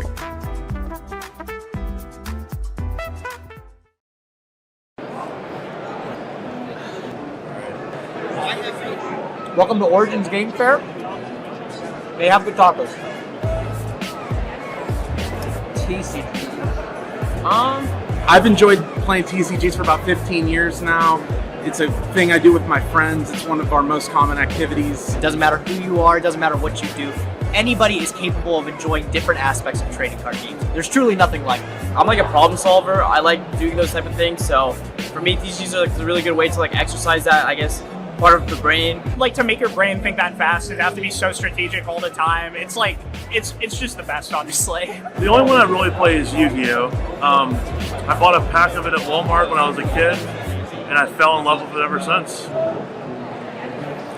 This is actually my first PPG event. This is actually my first PPG event. This is actually my first PPG event. This is actually my first one. This is actually my first one. My first event ever was a PPG. Well, this is my first PPG event. So I guess I enjoy that I'm in the top 4 of it at my first event. I've been watching PPG on YouTube, occasionally on Twitch for a while. Everything's super smooth. The rounds go super quick. I like that they're in person. I enjoy, coming to see everyone. It's been a while, obviously. Real tournaments with good prizes, good players. They always seem to have it. Today, probably, hopefully topping. At the very least, I want a top 8. I'd like to win, but I also don't top 8. Winning the event, honestly. Drinking after I go 0-2 drop, but it doesn't seem like that's the plan now. We're in the top 4, so there you go. The one thing I was looking forward to most today was definitely just commentating some great Yu-Gi-Oh! 3, we haven't been to a big event in probably over a year now. So the fact that you guys came up north, did one in Columbus, we jumped at the chance to, drive on out and stay the night and, play test and all that stuff. So Finally getting to actually do a competitive tournament after so long. COVID made it really hard to actually be competitive in the game. With the prominent content creators in this Yu-Gi-Oh! Community. And so when I heard that both Gage and Hack were coming to this event, I was over the moon. What are you looking forward to most? Winning the event. I like it. I like it. Thank you. Yeah. Appreciate you. Good luck. Thank you very much. Appreciate you. Thank you, man. Appreciate you. Cool. Perfect. Thank you very much, man. I hope that wasn't like... No, that was great. Good. That was really good. Check out ppgeventmanagement.com for events and tournament information.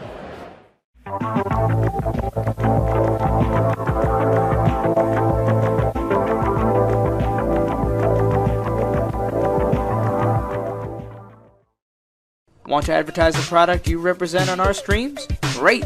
Shoot us an email at info@proplaygames.com and we will discuss running your ad. Customized designs on durable and high quality sleeves. At yourplaymode.com, you can sleeve your deck in style. It's as simple as uploading your design and selecting your size and style. Use promo code ProPlay10YP at checkout for 10% off your order.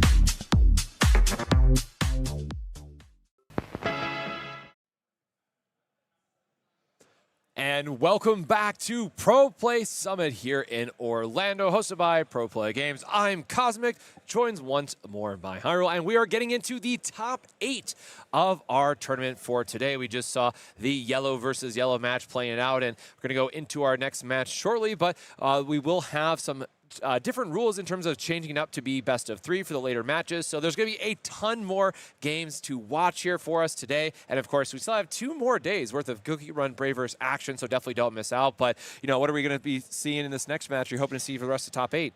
So it does look like we're probably not going to see any greens happening today, but it does look like we're going to be mainly seeing those, yellows as well as reds come into play.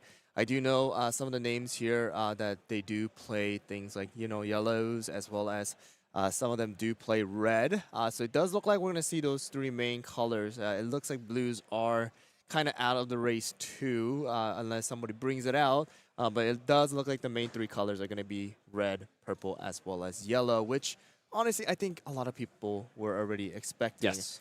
So we do have that. But before we actually get into the next game, actually the players are slowly, I believe, walking over to the table.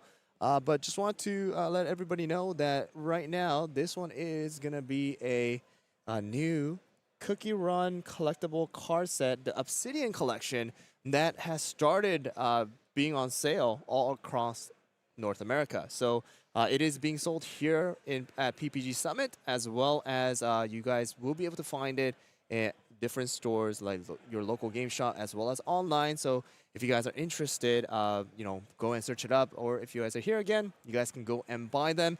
We will be opening this up later during the live stream, but as of right now, because the players are, slowly sitting down, don't want to open this up and then have to, stop halfway. And, yeah, exactly. We want to admire all of the beautiful art that is within this collection, which honestly I was very, very excited for, because when I saw this in Korea, this looked amazing. Yes. Just wanted to see it in an English, version of it, and we finally have it here in North America. So we will open this up later down the line, but we are slowly, getting the players settled in for the next match here. They're just kind of sitting down and getting their, cards all ready for the top 8, right? Yes. So we're getting close to the end, but it also does mean that we're playing a lot more. The play style and things like that are going to slightly change here and there, depending on what they have been versing throughout the day. So I'm sure that they're getting a little bit of experience with different colors, different matchups, and some players most likely, if they've been playing really well, then they might be versing each other again from the Swiss, right? Yep. So we'll see how that goes.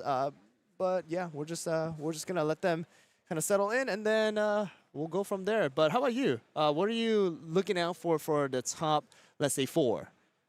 Yeah, I think that, I said it very early on, but I think red is really going to be kind of the breakout color that we end up seeing the most of. It's just very efficient in what it wants to be doing. But, I'm also kind of hoping, because if we think about the bigger picture, tomorrow is like the big event. That's the one where you want to hold your special spicy brews for. So maybe you're here today and just testing out the field, seeing what people are bringing. You might swap it up for tomorrow. So I am still holding out for blue for tomorrow. That is what I am.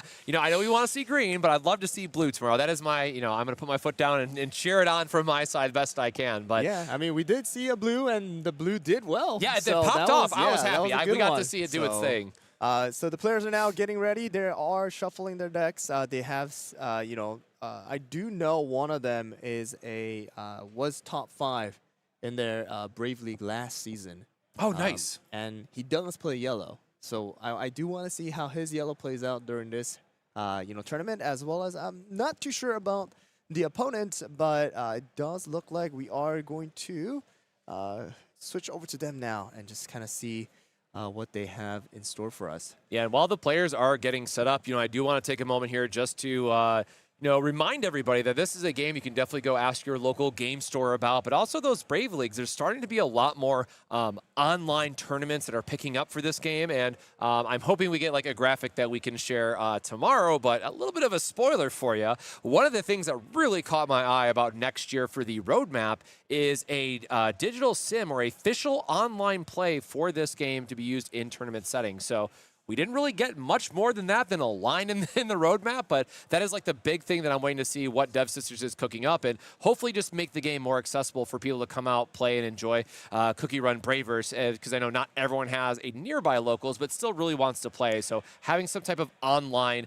medium can really help get more players into the game as well. Yeah, so it does look like we are going to be getting an online play. I'm not sure if it's exactly going to be like an online, virtual card, but it does look like they are leaning towards being able to play through webcam, trying to have that online community going so that even if you don't have a local game shop, next to you or in a drivable distance, you're still able to go and participate through that from the comfort of your home.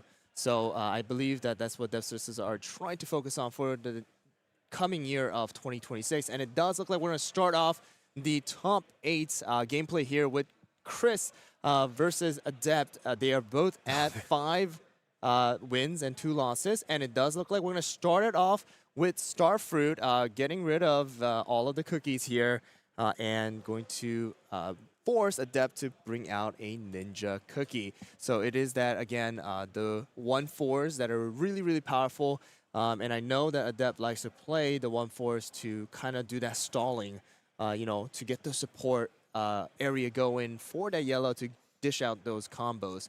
But we'll see if Chris is able to prevent that from happening, really just kind of trashing constantly and able to prevent that kind of combos. And it does look like we're going to start out with another Milky Way. So we're just kind of trashing, building up the trash for Chris's side, as well as kind of doing the damage onto Adept's side. So we were able to get rid of the Starfruit, deal 2 damage to the Ninja, and then pass the turn onto Adept for turn 2. And this is really great sequencing, too, because we know that on turn 2, Adept is not going to be able to use the attack for Ninja Cookie. And by burning those 2, even if they hit an HP flip here, right, we're going to be able to push enough damage with Milky Way to make sure we're knocking out the Ninja Cookie here. So really maximizing our support area and making sure that we're getting the damage in. And as we've seen kind of this loop of Starfruit to remove stuff into Milky Way to deal a damage, then KO at the next turn, these are some of the ideal turns that you really want to see for Purple to start things out. So we do see a draw flip there for Adept, but the Milky Way is able to push our opponent into the 1 break area with that 1/4 going down. Exactly. But the thing is, we already know how yellow's played. It's okay if we lose maybe level 1, 1 level 2 here and there, because we're always able to bring it back from the break area either into the trash or into the field. And it does look like we're going to bring out a Churro Cookie again, dealing 2 damage. But again, we're not able to do any extra because of the fact that Milky Way is not going to be a level 1. So we're going to do that 2 damage for the 3 cost, not have anything up onto the support, and bring it back to Chris to see what is going to happen in turn 4 with 4 supports now. That allows Milky Way to do damage, as well as leave 1 for certain, traps or anything like that to take place, because Milky Way is down to 2 HP right now. So that is going to be something Chris does need to keep in mind as of early, because Purple, yes, you can get rid of cars from your battle area into the trash and stuff, but it does look like that is exactly what is going to happen with Starfruit again. So we're just kind of going back to the Milky Way, Starfruit, Milky Way, Starfruit. Yeah, and this is a really interesting line, because no other deck can make these play patterns, right? Something to keep in mind with yellow is that you want to keep them off level 2s going into their break zone if possible, because that's where they really start to generate the most amount of value. In a perfect world, you put a bunch of 1s and 3s into their break area. So Chris actually, maybe recognizing that early and playing very well here of just burning both of the 2s back to back and forcing out Adept to have, well, in this case, another 2, but forcing to have more answers to where you can finally get a level 2 into the break zone where you want it to be, so you can heal it up with Time Cookie, or you can heal it up or deal more damage, with the Cyborg Cookie. So very beautiful sequencing here from Chris's side. And it does look like we're going to summon a Affogato, deal 2 damage, and then use the remaining support that we do have in order to trash Affogato and also put 2 cards from both players' deck into the trash, building up that trash for Chris to be able to use either that Wind Archer's effect or either that Abandoned Cloud Nest. And it does look like we are going to use the then effect of Stardust to knock out Starfruit here because there is that 1 HP remaining, and Chris is now forced to play a Sugar Glass as the response. Beautiful turn for it. No matter what, it's going to take a hit and then get KO'd in this situation. So it's just a card that says, hey, I want a level 1 because most purple decks have ways to cycle their level 1s. That's a big part of their engine. But also, Sugar Glass Cookie here just giving you the extra draw, letting you find a couple more cards is really important just to make sure you're finding those key pieces, like removing the level 2s that we talked about a couple turns ago and still drawing up. So just taking the KO here and putting Adept into a spot of having to force out another cookie. Yep, so another churro is going to come 3? out. Is that the third one?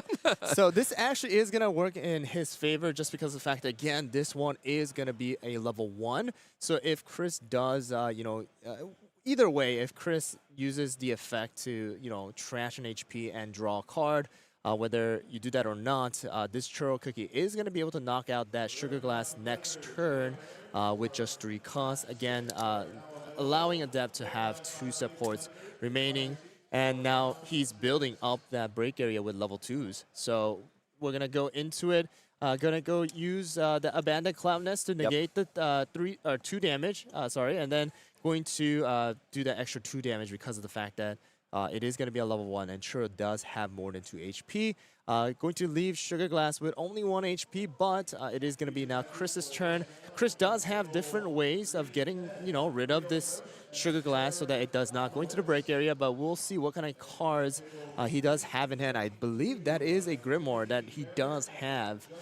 So we'll have to go and see what kind of plays he wants to make. And he does have a Pumpkin Pie in there. He does have, I think that's a U Village Scroll and things like that. Yep, there's a Village Scroll for deck looping, which is really important. So, we saw a very aggressive, self-mill, get to that 15 cards that we ultimately need. So now the interesting part is, does Chris find himself getting the right pieces to go through the deck, wanting to do like that second shuffle because we're not just finding the right things? Or are we trying to mill ourselves out down to a point of where those U Village Scrolls can really start to get all the extra value? But, the Dragonfly that deals just KOs, if it has 4 or less. So that is going to, or I should say faint. I got to be very careful on my wording here. Very nice item tech here from Chris's side. Yeah, so that is going to force the Churl to be put into the trash right away, and that is going to actually force Adept to play an early Timekeeper, a relatively early Timekeeper, and also be able to trash a Stardust from the break area, now just putting it at 1v1 once again. So we do have that Sugar Glass who is, just at that 1 HP, going to have that draw flip, put into the break area now. And now Chris is going to have to play, it does look like that Wind Archer, in order to trash the Timekeeper. All right, so this is kind of play that you want to see from Purple because of the fact that, hey, this Timekeeper already used 3 costs to attack a level 1. Now I'm just able to go and trash it, and this particular, player doesn't have much left. So Kumio is going to come out in response. Kumio is going to do a little bit of damage here to Wind Archer. And then we are going to go back to Chris. Yeah, God, beautiful playing too, because as we were just talking about, Purple needs its level 1s, and just having that Timekeeper sit on the board and threaten your level 1s that you don't get to have any of your engine online is a really tough spot for Purple players to be in. So having the Wind Archer just in the perfect moment, basically, to knock out the Timekeeper is a huge, huge win here for Chris, just in terms of tempo of the game. And it does look like we are going to do 4 for a total of technically 5 damage, but we only need to check 2 to knock out that Kumio. Now we are going into a Millennial Tree now. So that does seem like we are going to bring back the Kumio here in order to tank for Millennial Tree at least, 1 turn. So that is going to be a really, really good move here. And it does look like we are going to be summoning a Moonlight in response. That is going to be a great move. The reason why is because of the fact that you guys know that if there's 2 cards out in the battle area, we are able to trash one of them. So that means Millennial Tree is going to go again. This is just such beautiful sequencing from both players because they're also playing at a speed that both of them know this matchup inside and out. And it's just the perfect back and forth between these 2 players finding their bombs, finding the right turns for each one of them, and just beautifully answering one another and saying, look, one of us is eventually going to stick the key threat on the table, and this Millennium Tree is going to go down thanks to Moonlight Cookies Effect and just leave us with just the level 1. So we'll see what Adept is able to follow up with, because we're going to be knocking it out very quickly here and forcing out another play. So an HP flip does come out, but it is going to be a total of 3 damage, so Adept does decide not to take the HP. Going to summon another Timekeeper in response, but the thing is, we do not have enough support to actually use the on-play effect here. So it does look like Adept already forced into a refresh from all of those early trashing, all of those early effects coming out from like Moonlight and those cards. So now kind of forced into that refresh. But the thing is, again, Yellow has the ways to kind of manage that break area. Wow, okay, so we do have heal. a HP flip coming out from Wind Archer from the 3 damage, which essentially leaves Wind Archer with still 1 HP standing. So we'll see if Chris makes that decision here, most likely just deciding on what to trash. Just too many good cards in your hand, right? That's what Exactly, Chris is saying. Like, oh, sorry, let me think about this for a minute, because I just have too much value in my hand as a purple player. So the Caramel Arrow does go. I don't know how many Caramel Arrow Chris has, but that is a great card for purple in order to do a lot of splash damage and also help you refresh your deck without having to take that one damage onto your break area. So it does look like Wind Archer is going to live with 1 more HP, allowing, the damage to come out, a total of 5 damage most likely, and Adept is able to survive it because of the fact that he was able to use the Star Candy Road to add that 1 extra HP onto Timekeeper. Now, we're going to do 1 more extra damage. A draw flip does come out, but Timekeeper is going to be going into the break area, making Adept at break area level 6. And, Moonlight is going to try and use the Den effect, see if there's total of 15 or more. It does look like that is the case, so we're going to draw 2 and trash 1 into, or put 1 into the trash for Chris. And it does look like we have 1 support remaining, and moving on to Adept's turn most likely after this response cookie of Millennial Tree. Yep, and again, once we're going to bring out our level 1, our protection, and we've seen this board state a couple times already this weekend. I'm sure we're going to be seeing it even more in the next couple days, because this is just such an interesting board that you get to be aggressive with your level 1 while still protecting your level 3, which is very important for Yellow, which is, again, normally slower to get started, that these two can really push out a lot of damage. Exactly, and it does look like a Millennial Tree is going to decide to, attack the Moonlight with 3 damage, but U-Village Scroll to negate 1 of them, taking only 2 damage, but Millennial Tree does have that Den effect to be able to deal 1 damage onto Wind Archer to potentially knock that out if there is no HP flip. So Chris is going to first do the effects of U-Village Scroll, which is going to be very helpful because it does look like, at least from our standpoint, wow, that's going to be 3 U-Village Scrolls and 2 Moonlight Shard. And it does look like a very low count on the actual deck itself. So he does have a very, very good chance of drawing it. The cut does come out here, and then we are going to do the damage check of 2 damage total. A draw flip does come out, and it does look like Adept is going to make an extra 1 damage onto Moonlight instead of the Wind Archer. We'll see what he wants to do with Kumio. I'm actually very interested in that being the case. And wow, we're going to damage the Moonlight with Kumio instead as well. So we are now left with 1 HP on both of the cookies on Chris's side. Chris not being able to really do much because there really isn't anything to bounce back level 3s within the purple deck. So he's just kind of stuck with it. And that's going to make him at break area level 8. It's going to be 2 level 3s going into it very, very soon. While Adept is technically at level 9, even if both Millennial and Kumio are knocked out. And we also do have to realize that the deck refresh is coming out soon, but the Moonlight Shard is going to take place. Oh, Adept is not able to activate that Earl Grey because of the 1 level short of being at level 6. And it does look like we are going to be using the Key Shield to negate some of the damage from Wind Archer. Yeah, negate 3 there, which is really important for trying to give the Millennial Tree here a couple extra turns. Again, we have this stage so we can try to heal up a little bit. We are discarding for heal here, so we are going to get another turn with this Millennial Tree, which is really nice. But again, still a lot of pressure coming out from the purple side as long as that Wind Archer stays in play. So most likely we'll see a removal for it here coming up from Adept's turn, but we need to make sure that we can string together enough damage, because ideally you want to find a way that you can chip out the rest of the damage here from these two, force Chris to play a new cookie, and then stack damage on top of that with whatever your next attacker is going to be, depending on what else he has in his hand to sequence after the Millennial Cookie on this next turn. Yeah, so we do see that there is going to be 3 supports remaining.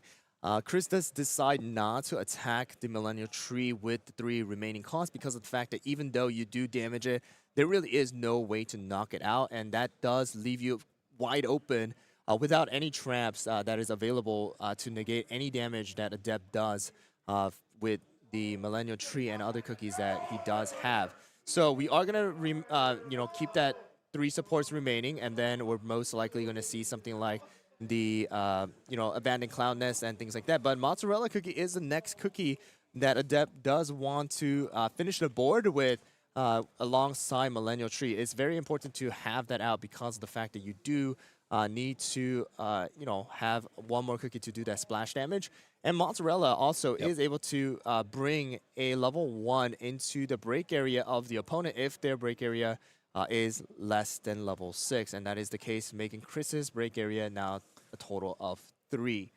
Okay, so that is gonna amazing play here too, because let's look at the board again. 2 of pushing Chris up to 3 while he has 2 more level 3s plus a deck refresh coming up. Exactly. So now purple, off that 1 extra damage, is now in a place where they have to be able to close out the game with only 1 more cookie, and that's going to be a very difficult thing for purple to do from this board state. Exactly. So that is the exact thing that Adept wanted to kind of force onto Chris, because hey, I'm not gonna knock out your cookies. I'm just going to keep them at that 1 HP because I know your refresh is very, very soon. I have a Mozzarella. I'm going to force you to try and get to that 9, and I'm just going to win you that way rather than giving him the ability to play a new cookie out to try and do more damage or have another effect as well. So it does look like now the Moonlight is going to go into the break area, and it does also look like we have Mozzarella, or the Moonlight and Wind Archer both being there. Level 9 for Chris. So we'll see what is going to take place. So Millennial Tree being able to knock out both cookies at the same time with the effects. So Chris now with 2 supports remaining needs to decide on what is going to be the move here, because we do see a Wind Archer. I'm just very interested to see what is going to be the move. The Wind Archer is an interesting pick here, right? Because you can knock it out before the Mozzarella is able to attack, because you have to fully resolve the on play. But it looks like it's going for the level 2 here instead, which I am honestly blanking on what. So that is going to be a Cream Unicorn. Cream Unicorn does have that effect of being able to bring a purple card from your trash and switch it out with one of your cards basically within your hand. So you're basically discarding 1 to bring any type of purple card from your trash into your hand, whether that be Moonlight, whether that be Abandoned Cloud Nest, whether that be a Wind Archer.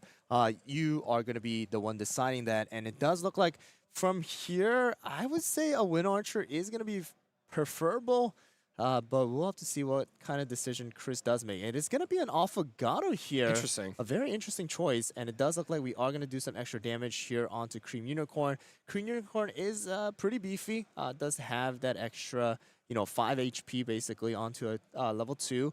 We are going to take that HP flip here. I believe Chris is like very, very close to that refresh, and that refresh is going to do it if that is going to take place. And I think that is the reason why he did decide to take an Affogato instead, because even if he takes that Wind Archer, it's going to force a refresh onto Chris, which automatically makes him lose the game.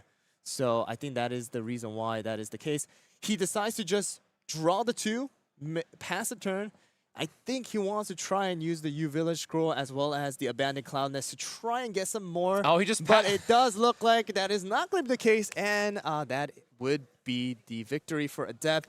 It did seem like, Chris was able to get a good holding onto the battle area until Adept was able to pull out more of those millennial trees and timekeepers and constantly just, get rid of those higher cost, cookies from the break area, whether it be into the trash or into the play area, and just kind of snowball from there.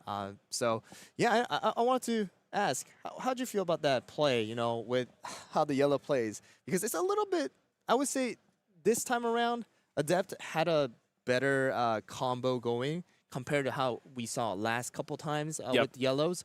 So, even though he got early trashes, like his churro got trash early, his other cookies got trash early, he kind of bounced back right away with the, again, the millennium trees and things like that. So yeah, Adept had a really good sequencing there between leaving the cards either at 1 HP or really getting the value out of the millennial tree cookie and just getting that one extra ping, right? The challenge with Timekeeper, by comparison, going back to set 1, is that it was a lot more of like a level 1 heavy focused meta where it's like, okay, I can deal 3 damage or something and then ping off the level 1, and that's generally how you got the extra value. But as more people shift into these 2-3 board splits or 3-3 board splits, Timekeeper doesn't get a lot of good value that way. So you're trying to find ways you can get damage or find ways where you can knock out 2 cards in 1 turn as yellow to lock out your opponent and then have this big swing turn like we saw from Adept. And again, I really love there right at the end, he recognized that his opponent only had the 1 card left in deck. So he went, okay, pass. And then, you lose on the draw step there because you get broken into 10 because of that one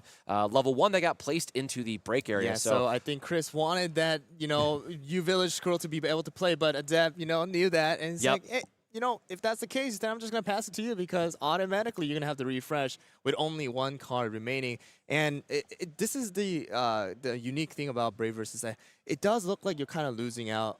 You're already at 6 versus like a 2 from the opponent, but you're like instantly able to kind of change the tide of the battle and make all of those cookies that seem really powerful in the beginning, just be knocked out with 1 cookie, instantly level 9, and you're just forcing somebody to play off of that and have to adjust to that quickly while you are already kind of calculating ahead of time. So it does look like, Chris did play really well in the beginning, trying to, manage the board and trying to put those cookies that he wants on the field while getting rid of Adepts.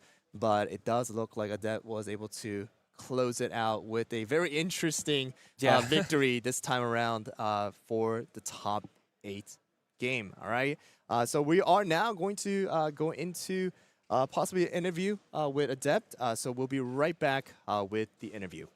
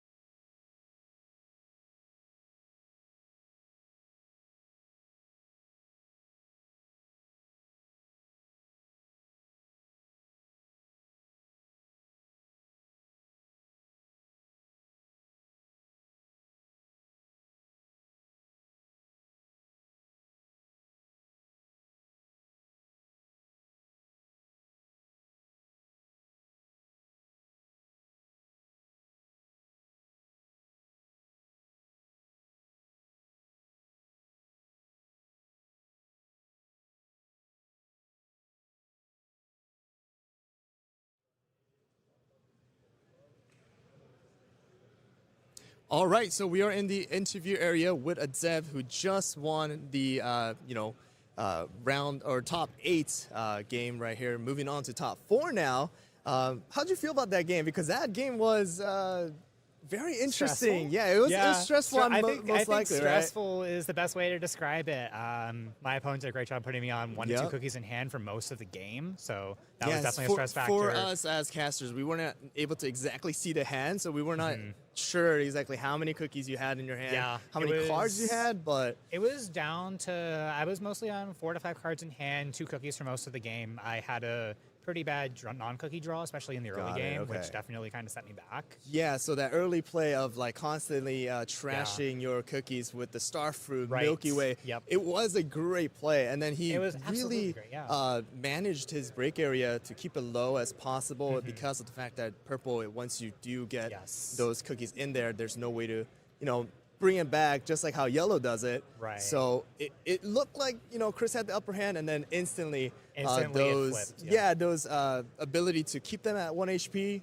and then just use that Millennial Tree's, damage, and then the den effect to knock both of them out at the same time.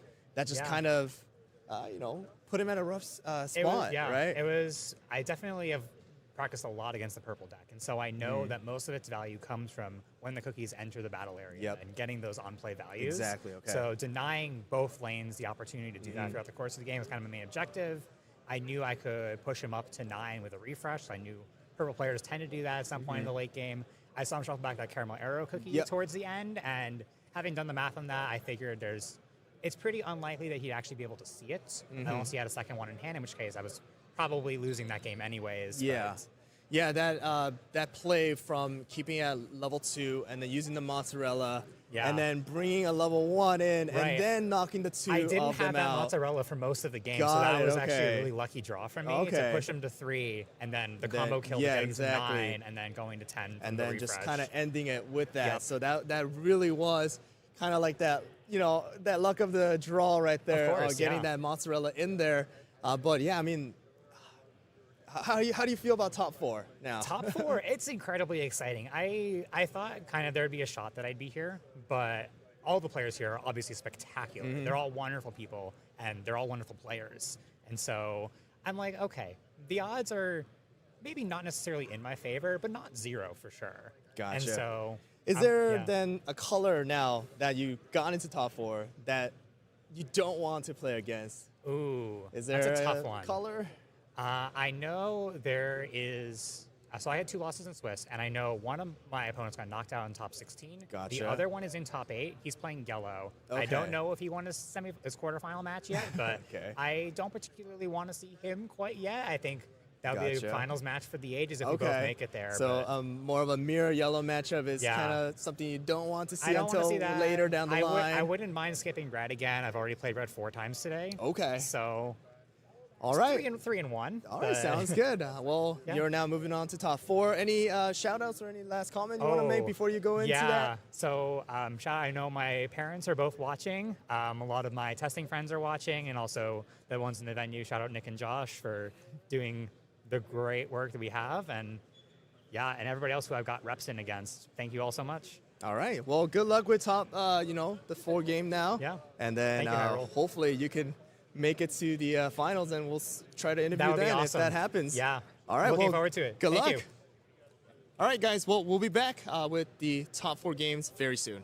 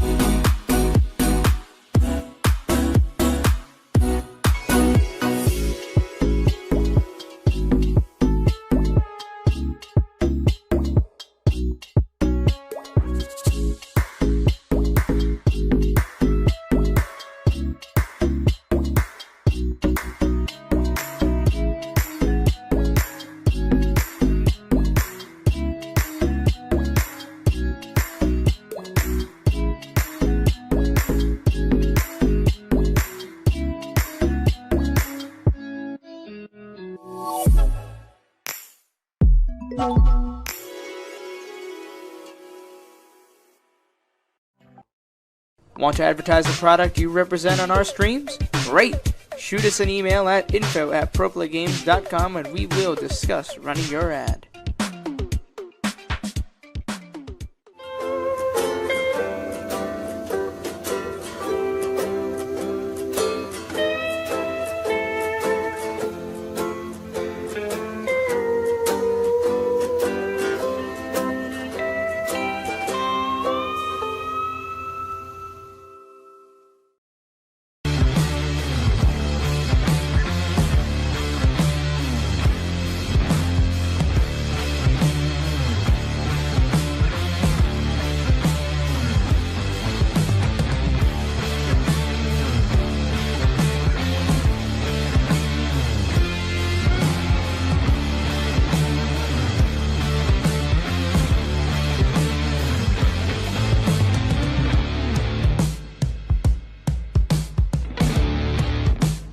It can be tough sitting in a chair for long periods of time, especially while you're playing your favorite trading card game. That's why eWin has designed a state-of-the-art luxury gaming chair. This ergonomic and breathable chair is most affordable amongst its competitors. With great feedback from sources like GamesRadar, PC Gamer, and IGN, the chair is a perfect gift for any and all gamers.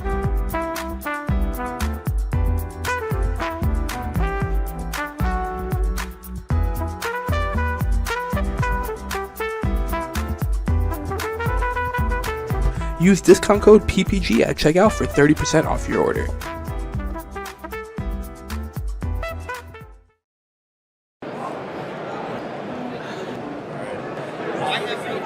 Welcome to Origins Game Fair. They have good tacos.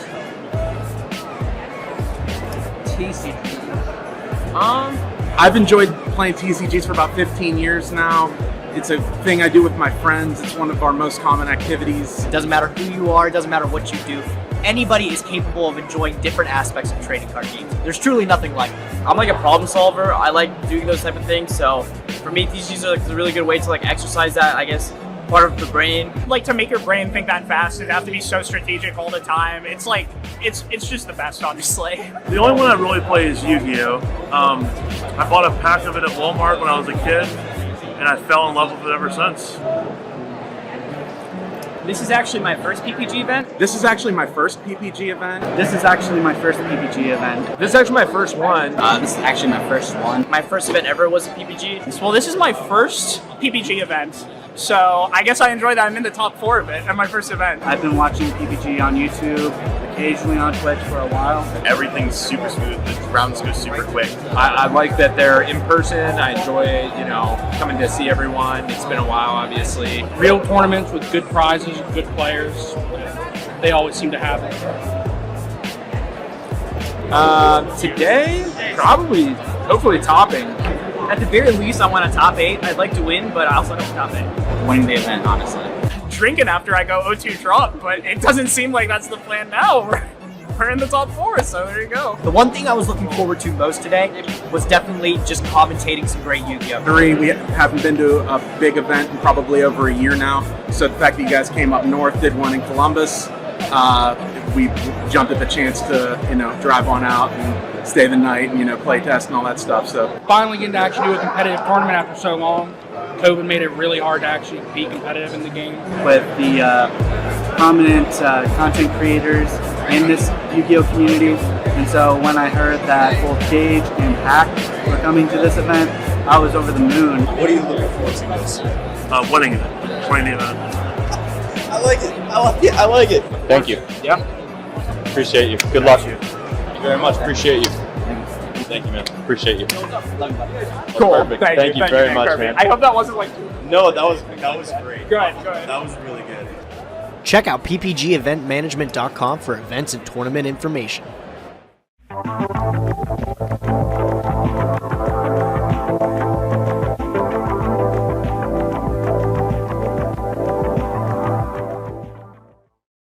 Want to advertise the product you represent on our streams? Great!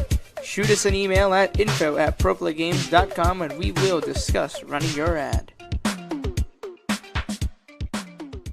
Customized designs on durable and high quality sleeves. At yourplaymode.com, you can sleeve your deck in style.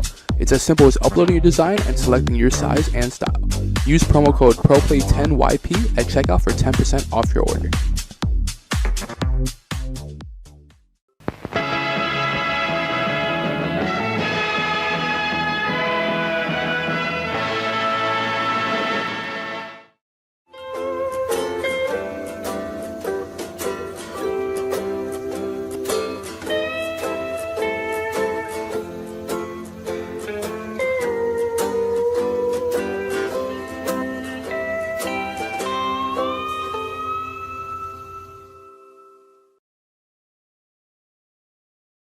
Spreadsheets, business models, gaming?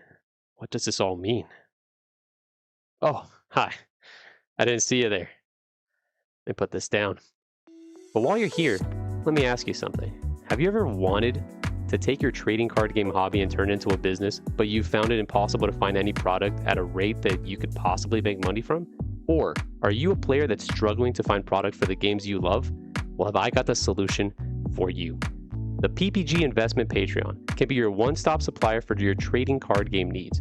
The Patreon will serve as a way for you to get products at a cheaper rate than TCG Player or any other market value without getting those distributor connections. Here's how it works. All patrons will immediately gain access to the PPG Investments Discord. This Discord will serve as a hub to promote requests for product, video releases, and as well as creating community engagement. Then, depending on your specific membership tier, you'll be able to place pre-orders for all games that we currently carry, and that list is always growing. So, here's the tiers. We've got the bronze tier. For $50 a month, you get the access to pre-order up to half a case of any product release that you want. At the silver tier, for $75, you can order a case of any product tier or product release that you would want. And the Big Daddy tier at $125 a month, you get the access to 3 cases of a product release. Now, this specific allocation is only tied to a singular release. So if there's multiple games that you're interested in and you want to go hard, we suggest that you do.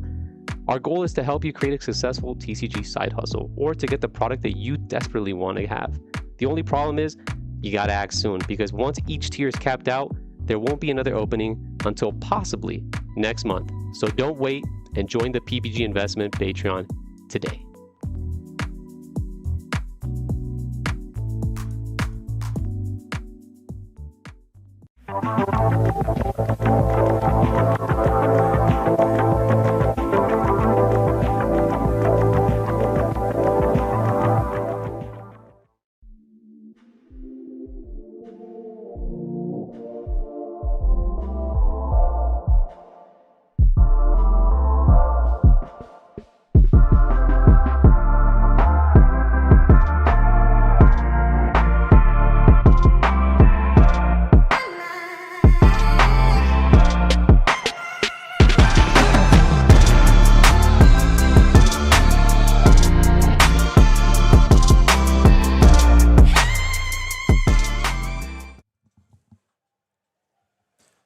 And welcome back to Pro Play Summit Orlando, hosted by Pro Play Games. I'm Cosmic, and joined once more by Hyrule. And we have a special unboxing that we get to do and show off some promos while we wait. We talked about it before the top 8 game, but this is going to be the new Obsidian collection, available in English now. That's being sold in North America. This is available here at PPG Summit, so they do have a merch section in the back that you are able to go and grab one for yourself if you guys like to, because this collection does have some beautiful arts of the legendary cookies, the 5 original legendary cookies within the CookieRun franchise, as well as 3 other cards with gingerbread right in the middle, along with the coupon code for CookieRun Kingdom. So we're gonna do an unboxing here just to kind of showcase, hey, here is what is in the actual box, so that you guys are able to see whether you want to get one for yourself or possibly get a single of it. I mean, I know that some cards here are being played, like Millennial Tree Yep, you And see a lot of Moonlight. Millennial Tree. So, but for me, I'm mostly excited for the Moonlight cookie in here. The Absolutely Moonlight, gorgeous. Yep, they and I are gotta give, so good. I gotta give them credit too. Like it might not come through on the boxing as much here with the camera that we have, but like the box itself does have like this foiling texture on it. Oh, there you go. If I can find the light, like they done a really good job, just from the packaging, the display, and you know there are again the promos that you'll get when you actually open it. We'll showcase that here shortly, but gorgeous box design, I gotta say, from this. I really have loved. Absolutely. So we're gonna kind of open this up. Oh, actually, there is gonna be a sticker right over here, so I'm gonna carefully remove that, and we are going to slide this right off. And let's see. So there is gonna be this opening here, and I think we can just, yep.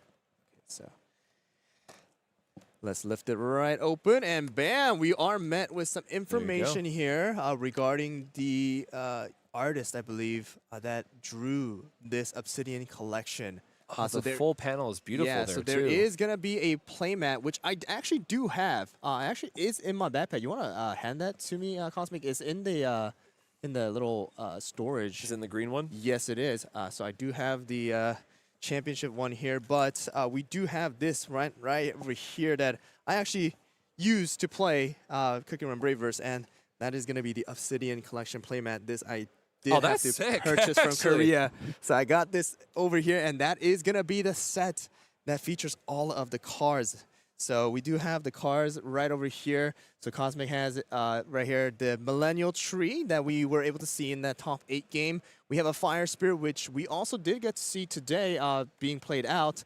And then we do have Wind Archer, the Moonlight that Cosmic was super, super excited about, Ginger Brave, as well as Sea Fairy, and I believe some other cars are in here. So kind of let's just open this up and just kind of see, because the foiling is amazing. So here you go. And then, yeah, so these are the other promo cars that are going to be in here. Oh, the texture on that is actually really sick, too. So it is going to be a sparkling cookie as well as herb cookie with their, you know, kind of the costume theme that we have going on, along with the coupon code that is inside of this little package. So we do have a Ginger Brave art for the coupon code for CookieRun Kingdom. So we'll just kind of open this up real quick and just kind of show you guys how the sparkling as well as the herb does look. This is why I wish we had like a direct light here that could really show off the foiling. So you'll have to forgive us with the convention center lighting that we got going on. So but looks really good. One of them. That's going to be herb cookie. This one is going to be sparkling. They do have a little shine right over here, the foil. So these are going to be the promo cards for these two cookies, featuring the nice costume. And I believe these do connect with each other. So you guys, you can actually connect it and kind of make that scenery right here, where Sparkling and Herb are enjoying a cup of tea together on a boat. So that is going to be possible. So that is inside of the promo along with the coupon code. But now the real thing here is going to be these 6 cards right here. So we're going to be careful in opening this. That's why I was like, yeah, so I'll let you handle the precious goods over here. But they have a very nice wave texture background on them. So, you know, a lot of times in TCGs, like we saw with the herb cookie, while I was opening it up, I'll just get this a little bit closer, right? You have more of that, please do me a solid and focus. I guess not. It has that shiny background to it, but looks like we're not going to be able to zoom it up for the actual textures here on the other ones. But you'll have a more raised texture design where it has like a pattern built into the background, or it'll have like the waves that we've seen for these. But this has like the normal, I would say, SR foiling that we've seen. Like if you're playing the game, you've definitely seen this style before. All right, but I did get this to open up. So we do have the Sea Fairy. So if you guys are familiar with CookieRun Kingdom, these are available as costumes, and they are absolutely amazing. I actually searched it up, and these were originally made for CookieRun Braverse that they imported onto CookieRun Kingdom as a costume. So this actually did come out originally first, and then it was imported into the game. So I actually thought it was the opposite way, where they made it for the costume for Kingdom, but it was actually for Braverse, and then they made that happen. So that is going to be our Sea Fairy. This one is, I believe, for the new set that we have, which is going to be for Brave Beginning and, or not the Brave Beginning, it's going to be for the Age of Heroes and Kingdom. So we do have a separate Sea Fairy for the base set as well. So don't get mixed up with it, but this is going to be for the new set. And then we also do have, I'm going to be super careful with this. This is going to be the Wind Archer. We didn't get to really see this card in play today because of the fact that we didn't get to see any greens come out. But this is a beautiful card and also a really, really strong card for green to play, right? Yes. So this is going to be something that I want to watch out for tomorrow if we do get to feature some green players. And then we will go into the next one here. Try and see. This is going to be the Millennial Tree. We've seen that enough today. Yeah, so we've seen a ton of these, but this is going to be the Obsidian Collection version. Absolutely look wonderful. It is going to have a the king crown from like these, the historical Asian figures. So that's the kind of theme that they went with for Millennial Tree. And then alongside Ginger Brave, this one is going to be the flip Ginger Brave. All right, so that is going to be the Ginger Brave that we got. I'm going to do a little bit quickly here. If you want to, here you go. This is going to be your beautiful Moonlight Cookie. All right, so that's the Moonlight as well as the Fire Spirit. So all of these cards are going to be available here within the Obsidian Collection. And I believe now, the top 4 are ready now to be watched. So we're going to transition over to them and see how this top 4 does get played out. And I believe starting with top 4 right now, we are going into a best of 3, right? Yeah, so we are going into a little bit of a different format here compared to what we have been seeing for the last couple of hours. Yep, so you'll notice that the timer in the bottom right-hand corner has now been extended to that 90-minute time frame. And you know what? We are going to need it for a yellow versus yellow. So yes, we talked about we were going to do a best of 3, but as we have seen, yellow can kind of drag out, and the not get as much damage as you want early on. So we'll have to see how Adept on the left and Edmasu on the right play this out, as they know that they have to get through 3 games, the best that they can, to try and get, the 2 out of 3. So when things change to the best of 3, it's no longer that whoever wins that first game you see as the ultimate winner. It is going to go to that best of 3, meaning if Adept wins one and then Edmasu wins the next one, somebody has to win that 3rd game to really take it all away. So we'll have to see how these players shape up their game plan to, kind of readjust, because 90 minutes in a yellow versus yellow, hey, you could play a game 1 of 90 minutes sometimes for yellow versus yellow. Exactly. So we'll have to wait and see. And Adept played at amazing speed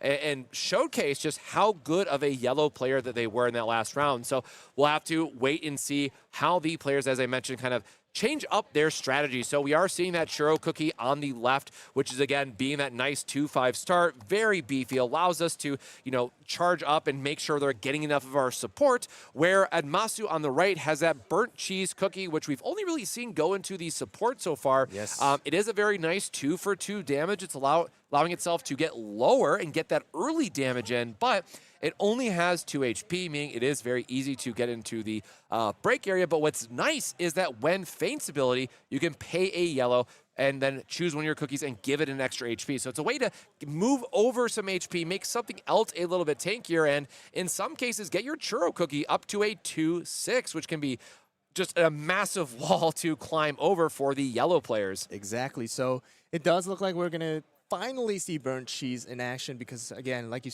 mentioned, it was not really being played. It was mainly just going into that support area, because you really want to bring it out early so that you're able to really use that feint effect without having too much, sacrifices that you have to make. So it does look like we are going to be moving on to turn 3. Jade Deer is going to come out to negate some damage, add that extra 1 HP on the Churro. And then it is going to go back to Adept's turn for turn 3 for him. And that's going to allow Churro to finally do some damage if he wants to. And it does look like that is exactly what we're going to do. We are going to do the initial 2 damage with the 3 cost. And we don't need any extra to, make anything else happen. But now we are going to come out with the Millennial Tree.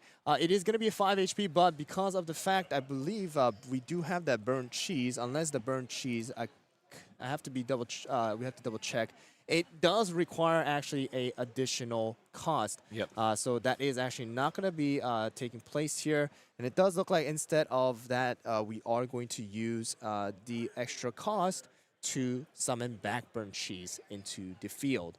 All right, and then we are going back into Adamasu's turn here.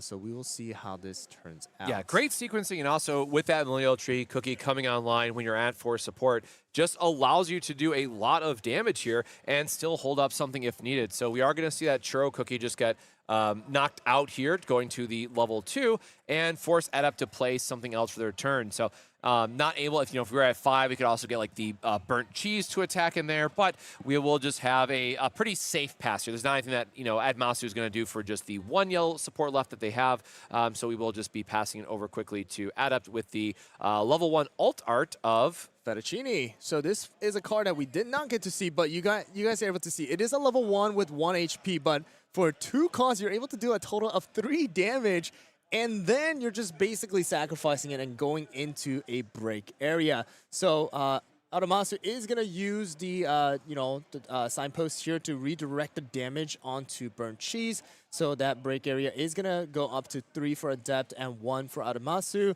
And now Adept is going to be forced to play a Cookie in response to the Fettuccine knocking herself out because of the the damage that or the effect of Fettuccine.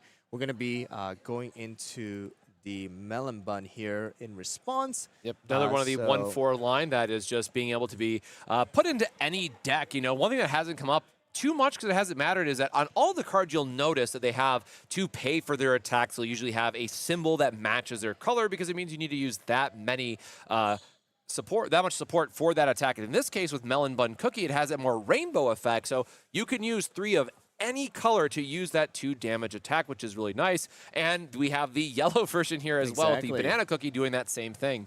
Yep, so Adamasu does summon the Banana Cookie onto the field, allowing Millennial Tree to have another yellow card in order to use the Den effect as well to do the 1 extra damage onto Melon Bun with the Millennial Tree, so that essentially if Adamasu does use an extra cost, then that is possible to knock out. But we'll see if that is going to take effect here. Actually, it is not going to be extra cost. It's just going to happen. So we're going to be at 4 now. And then now Millennial Tree comes out for Adept as well. We're going to use the Den effect. It does seem like to summon a Churro Cookie. A beefy Churro Cookie coming out. And now going back to the break area of 2 to 1. Millennial Tree on both sides of the break area. Churro on 1 while Banana is on the other. And we are going into support 5 for Adept. So turn 5 here. We're going to attack with the Millennial Tree, do that initial 3 damage onto the enemy, Adamasu's, Millennial Tree. It does look like we're going to have a trap card does come out. It does look like the Jade Deer is coming into play. So we're going to take 2 damage instead of the 3 while getting an HP. And then now we are doing 1 additional for the Den effect of Millennial Tree, and then we'll see what is the next move. It does look like we're just going to pass it on to Adamasu for a turn 6. Yeah, this is great because, Adept was able to set up a very aggressive yellow board, and I think that's kind of where you want to be in this matchup, right? You know that you have to play a best of 3. You know that yellow is going to take a long time to get to that end game strategy where it can really start to pump out the damage if you're relying on like the sideboard cookies. So playing out the Churro Cookie, not only, of course, healing, which is really nice here, but allows you to have that extra attacker, which can then also punish what the opponent is playing under the right conditions with the extra then effect from Churro Cookie. And of course, Millennial Tree Cookie just getting that 4 damage, as we kind of been hinting at throughout the course of the broadcast. Just getting 4 damage is so relevant, and it's really nice that it comes in a version that gives you 3 attack and then 1 ping for Millennial Tree Cookie's effect. Exactly. So we're still waiting on what Adamasu wants to do regards to what to put down into the support area, because I don't think that has happened yet. So he really just wants to see what the best card is to place down. It does look like it's going to be the counter attack, which does allow you to deal damage to the opponent or the cookie that is attacking based on how many level 3 you have in your break area. But right now that is not going to be the case. So we're going to deal that 3 damage onto Millennial Tree. But Adept is going to respond with a Jade Deer of his own. and take that 2 damage, still with 4 HP remaining on Millennial Tree, and then do that 1 additional damage because we do have the banana on field. Automasa really thinking about what he wants to do, whether he attacks the Millennial or the Churro. So we're still kind of waiting on that decision to be made, and it does look like it is going to be going on to the Millennial. Kind of the same exact move that Adept did, and it does look like we're going to do another 2 damage with Banana Cookie onto the Millennial with the remaining 3 cost, and that does leave Automasa kind of wide open for any other future attacks that Adept is going to be able to make. But again, leaving it 1 HP is super relevant for that extra ping effect, so it puts our opponent in a position where it's like they know they can't protect the Millennial Tree Cookie at this point because just being at 1 HP is as good as dead while their opponent is able to sit on a Millennial Tree Cookie of their own. So we're going to have to see how we can navigate this. Of course, trying to knock out the level 1, or moving it down, I should say, just and try to get it out of a like broken signpost situation or other ways to, otherwise mitigate the damage, but instead trying to see if we can go into an attack that will line up getting some extra damage on that Millennial Tree Cookie. And it looks like we are just going to be going for a punching back and forth of these 2 yellow decks and just trying to push our opponent's break up as quickly as possible. And it does look like Churro was the one to, knock out Banana. There was that HP flip did come out for the Millennial Tree, but Automasa decided not to use it and is going to be, putting down a smoked cheese cookie, which we actually did not get to see this time around. So this is going to be the first time we are seeing this particular cookie, a level 3 with 5 HP, able to do 4 damage for a 4/4 cost, and then also additional 1 cost is able to select the level 1 from your break area and play it as well. So that allows Automasa to pretty much kind of get back either a burnt cheese or a banana cookie from the break area for a total of 5 costs, which is, relatively expensive, but you're still doing a decent amount of damage with that 4, cost damage. So we'll see how he plays it out here, especially now that it is 2 break area for Adept and 5 for Automasa, but we know how the yellows play. It doesn't really matter right now.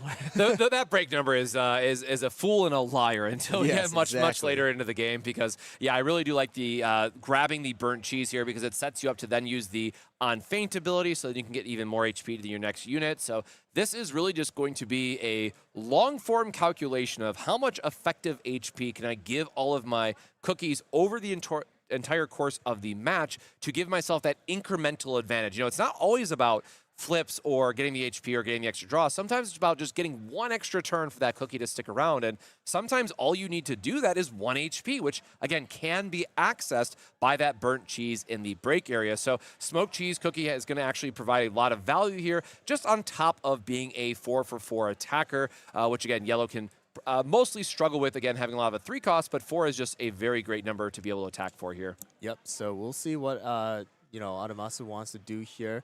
It does look like he's kind of separating that 2 for something, but yeah, we're not exactly sure what he wants to do.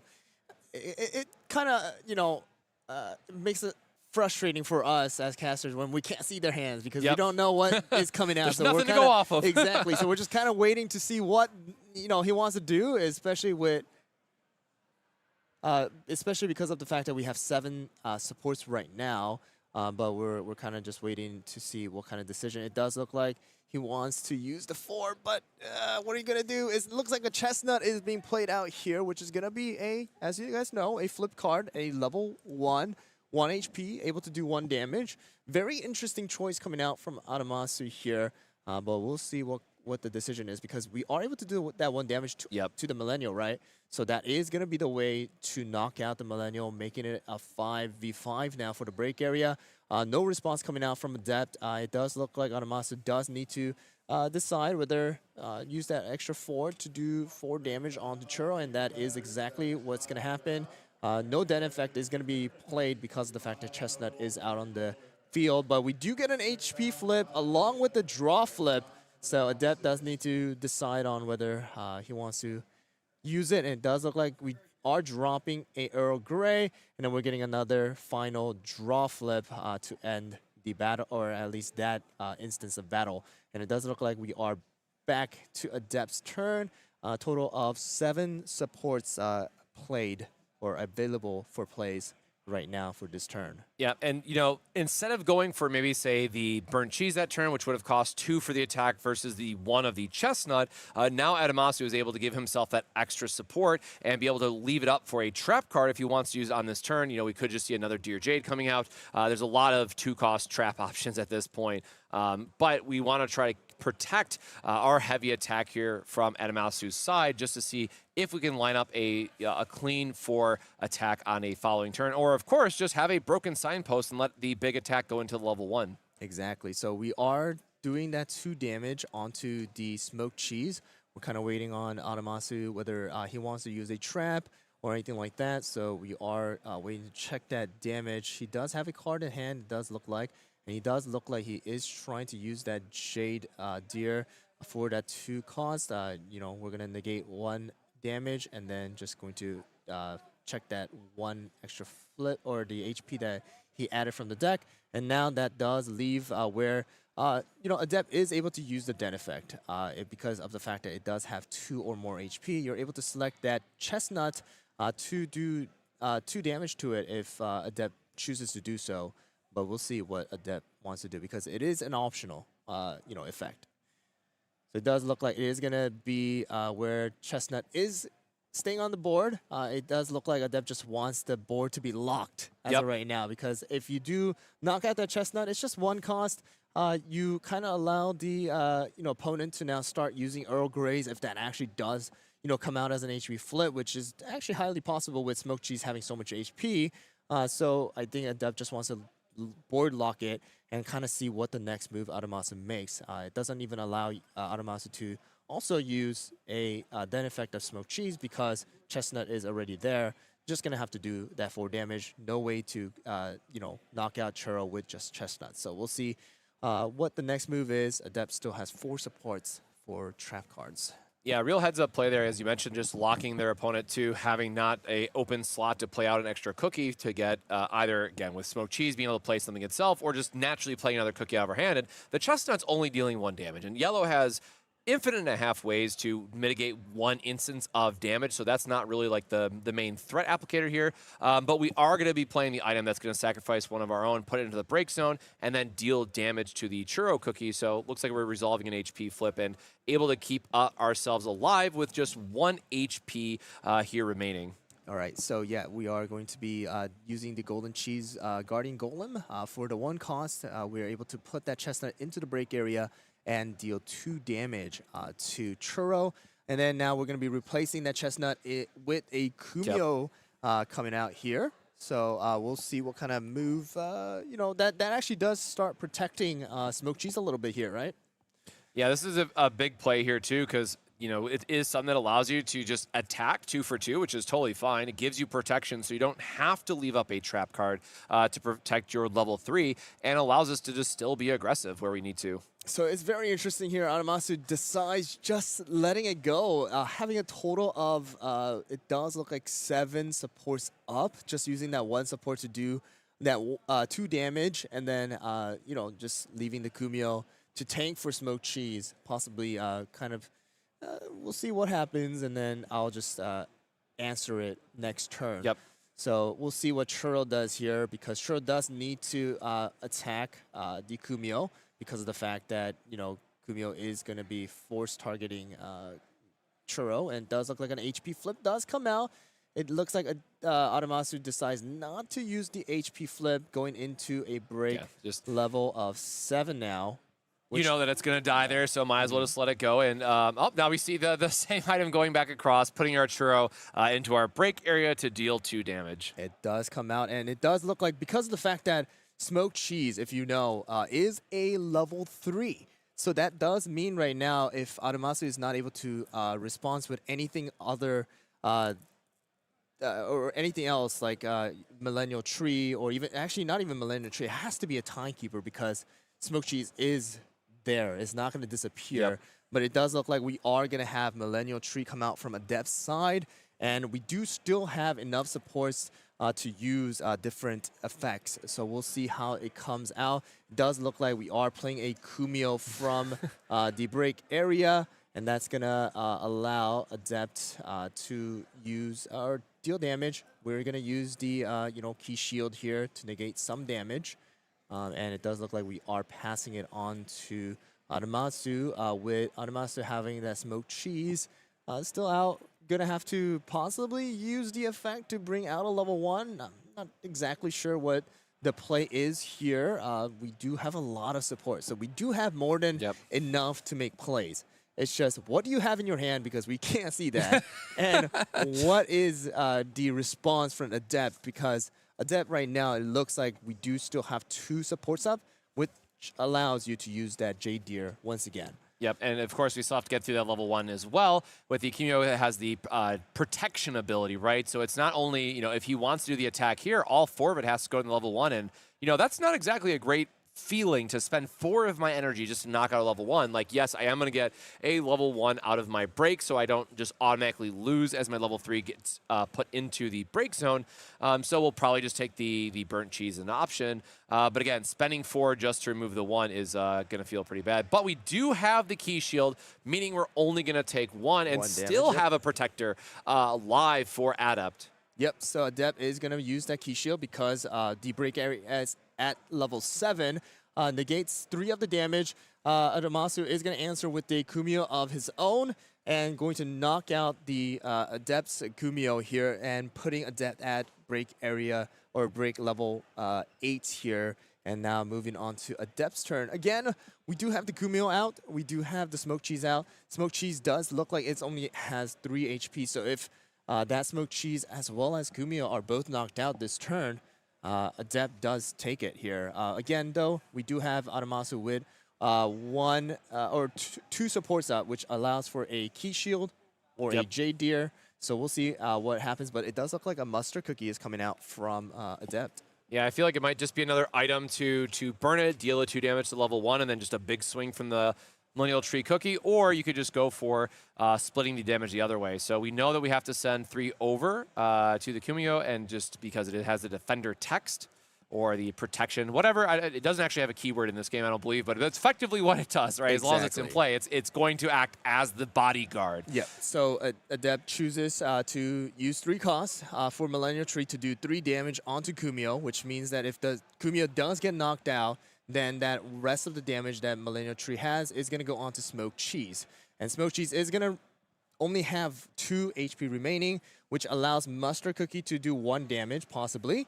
And then if that's the case, then he can use the Golem again to put the Mustard into the break area and deal 2 damage to finish it off here. So we'll see if that is exactly the move or not, but it does look like we are going to be attacking the Smoked Cheese with 1 damage for Mustard, and it does look like we are going to get a Key Shield come out here.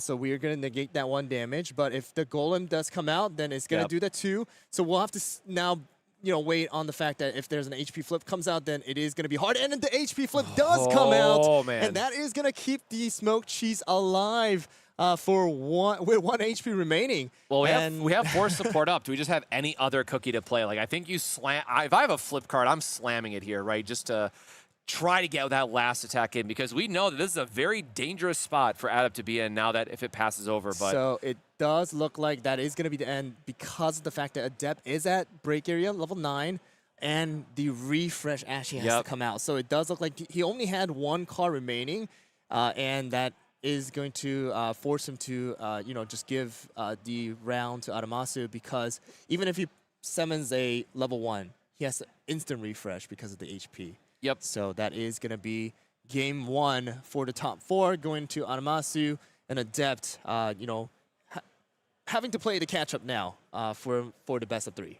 Yeah, I forgot. I thought I saw him update in real time as I was saying that, but I thought he was still at 8, so he could afford the refresh to play another unit. But no, with only the 1 card left in the deck, yes, the refresh tax would be paid first, putting the break to 10, and then you wouldn't even get that last attack in. So an HP flip right there at the end, giving Adamasu game 1 in our best of 3, top 4 in the Sugar Cloud Express, the good old yellow versus yellow mirror match. And we did see a lot of similar board states get replicated in terms of just how you want to maximize your damage while also making sure that you have the right protection for your card. So we'll see players probably shuffle up pretty quickly. You know, notably, they did get through that in 24 minutes, so we have 90 to work with. So if we want to get to a best of 3, you know, we'll have to make sure that we can get through them pretty quickly. But we'll let both players shuffle up, mulligan, all that good stuff, and hopefully get on to a very quick game 2 with the Adept and Adamasu matchup.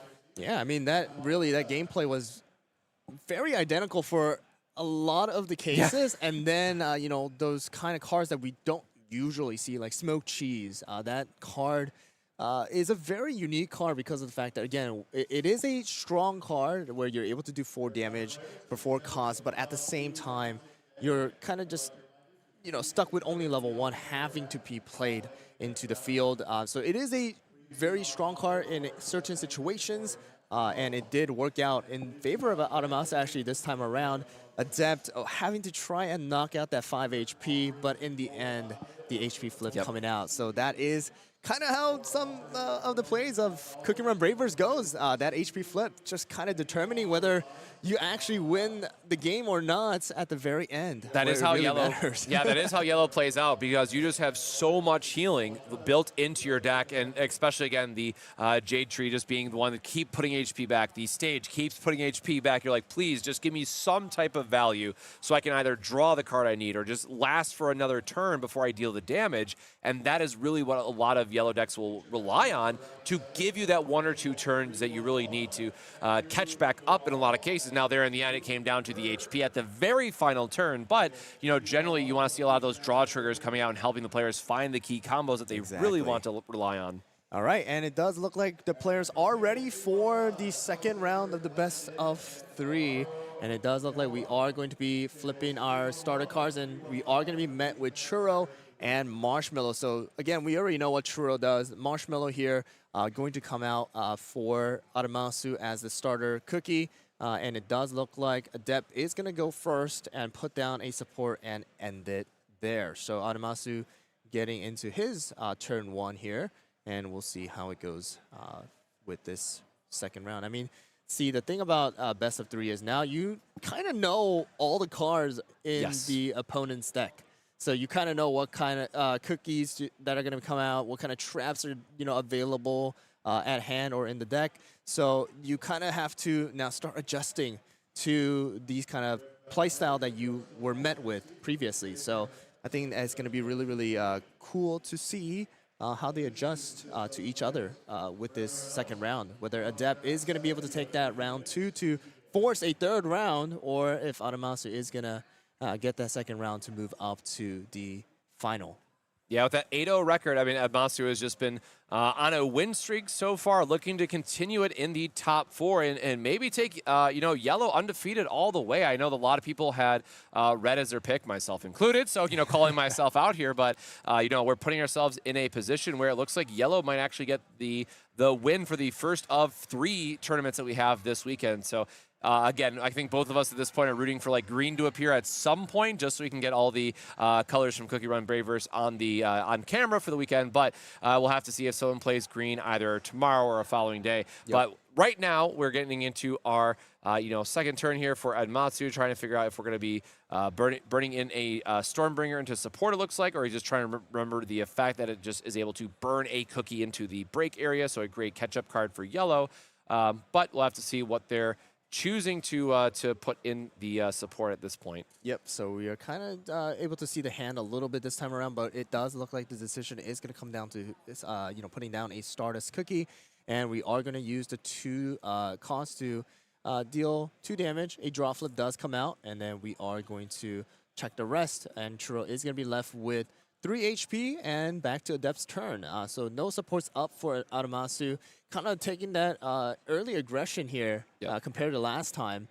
So we do have Churro now doing 2 damage onto Stardust, and we also do have the Den effect as well that we have talked about before, dealing 2 damage onto the Marshmallow. A draw flip does come out, and then we are able to see that the rest of them is going to be a Kumio. Now both cookies on Adamasu's side, a total of level 3 is going to be left with just 1 HP each.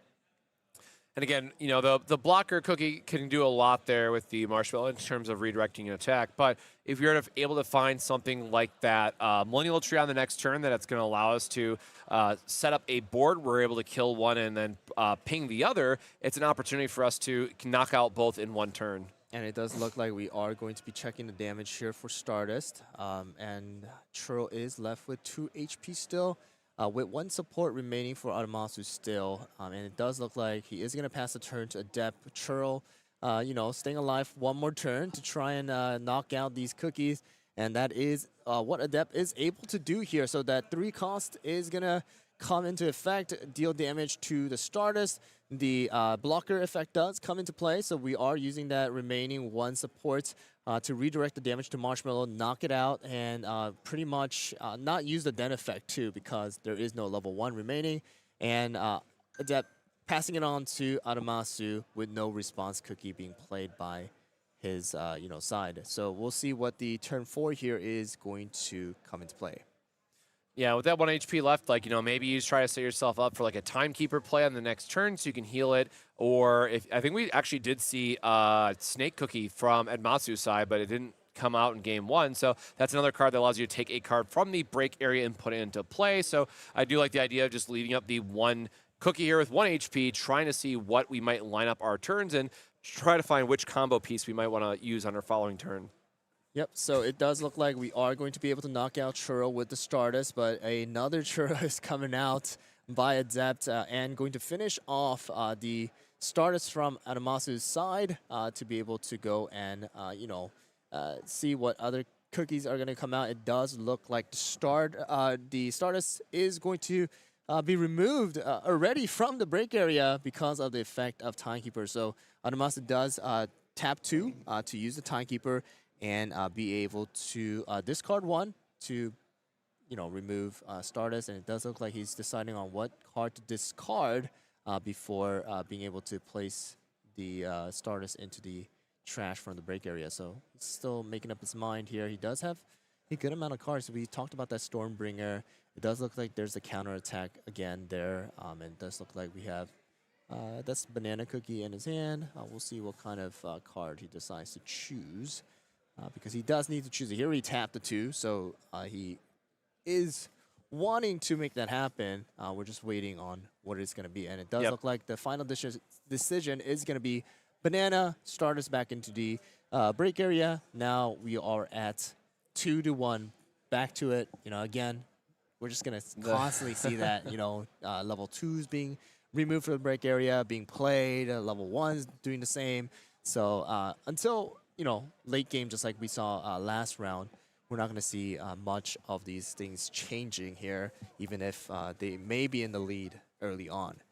Yeah, the Millennial Tree Cookie, again, being the key piece that we're looking for just from a damage standpoint. Timekeeper is really good for the healing, and then the 3 attack, you know, is good enough for, I would say, chipping out this this mid game, but needs to do some more damage before it can really get value out of, you know, attacking enough into our opponent. So this is going to take a couple turns to knock out the Churro Cookie for how we want to align on this. And getting a draw trigger there is always nice, giving us more options on the following turn from Adept's side. Yep, so it does look like we are going to use the 3 support and then keep the 2 remaining on Adamasu's side. Churro is going to, you know, stay alive with 2 more HP, and Adept is now up to 6 support. So we do have abilities to use different, you know, effects.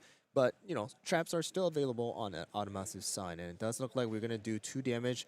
The Jade Deer is going to come out to give 1 extra damage, or 1 extra HP, and then just checking 1 damage from Timekeeper. Essentially, you know, Timekeeper takes no damage from this. And getting a draw trigger out of it is a very good deal, I would say. So now we still have 3 supports remaining for Adept's side. We are slowly moving towards that mid game here with you know, 6 supports on each side, allowing some of these combos to actually be played out for the yellow side, because that was the tough part for a lot of the yellows that we did see early on in the Swiss you know, plays, where like reds were just kind of snowballing the yellows and not allowing them to build up those support area. It does look like Adamasu is going to be able to knock out a Churro. Adept is going to respond with a Timekeeper of his own, and it does look like we are going to trash a sea cookie or sea salt cookie, I believe, or salt cookie. I'm not exactly sure, but going to remove the Churro from the break area. Now back to 2-1. Yep. So again, this is the gameplay loop a lot of us really expected going into this match, having a lot of the healing from the Timekeeper, and just having all the extra HP gaining effects that we've been seeing through the traps and whatnot. So it's only doing 3 damage at a time really starts to take its toll when you have a trap card that you can play every turn, or other ways to like heal up and extend your HP on your cookies. And it does look like we are going to have another Jade Deer being played by Adamasu's side. So we're only going to check 2 damage because of the -1. But it does look like the Timekeeper on Adamasu's side still having about 4 HP. Adept still has 4 supports up. So we are able to do other things, but it does look like he is going to pass a turn here, with 4 supports remaining.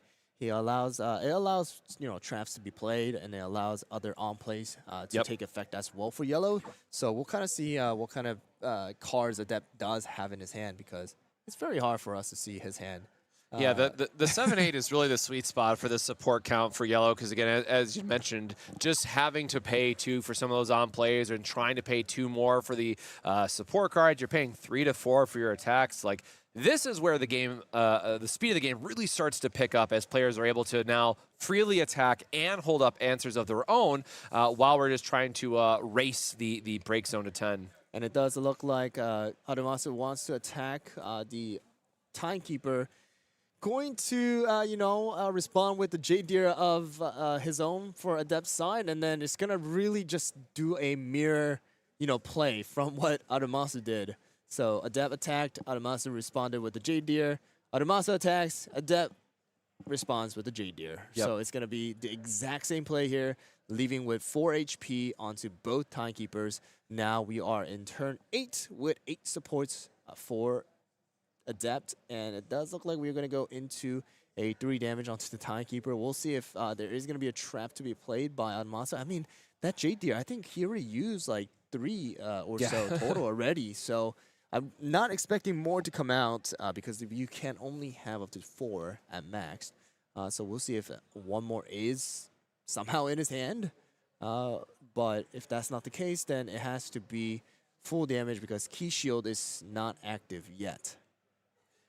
Yep, so this is one of those, kind of awkward back and forth states of where we mentioned just dealing the 3 damage, and you kind of have to respect a ping effect coming here from Adept's side, because going down to 1 on the Timekeeper here is kind of scary when we still have 5 support up. So very much like that, he's just going to check his opponent's trash here just to see what card options might be left, how many flips have we seen, because if we can get this Timekeeper down this turn, it would be a huge deal for the tempo of the game. And it does look like he kind of checked to see, hey, how many of the Jade Deers did he actually use? And I think I saw a total of 3 in the trash pile. So he did, bring out a Kumio onto the field to be able to possibly knock out that Timekeeper, kind of thinking about what Adept wants to do, because he does still have actually, it does look like he did attack with the Kumio to do the 2 damage, and with 3 supports remaining now, it's just up to Adamasu to decide, do I use a trap here, try to keep this Timekeeper alive, or do I just let it go and then, do another on-play effect from another cookie? And it does look like that is another Jade Deer coming out from Adamasu. Somehow, man, he had so 4, right? many. I believe that is all 4, and then there's an HP flip coming out as well. That's an amazing, That's what that is what every yellow player wants to see, right? That is exactly what you're hoping for when you're playing the Jade Deer, just giving that extra HP off the top. And again, as we mentioned, in between the matches, trying to get that extra value for every little HP flip you can. Exactly. So the additional HP, we also do get the HP flip additional to that. So Timekeeper again staying alive. The thing about this now is you have the Timekeeper, you're able to attack the Gumio, and we'll see if Adept has anything to respond with a trap or anything like that in the hand. But it does look like Adamasu does need to decide on what to place down, I believe, for the support area, because it is going to be turn 8 now, right? So Adamasu still hasn't placed down a support. This is where like the support area getting big is great because you are able to start like doing, you know, more expensive combos and things like that. But another thing that you do need to keep in mind is that you have to constantly, you know, draw cards. And once you do have like 10, 12 cards in your support area, then that means you're only playing with 48 cards, essentially, that is being able to be refreshed if no cards are in your break area as well as in your, you know, battle area. So we'll see how this, how much longer it gets kind of dragged on here with this low break level count. But we're still kind of waiting on Adamasu to make a decision on the support and move on to the next phase here.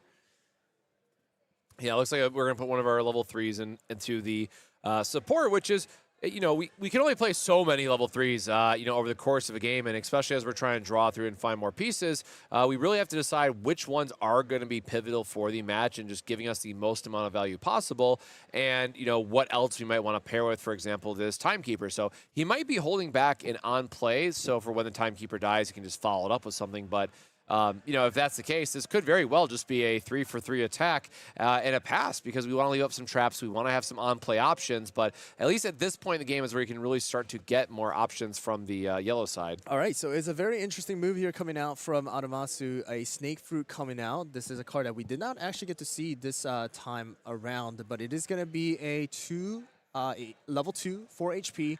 On play does allow you to bring a level 1 from the break area, but we are going to do a total of 3 damage onto Kumio, and that allows Timekeeper to be able to directly attack the Timekeeper from Adept's side. So now we are into break area of 3, 2-1 for Adept and Adamasu. It does look like Mozzarella is going to be the response cookie from Adept's side. So Mozzarella does come out, and because of the fact that we are going to have the on play, we are going to be able to go and it does look like I'm not exactly sure what's the. Oh, I think they broke a sleeve or something. It looks like. Okay, so a sleeve broke. So we're kind of replacing that, and it does look like we're going to use that one cost to discard a card. And because of the fact that Adamasu is going to be only at level 1 for the break area, going to place a level 1 from the trash into the break area to make a total of 2. So we'll see what Adept decides, and it is going to be that orange cookie, that flip, trying to prevent it from possible refresh, just kind of making it get stuck in there. And still on Adamasu's side, he still has a total of 3 damage that he is able to do with Timekeeper. Snake Fruit is done, has 4 HP. Mozzarella also has 4 HP. Timekeeper also has 4 HP. So it is a very interesting situation here. Not able to actually knock out any cookies, but at least be able to do enough damage to leave it at a point where, hey, you know, anything could really knock it out. Yep. Again, leaving it. We've seen so many times over this matchup that leaving something at 1 HP is so important for just swinging back on tempo on another turn and making sure that you can line up like a double KO on the following. So we are going to see yet another of the deer come across. Unfortunately, we do not have the level 6 there for the Earl Grey cookie to get the extra effect, but we are still sitting at a very comfortable 3 HP for our Mozzarella cookie, which means we are going to be able to get that attack in, and more importantly, heal back up too. So the effective health of Mozzarella cookie, the longer it sticks around, the more value you get, right? It doesn't deal as much damage because it only does 3 instead of 4, but it can heal itself up over multiple turns, which is really important. Exactly. So we are going to see that right now with Adept attacking the Timekeeper and knocking it out, and additionally adding that HP like you talked about. But Adamasu still does have 2 supports up. So if he does decide to put any like a response cookie down, he is able to do that. But it does look like they're not going to do that. Check the 3 damage from the Timekeeper onto the Snake Fruit, and that is going to be no HP flip, no draw flips. Snake Fruit left with only 1 HP, and we'll see what Adept does with 3 supports remaining. Whether that's going to be a turn pass or not, it does look like a turn pass. We are going to put everything back to active, and that is going to be turn 9 for Adamasu, with the break area being 5-3, Adamasu to Adept. So we'll see what kind of decision Adamasu makes. It's going to be a quick one here for the support. We are going to put down the orange cookie, and then we'll see what the decision here is, because hey, we have a Timekeeper inside of the break area. We got an orange and a marshmallow. And with the Snake Fruit just being at a 1 HP, Adamasu kind of is a little bit stuck in a sense that you're not able to bring anything. You're not able to really, play any on plays or anything like that, except for Timekeeper. So if Timekeeper is there, then you're able to at least get rid of one, but I mean the value is not there. So we'll see. We'll see what the play here. I still remember Adamasu still did have that Stormbringer, so that could also be a possible option because Stormbringer is a great card, but I believe Stormbringer, if we do look at it together here, yeah, just Stormbringer would just be a nice way to break one and just push the damage in. It does have the recommendation it has to be 5 or lower, but it can only hit level 2 or less cookies as well. So an add upside only being the level 3s. So it does not allow that to happen. So I think that's what Adamasu is so frustrated about. It's like, yeah, if Achura was there. Ideally, what we want to see is like Adamasu is going to break one of the level 3s. Adept tries to play like a level 2 or something because he would then still be at 5 in that case with one of the. Or no, I'm sorry, that is a level 2 for the first one. So it's actually he'll be at 6. So he gets out of Stormbringer range actually here perfectly with the level 3s. So that is going to be a thing where Adamasu is not really able to use that unless again we have ways to get rid of levels from the break area, so we'll have to see exactly how it goes. But let's see exactly what the decision Adamasu made. It is going to be a mozzarella, so it is going to be a mozzarella play from Adamasu as well, allowing a level 1 cookie from Adept's trash to go into Adept's break area this time around. So Adamasu is deciding to make that play. I think he's deciding on what to trash from his hand. Also does need to tap that 1 energy or the 1 to support. Yeah, so I think at this point, like you just have to jam out the mozzarella cookie, get the 1 extra damage to the break area. Because again, it does start to mess with the math here because as we look at what's available on board, Adept is already at 3. In the break, we're showing 6 more on total, so just the mozzarella on play here is threatening you can no longer be in a safe refresh position. This is just going to push you over based on the 1 that we're putting in. So putting a lot of pressure on Adept's side for refresh versus, these are the last 2 cookies potentially he's going to get to play for this match. Yep, so we do know that right now, at least in the battle area, we do have a total of 6 already out. And that is going to push Adept to 4, essentially. So again, just like you said, these 2, if they do get knocked out, might be the last 2 cards that we're going to see from Adept this round and essentially for this tournament. So it does look like we are going to tap 3 for 3 damage onto the Timekeeper. It does look like we're going to check. We get a draw flip, and it is going to be a Jade Deer that could have been used to kind of negate a little bit, but that is going to be the case. And Mozzarella going to be healing 1 HP, and we'll see what Adamasu wants to do, whether he's going to pass a turn or if he has more stuff that he wants to do. Yeah, I mean, we still have 5 support from Adamasu's side, just being able to get an extra attack in, being able to hold up a trap card still has a following turn. So lots of options here. I mean, we know that we still have 3 up from Adept, so I would like the idea of just pushing our opponent's hands, seeing if they have some type of counterplay to it, because we can still attack and have something up of our own. Yep, so it does look like the trash card was a Stormbringer that I was not able to catch until now. But it does look like we are going into Adept's turn now at turn, I think it's at 11.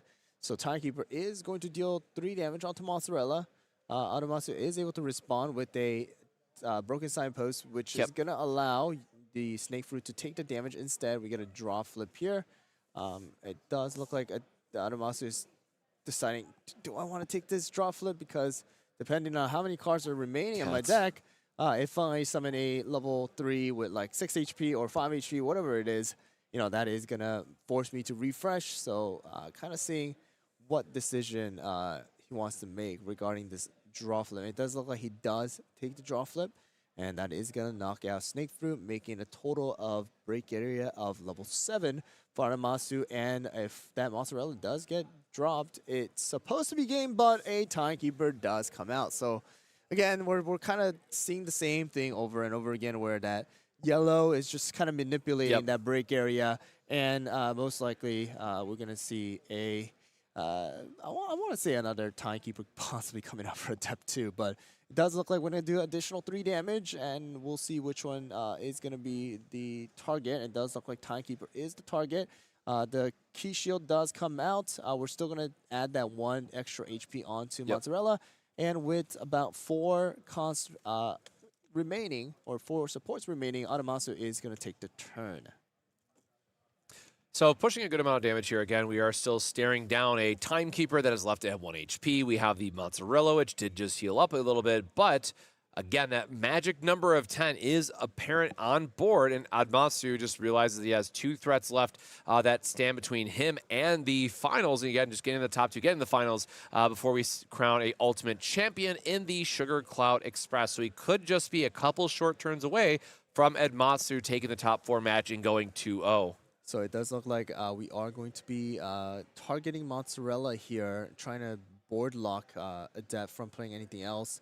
It's going to be a total of 3 damage that all get checked. We're going to do another 3 damage onto the Mozzarella with the Mozzarella of Adamasu, remaining 3 supports. And it does look like a Jade Deer does get played out here just to negate some damage. We're going to check 1. Oh, a Rain Deity comes out. So this is a card that we actually did not get to see.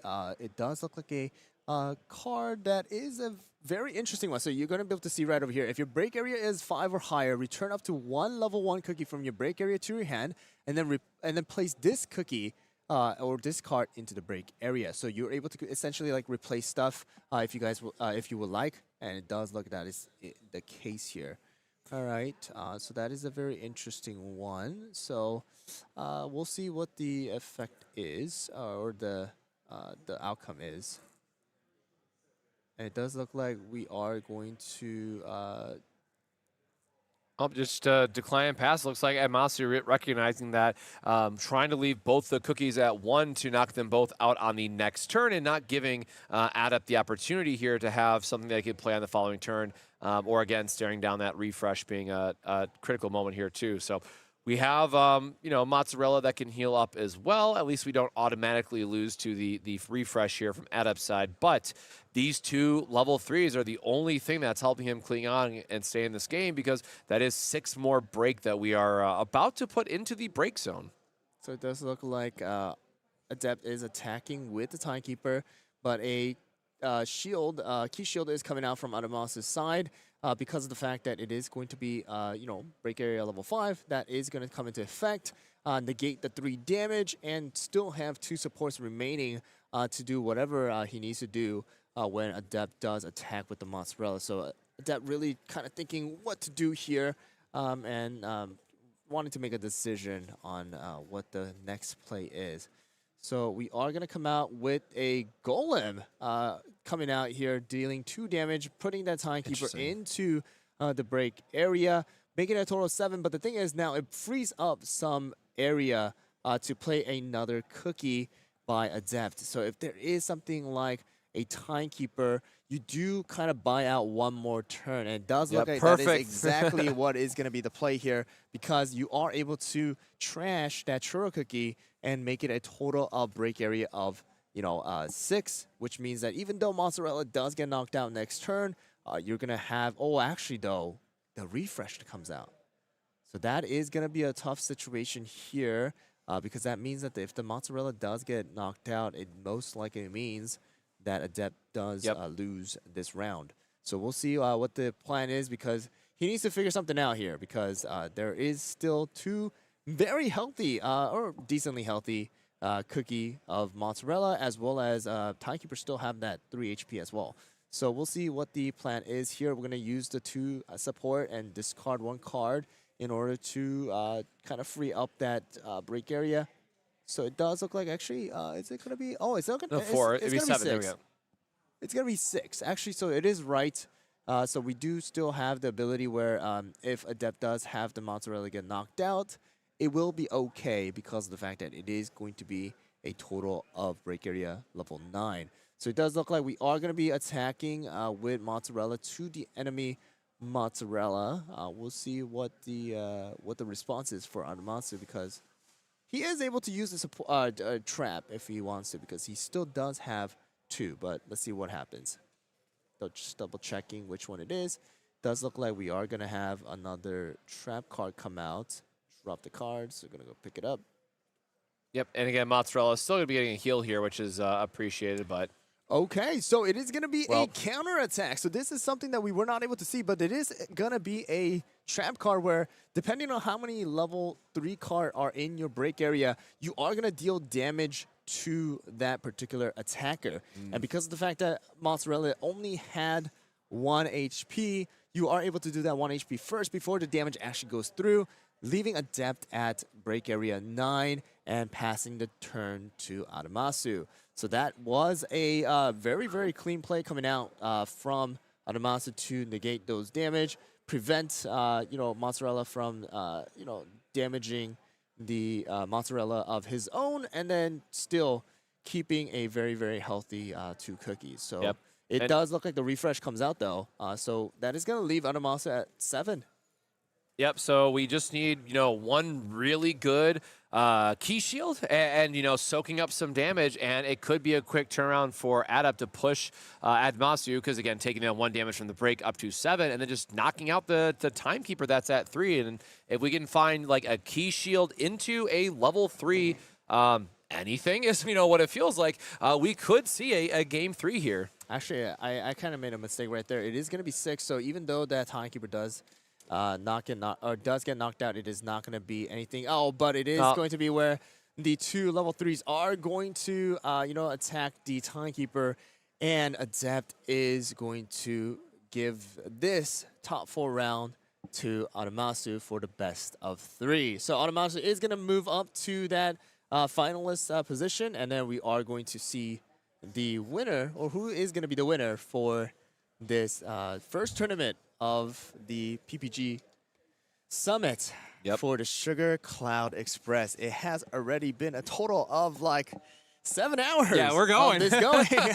So it's been some time. We've been seeing very interesting gameplays come out from a lot of the players that are participating in this event, and I'm kind of excited to see what's going to happen tomorrow, where more players are coming. Yes, they've kind of experienced what it is like playing at these kind of events with different players, and now they have this chance to possibly change and tweak a little bit of their, decks to their favor. Maybe they thought, I don't need one of these cards, so I'm going to add another card in. So they might have a little bit of a different play style, but it does look like yellow v yellow. Yellow is going to be part of that one slot of the, finalists that we're going to see very, very soon. But how do you feel about the game? Yeah, it was a great one to see. It's always interesting, or the hesitation I have around yellow versus yellow and how long it might take. But again, we did see quite a few key turns in there that was able to push a lot of damage or have certain sequencing, especially everything around the Millennial Tree cookie, and just spreading the damage in such a way that you can leave both your opponent's cookies at 1 and then masterfully use almost.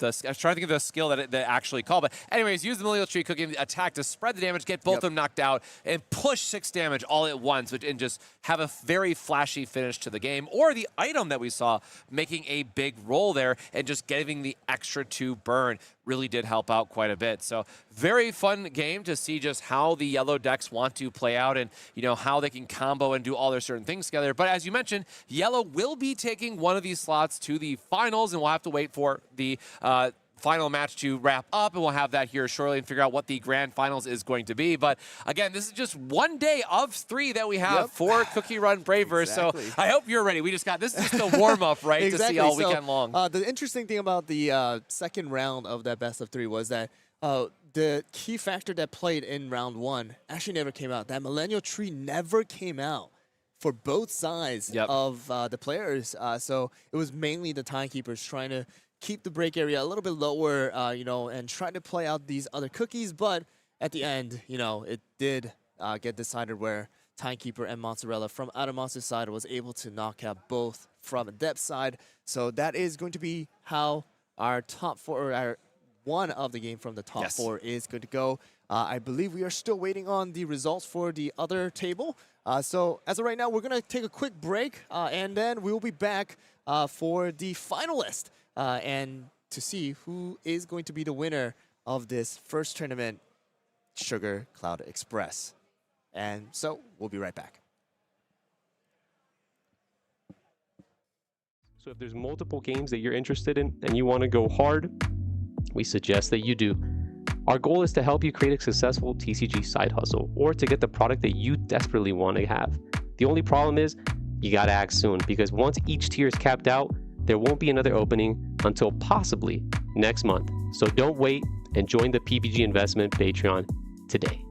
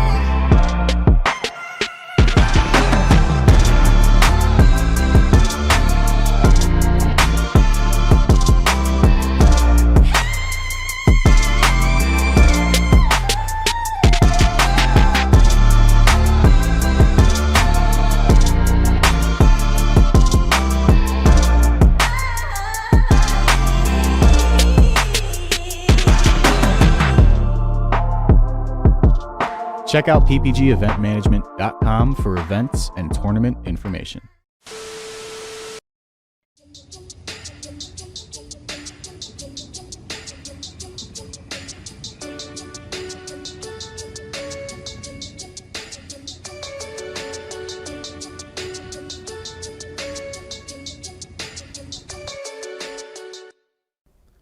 Can't seem to win a game? Opponents got you down? Can't even hand shuffle right?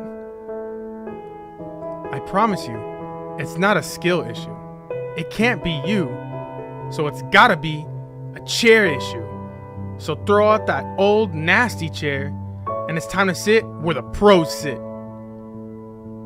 The eWin Gaming Racer Chair, Champion Edition. Let's be plus. With excellent lumbar support, magnetic armrest, and a magnetic headrest that's detachable, it's nothing but comfort for our pros as we play games. The eWin Gaming Chair has soft weave fabric material and hubless casters padded with PU coating to ensure the smoothest rolling capacity. PU coating also protects all kinds of flooring from scratches created from the chairs using ordinary wheels. Check out the magnetic headrest that you can take off and adjust depending on how comfortable you want to be. If you want to order one of these chairs, check out eWin in the affiliate link below, where you can use the code PPG for 30% off. eWin, supporting where the pros play. And PPG, where you play with the pros and sit like a pro. Want to advertise the product you represent on our streams? Great! Shoot us an email at info@proplaygames.com and we will discuss running your ad.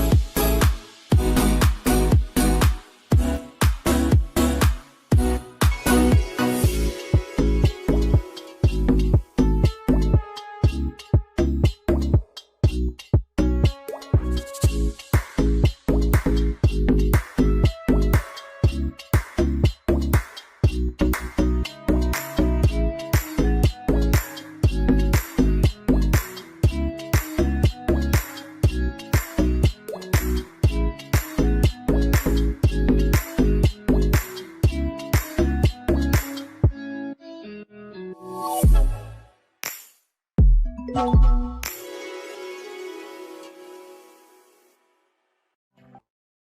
to advertise the product you represent on our streams? Great! Shoot us an email at info@proplaygames.com and we will discuss running your ad.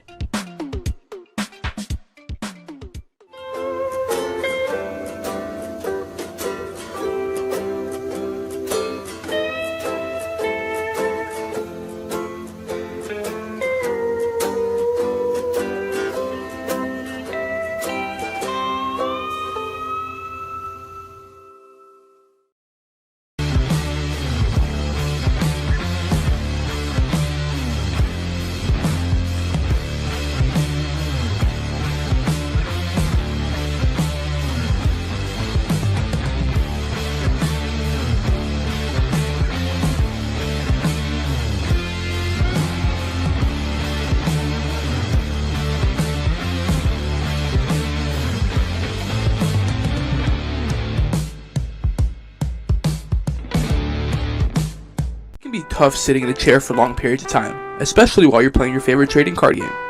That's why eWin has designed a state-of-the-art luxury gaming chair. This ergonomic and breathable chair is the most affordable amongst its competitors. With great feedback from sources like GamesRadar, PC Gamer, and IGN, the chair is a perfect gift for any and all gamers.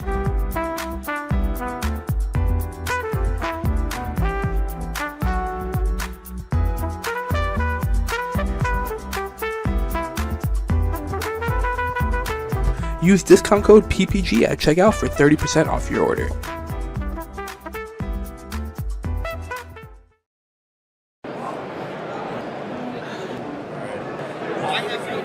Welcome to Origins Game Fair.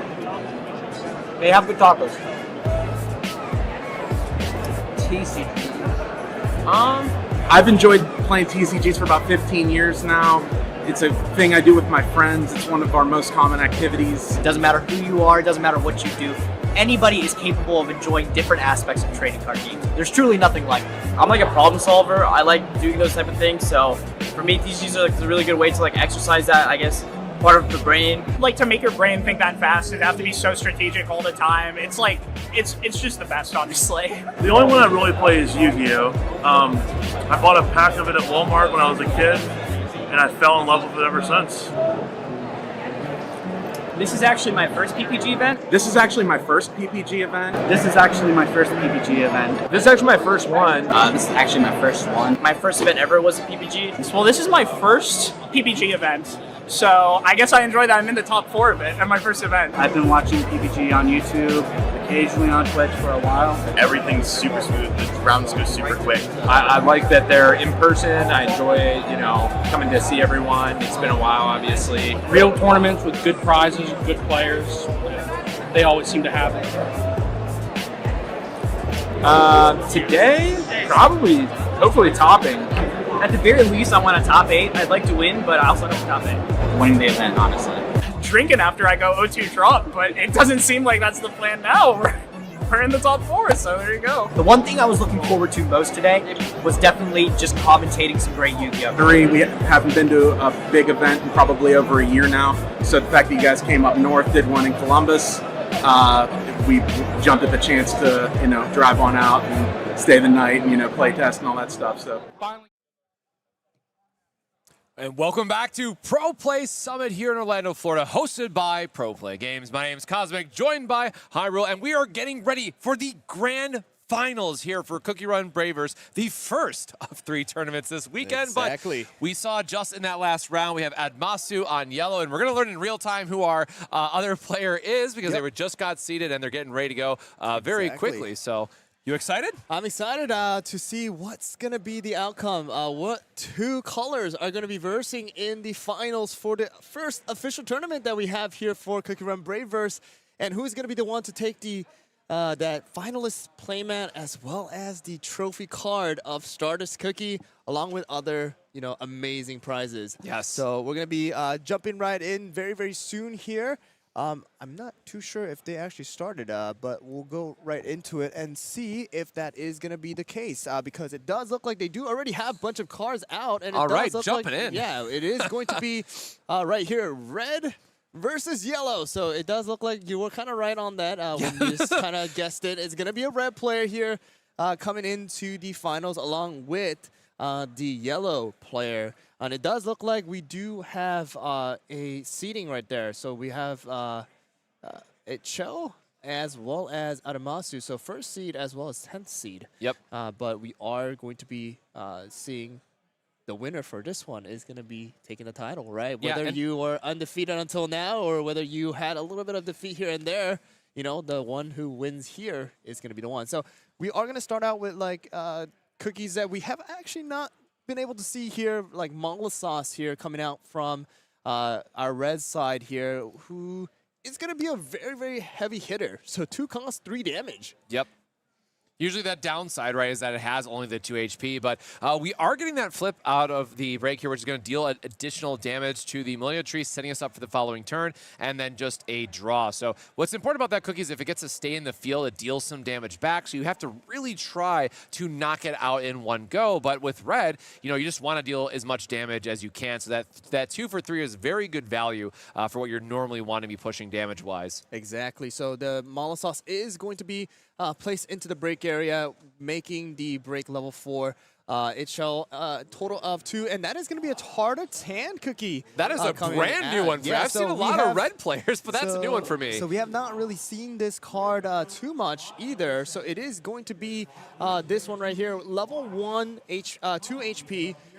Once per turn, you're able to, if your opponent's cookie faints from this cookie's attack, you're able to reset it back to what it is to attack again. So basically, because of the fact that there's a Snapdragon, right, we are able to deal 2 damage to the Kumio, knock it out, and then basically refresh it back to active, and then also be able to attack the Millennial Tree for 2 damage if you want to, you know, with the tartar. That is a super sick early play. This is, again, not one that I've seen. Also, I love their design because this is my first time seeing this cookie. I am all about that design. But when you have all these damage boosting effects like we do have that Snapdragon, this is a crazy high value card for a level 1. This is a very, very, very good combo coming out here. It does look like we are doing damage again to that Millennial Tree, doing all of the damage check here, and then we are going to see very explosive. The turn going back to Adamasu.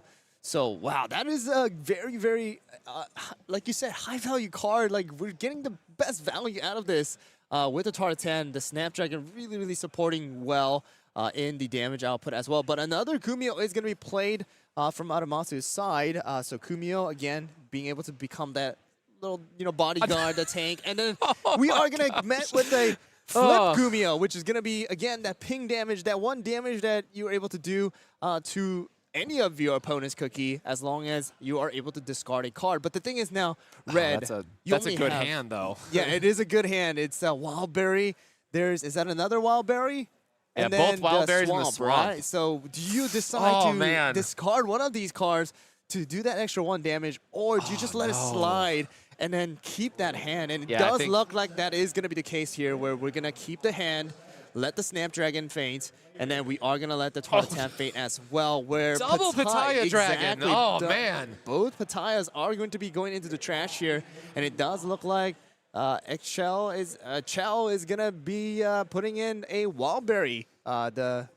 We gotta find that Soul Jam. We gotta make sure we're getting powered up. You know, it's still a respectable level 2 for what you want to be doing. And again, the math part here for red is you want to try to mitigate your break zone, so you're going up to 9 on kind of your final turn. So we have to do a mix of 1s and 2s to get there.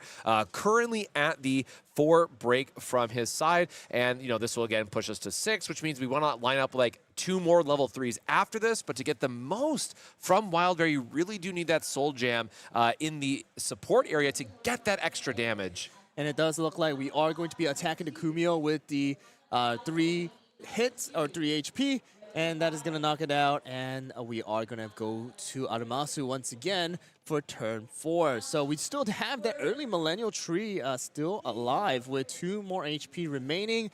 And then it does look like we are going to putting down a mustard cookie from Adamasu's side, allowing a total of 4, which, you know, is going to allow Millennial to deal damage. And also, use some sort of other cards that are going to be coming to effect. So now finally we are getting some updates onto the break area number. So it is going to be 4-2. Again, yellow has ways to kind of manage and manipulate that break area, while red doesn't have that ability. So red really needs to kind of push the yellow player, aggressively early on, which kind of got prevented with the Millennial Tree being played so early on in the actual play. And it does look like we are going to be met with a Mozzarella as well. Again, we do know this card. This has been played a couple of times, and it does look like we are going to be putting a level 1 onto Excel's break area, and that's going to be the Adventurer Cookie, putting him at a break level of 5, and then doing a total of 3 damage onto Wildberry. We are going to negate a couple of that damage by using the Swamp, just checking a total of 2 because Millennial Tree is able to do total of 4 damage. All right, so we are going to go into the next turn here. Yeah, so we do need that life, though, for the Mozzarella, but they didn't catch it in time. So they did not do that, so that is going to take effect here. Thankfully, no other drawing actually took place, so that does not really have any effect. So we're going to go into now turn 5. And it does, man, that hand is pretty good, but he really needs to decide, do I go and put another support down, which he kind of needs to. He has a Princess. It does look like, I'm trying to make it out. Is it Hollyberry? It does look like a Hollyberry. We have the Cherry Bomb. So we do have some heavy hitters in hand. Just what do you do, right? Because right now we already have 2 out in the battle area, making a total of 7 essentially. If you put out a Hollyberry and Hollyberry does faint, there is really no way for us to make that 9, except, Chell decides to just put that Princess, which is going to be a total of 9 right now. Yep, just getting our favorable attackers here, just trying to do 2 for 3 where we can, trying to get some extra damage in, knocking out the Millennial Tree Cookie, pushing to 3, but we still have that Mozzarella, which is, threatening just, hey, I'm going to be able to gain some life and, just get ahead that way. So we'll see what our players are able to string together from this point, but otherwise we are just going to be passing it back to yellow. So, Excel really liked their hand, so it looks like we are just going to be leaving up the 2. I don't think we saw another, I think we only had the 1 slump and we already played it, so we don't have a trap or anything like that to buy us an extra turn. So Mozzarella is probably definitely hitting a KO here, and we'll have to see how we follow up on the next turn with it. Yeah, exactly. So the interesting play here is it's only turn 5, and Ichel decides to not play any support, just play the Princess, have it only have 4 support for him, and just kind of see how it plays out. It does look like we are going to get that Wildberry knocked out here, and that is going to place him at 7 break level, while Adamasu is going to be at 5. Okay, so it hasn't been updated, but it is going to be 7-5, which also does allow where if Adamasu does get that Mozzarella knocked out, and it does look like we are going to be using a Cherry Bomb to deal 3 damage to that Mozzarella. That is going to be a good amount of damage here. Cannot be negated by anything. Oh, and hopefully you're just going to go for the KO, right? Lining this up and trying to get around like HP flips and whatnot, but he was able to get 1 of them, but we have 1 extra damage potential on board here to try to get the rest of it out. So we'll have to see what else we can string together attack-wise, but, an HP is still going to be able to keep it on board for another turn. And it does look like, the 2 damage was tried, but the Jade Deer comes out, just only checks 1 damage. Mozzarella is still going to be staying relatively healthy with 3 HP, which also does mean that if Mozzarella does attack, then she is able to heal up another one, making her a total of 4 HP and also knocking down Princess. But we do know that Ichel has the Wildberry in hand as of right now, which means that we're going to be dealing total of 6 damage all of a sudden, starting with the next turn, if that is the case, where Princess does get knocked out. Ichel kind of counting Adamasu kind of counting how many cards are left in the deck and trying to decide on what to do, because right now there is no level 2s kind of in the break area. We still have the Mozzarella, so we have to really decide, hey, what is the best value for us to play if we did decide to play another Cookie alongside Mozzarella. But we'll see what the decision is here for Adamasu. Ichel kind of deciding, what is the play here? What are you going to do here, right? Against this Princess Cookie. And probably, I'm sure Adam also knows that the Wildberry is in hand, right? Yeah, you have to assume at this point with how the levels have been increasing in the break zone, playing a 2 there versus playing a 3. But, Mozzarella Cookie being great for just that extra HP counter against, the red decks that normally want to end things very quickly. But if you're just getting all these free ways of getting extra HP while still maintaining the level of aggression coming back at your opponent, that's how you get into these style of board states where you almost never see it, right? Where red is higher in break than what we have for yellow, unless they've gotten a bunch of heals and are catching it back up that way. So we are just going to see this attack from Mozzarella come across and see if we get any flips to help us out. But no, this Princess is going to go into the break and put us to 9. So we have to just see how this Wildberry is going to shape up for the following turn. So I'm going to guess that the Hollyberry is possibly able to come out as well. But we'll have to see because we don't really have much support, right? We had to skip that one turn putting down the support. We only technically have 5 right now, so we are actually going to come out and play that beefy Wildberry here with total of 6 HP and now able to do a total of 6 damage, right? With the effect being that if the break area is level 9, you do extra 2 damage. Yeah. And I'm really glad because we talked about this play several times when red was on screen, and this is the first time of really seeing it all come together. And hopefully over the next couple turns we'll see this develop, but really showcasing, 6 HP is just so much on a level 3. And then on top of that, because the red player worked and played out a sequencing that got them to the 9 break, we then get rewarded with that 2 extra attack. So Wildberry Cookie just being able to be like the one-punch man, right, for knocking out our opponent's cookies at 6 HP is a very real threat. Yep, so we're going to see what Adamasu does. It did look like the turn was over, but it looks like Icho kind of got ahead of himself. So we're kind of still waiting on what Adamasu wants to do in this particular situation where now the Wildberry is out. You still have 3 supports remaining. I am able to use another cookie, possibly Timekeeper, or even any of the cookies to deal damage as well. But it does look like he is going to hold on to the 3 supports, pass it on to the next player. And it does look like, wow, 2 HP flips coming out. That is a rough one. I mean, of course, you're going to have to put down one of them as a support. But that does mean that if... See, right here, if he was able to have something like, another support, then he was able to hit the Mozzarella with possibly Hollyberry and then allow, Wildberry to deal damage to somebody else. But it does look like a key shield is going to come out for Adamasu. That does mean -3 damage, which means only need to check 3. So it is actually a total of 4 HP, which means that Mozzarella is going to stay here for another turn. Yeah, exactly. He's going to be able to deal 3 more damage next turn if Adamasu chooses to do so, as well as possibly heal 1 more if that is also a case as well. But does look like the turn is over, going back to Adamasu. So that Wildberry still needs to stay alive for this turn to possibly do something else next turn for Icho. And it does look like right now it is going to be the case.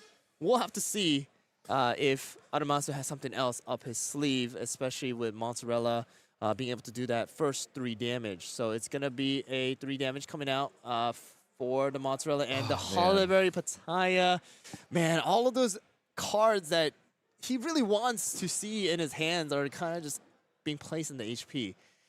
And it looks like another Kumio is going to come out here. Yep, clean 2 damage here, pushing it down to 1, which is really important. And then also being very protective of that level 3, as we mentioned. And Adamasu only being at 5, so even with based on both of these cards, we could set up a turn where we're able to knock out both, but then we are left, unfortunately, with just a 1 HP Wildberry, which is not going to be enough to, survive another turn in that case. And it does look like Icho is deciding to use the Cherry Bomb here to deal 3 damage onto Kumio, and it does like it is going to go through. That is going to leave Adamasu at break area of level 6.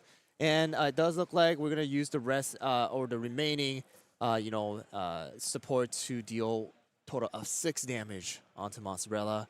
We will see what the play here is. If there is going to be like another key shield or not, something like that, we'll have to see. The other thing, too, is, like, yellow does have a higher amount of... Oh, he just has the counter attack. So it is going to be the counter attack, and that is going to be the... Whoa! HP flip comes out. What do you do? You have to. You have to discard it, man. Okay, there you go. So you're still able to do the 6 damage. Yep. So that still goes through. Does he not have a cookie to play? Is that... I wonder if that's why from Edmatsu. Oh, wow. Okay, that is possible, too. We'll see. I mean... It's hard to see his hand, but, like, I think you would save the... Okay, no, he does have another one. Cheese, and that is going to be... First game going to Adamasu, and that is going to be... I can respect that. He wanted the flashy end, right? He wanted exactly. the, I got you with the counter attack. Yeah. He wanted to try it. The HP flip came out. You had to discard the Hollyberry, the only card that, it had. But it just seemed like, that there's another cookie, which is going to be another super, super beefy, smoked cheese coming out. So that is going to be the first round of the final. So... if Adamasu is able to take this round here, right, the second round, then he technically is going to be undefeated for the entire tournament and going to be able to take the title as the finalist for this Sugar Cloud Express tournament. So we'll see how this turns out, but players are shuffling their hands now, and we'll just go straight into, round 2. So that is... right now, as you guys can see, if you guys look at the top or the bottom right, this is actually untimed. So instead of having that 90-minute, we decided for the finals to be untimed here. So we are going to refresh the counter for the break area, and now we are going to go into round 2. I mean, yeah, Itcho was able to get to that 9. Sadly, it's just like not enough supports to really deal the damage that you really needed to. Like, you had the Hollyberry, you had the Wildberry, but we just not enough supports to actually make all of those things happen. Yeah, a couple, flips drawing them instead of being in them in the life where you really want to see them, and a couple sequencing of not having Swamp to line up like an attack and then still have the -2 attack for defense option. So a couple of, not ideal draw sequences for Ixchel on the left-hand side there, and just... We had the big payoff 6 damage attack where we really thought that was going to be able to help catch us back up, but didn't have that really second attack to really help close out the game. So we did see Admasu getting that first round. And of course, we are playing a best of 3. So as you mentioned, if Edmatsu can get this next one, he will be undefeated for the entire tournament. But I will say, red and yellow were kind of the 2 big colors that we expected going into this tournament. We saw a lot of purple, in the Swiss. And I would not have been surprised if we saw purple in the finals just because of how much we were seeing it. But it turns out red and yellow ended up being the 2 that are the main showcase here for day 1 in the Sugar Cloud Express tournament. Of course, the main event taking on tomorrow. So we'll see how the meta changes. I'll be excited to see what new changes or new colors people might be bringing for the event. Exactly. So we did, like you said, we had the Wildberry come out, just not enough damage to finish it off. Not able to keep Wildberry healthy enough, and look at that hand. So that hand would be nice, and he's frustrated too. He's like, I have the Soul Jam, I have the Hollyberry, but there is no early starter cookies to actually start it out. So do I just start it with this, or do I just, get rid of it and just mulligan it? I think you have to mulligan it. Yeah, it does look like a mulligan here. Oh, man. The potions, the cherry bomb, like so much extra burst potential, which is really what red wants in this matchup before your opponent can really stabilize, get all that HP healing back up. But, in this one, I think we just really have to see the early Snapdragons, those early... Oh, we didn't see a single Pattaya Dragon, right, in the first game, where, there's a couple level 1s that would have been nice to hit. Yeah, Itchel just had to have all the Pattaya Dragons in the HP area where, you were able to see, once you did the flip, it's like, oh, another Pattaya comes out. So, yeah, again, we were just not able to get those Pattayas to do the early damages that you really want as red. Knock out those level 1s, especially those Kumios that are... You gotta knock out those Kumios. Yeah, just... there as bodyguard, you just use Pattaya and bam, you don't get to use a bodyguard. You're just gonna put that right into the break area. But it looks like so. Masala's okay. We can do the sauce. We can work with the sauce. This one we can work with. So we're gonna go with mala sauce here. It looks like Adamasu is gonna be placing down. I want to say, let's see, Kumio. So Kumio is gonna be the one with mala sauce, and I'm not too sure who is going first here. I have to assume Red. Always. Red's like, listen, man, I want to get to 2 as fast as possible, not just because the mala sauce starts, but just all the 2 cost attackers that we have. And then this is just very quickly threatening, like, look, it's got to be double HP or knocking that out of here very fast. Oh, man, the 2 Dude, HP what is flips again coming out with the 2 No. draws. And then, I mean, he has 2 Patayas, so he has the ability to possibly get rid of that Kumio, but he's saving it for the late game. He is able to do 3 damage with the 2 costs to the Kumio here to potentially knock it out, even if there is 1 HP card. So we'll see how this turns out. There really is not much of the trap that Adamasu is able to play this early on. So that Mala Sauce, you know, starting off is so good. So we'll see if there's 1 card, I guess. There is that Vita Jelly Bar thing where you're able to add 1 more HP onto Kumio. But it does look like we're just going to check it. Yep, Stormbringer coming out and Timekeeper going into the trash. Those are 2 of a very, you know, important cards for yellow. Yeah, Stormkeeper great for catching back up break level wise, and Timekeeper great for healing as well. So 2 key pieces that can really help Adamasu like turn the corner as Red kind of pulls ahead. So we'll have to see where we're going to lead and kind of what's coming next from that. So we do have the Churro Cookie coming down again, just being a very chunky 5 HP, which is really nice to see for Adamasu. It's going to tank a couple hits, give him a couple turns to set up, but notably takes 3 support to get his attack online. So we do have a, you know, free, using my air quotes here, extra attack from the Mala Sauce Cookie. Exactly. So Adamasu still needs to place that 1 more support down in order to actually utilize the attack from Churro. So like you said, Mala Sauce does technically still have 1 more possible attack that Mala Sauce is able to deal that 3 damage onto Churro, leaving only 2 HP. And in addition to that, we do see some other, you know, items that HL has in hand. And it does look like a Snapdragon does come out into the hand. So that is very, very, very good for HL. So we'll see what the play is. It does look like Carrot Cookie is going to go into the support area. And then we are going to possibly, I want to say, yep, there we go. The Snapdragon is going to be played here in order to buff up that Mala Sauce to do even more damage, because if this cookie is in the battle area, you're level 2 or higher, gains 1 attack. So that is a total of 4 damage that you're able to do with Mala Sauce, only 2 cost. Yeah, and we're threatening 5 here, because don't forget the Snapdragon Cookie is also going to be able to do 1 damage themselves if we didn't have a trap here. But we do see the Jade. I'm just going to keep a counter of this card going, how many times it's been played this weekend. So the Jade Deer does come out, extra 1 HP and -1 damage, which means that a total of 3 damage is going to be checked. It does look like we do have an HP flip come out, so it is going to be a total of 4 HP still remaining for Churro. That's really healthy here still, and it does look like we are going to discard that card. So I'm not sure exactly what is taking place here. We'll just kind of wait on the decision of how this goes. And it does look like that is going to be the right call, and we are going to continue. So HL needs to make that decision whether, you know, do I attack with the Snapdragon here to do that 1 damage? Because, you know, there is that chance when, Churro is able to deal the damage, that Snapdragon is also going to be fainted, because if there is a level 1, you are able to do 2 damage to that level 1. So 2 cookies can instantly get knocked out next turn if HL is not able to pull anything out. It does look like we do have the Swamp. We got the Swamp. I guess the Mala Sauce is able to stay alive and then possibly do some more damage to Adamasu, but we'll see how it goes here and wait on the judge call here. It looks like we're kind of waiting on it. So it does look like we're all good to go. So next turn for Adamasu. Now this is a turn where you're able to, you know, now attack with Churro. Yep.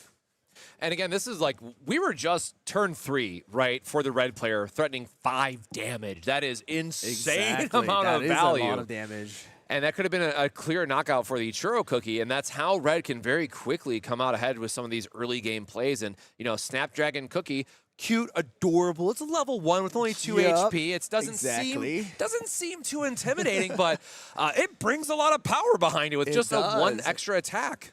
Yeah, so it's only turn 3, and we're already seeing 5 damage come out from Red. It's kind of crazy because Adamasu didn't even have time to deal damage right now, right? So now it's going to be finally the turn where Adamasu is able to kind of make a play here. And again, we do have the potential of knocking both of the cookies out. Itchel knew that that is going to be the case, so trying to save that Molossus at least with the Swamp is going to be the best move. But we're waiting on the play here. Adamasu taking a little bit of time here, trying to think about what's the best card to put into the support area right now, because once you put it down, it's gone forever pretty much, unless you're playing something like green. But it does look like we are going to be playing that Swamp to prevent the damage to go out to Molossus, and then that is going to be where Churro is going to knock out the Snapdragon, nice. but a Kumio actually does come out. Up, getting rid of the Cactus Gloves, just dealing a point of damage there off the flip, and we will see a 1-to-1 break here as Snapdragon is going to go down from the red player's side. Yeah, so if something like Churro was able to do 3 damage onto Molossus, and we were able to negate 2 of them and still took that 1 damage, if you guys read the skill coming out from Molossus, Molossus would have been able to deal 1 damage to Churro because she would be alive and still remaining in the battle area after taking 1 damage. But because of the fact that it completely negated the damage, no damage was actually taken by Molossus, we were not able to use that skill effect. But instead, we are going to use the Kumio. But an HP flip comes out again from Adamasu with that orange cookie. Man, he is just filled with a bunch of HPs. It's like, there you go. I am still very, very healthy with 4 HP still remaining on that Churro. Just, just holding on to dear life here. There's a Soul Jam, which is very nice to see because we do have the level 2 flare. So that is I'm slamming down that the Soul Jam and throwing ourselves up in extra damage. So it does look like we are going to have that Soul Jam go down. I'm not too sure if we're going to actually see the Wildberry being played right away. It could just be where, hey, I'm just going to do 2 damage with the Molossus, and then, or 3 damage with the Molossus with the 2 cost, or I'm just going to do 4 damage right away. Oh, yeah, you can use the potion as well, or the spicy juice, I think it was. Someone remind me the name, exactly. the name of it. But let me go and find it right. It's going to be the spicy power juice. I'll see, power was in there. Okay, I was just called the power juice, man. So there is going to be the power juice going into effect where we are going to, make Molossus into just 1 HP remaining, but also deal extra damage, which is going to be a total of 5 damage coming out onto Churro. And even if there is that 1 HP, I don't think Adamasu is going to take the effect because, you're going to have to check 1 more damage. So Molossus still remaining with, 1 HP. We have the Soul Jam now in the support area. We do know it has that Wildberry in hand, which means that another cookie who's level 2, dealing 4 damage total, is able to come out. So we do already see Adamasu at a area where we're going to have 3 break. We do know 2 Patayas are in hand as well, so level 1s are going to be not much of an issue, but we'll see what decision Adamasu makes here against this, or the response to Churro being knocked out. And what's really nice here is that, that Molossus cookie is only at 1 HP remaining, but because of the attacks being so expensive from the yellow player's side, if they have to play like a level 3 here, it's going to take their entire turn just to knock out that threat. And then the revenge punch coming from the red player is just going to be so much stronger. Yep, so it does look like we are going to be playing the Snake Fruit. Sadly, no support in available to actually make the on-play. We're not able to summon that Kumio from the break area. So we're going to move on to the next turn here with 1 support still remaining for HL. And Adamasu needs to try and knock that, Molossus. But like you said, it's so expensive. It's going to take 3 supports, which only leaves Adamasu with 1. To potentially block any damage that comes out. But really, again, we don't have many cards inside of the yellow. As of right now, from what we have seen from Adamasu's deck list, that actually negates damage with 1 cost. So really need to make that decision on how to play this thing out, because that Molossus is getting great value right now. Starting with the round 1 and then able to knock out 2 cookies. And it does look like we are going to finish the Molossus off and get that break area to 3. And we'll see what the response is. And most likely, I want to say it's going to be that Wildberry to possibly also knock down that snake fruit as yeah. well. The 4 damage is just so insanely good for this turn. Very early on, very efficient. It's still going to give you the extra support in case you have something else that you want to play or leaving up another trap card to use. But it looks like we do see another power push. Another one of those HP flips going to hand. But, we still want to just build out our support, making sure that we're able to get multiple attacks in a turn. And you know what? Honestly, at this point, I'm fine. I am still dealing 4 damage as the red player. We're being very aggressive against their break area, putting Admasu to effectively 5. There's not going to be a trap card from Admasu's side, so it's just going to be a straight 4 for 4. Check it if there's an HP. Sure, it lives for another turn, but this Wild Berry is looking to be a very good punch from his side. So it does look like HL is going to be sacrificing a Power Juice from hand to put into the support area. We're going to do that 3 cost to do 4 damage with the Soul Jam, basically. So we'll see how this turns out here. What kind of response Adamasu wants to make, if that 4 damage is going to be completely checked or not. So we're kind of waiting on the decision. It's going to be checked here. We do have the Marshmallow come out. We have the Key, and then last 1 damage is going to be checked with the Soul Jam, and oh wow, another HP flip. How does I think that's all. I think we've seen 5 so far then for the HP flips, as it were. So we know that, hey, at least in the late game for this matchup in particular, the HP flips are just not going to be as live or as active. So at least as the red player, those final couple hits that you really need should be clean hits. So we're going to see what Admatsu is willing to discard here just to get the 1 HP remaining on that Snake Fruit Cookie to live for another turn. Exactly. So we're going to see if Adamasu makes a decision. Kind of still thinking, what do I want to discard out of my hand? It does look like there is a mozzarella in there, possibly a millennial tree from what I was able to kind of make out from the little image the little that I corner. see. Yeah, exactly. But we don't know exactly what the other 2 cards are. It does look like we are going to discard the mozzarella, keep the snake fruit alive here, and let's see what HL wants to actually do, because we do have the Adventurer. So Adventure is able to be played. There you go. Let's go. Exactly. Okay. That 1 cost to do that 1 extra damage. And then that is going to be the Stardust. And that is going to be 5 for Adamasu now. And a Millennial Tree. There you go. Their Millennial Tree does come out. But again, we don't... do we have enough for the support? It does. We were able to, right? Yeah, because he had the 1 up on that for that turn. So he kind of used it a little earlier, but there we go. The Kumio comes out along with Millennial. But the thing is, we still do have the Pattaya, right? So we're able to just quickly put that Kumio back into the break area like nothing has happened once one of these slots do open up for HL. So we'll see if, he's able to take this round here, because it does look like he's playing a lot, I would say, safer in a way. It's a lot more, like, you don't have to rush things because he's able to put down supports. He has the cards in hand. He was able to find that Wallberry with the Soul Jam early, and then also have those Pattayas as a backup in case, he needs to pull those things out without having to waste any support cards like he had to last, round. So we do have the Millennial Tree doing the 3 damage onto the Wildberry. I don't believe we have any traps, so we're going to check the 3 damage here. The Swamp is right into that HP. 1 HP remaining. We're going to do 1 more damage. Ooh! Oh, an HP card does come out. Yeah, we are going to...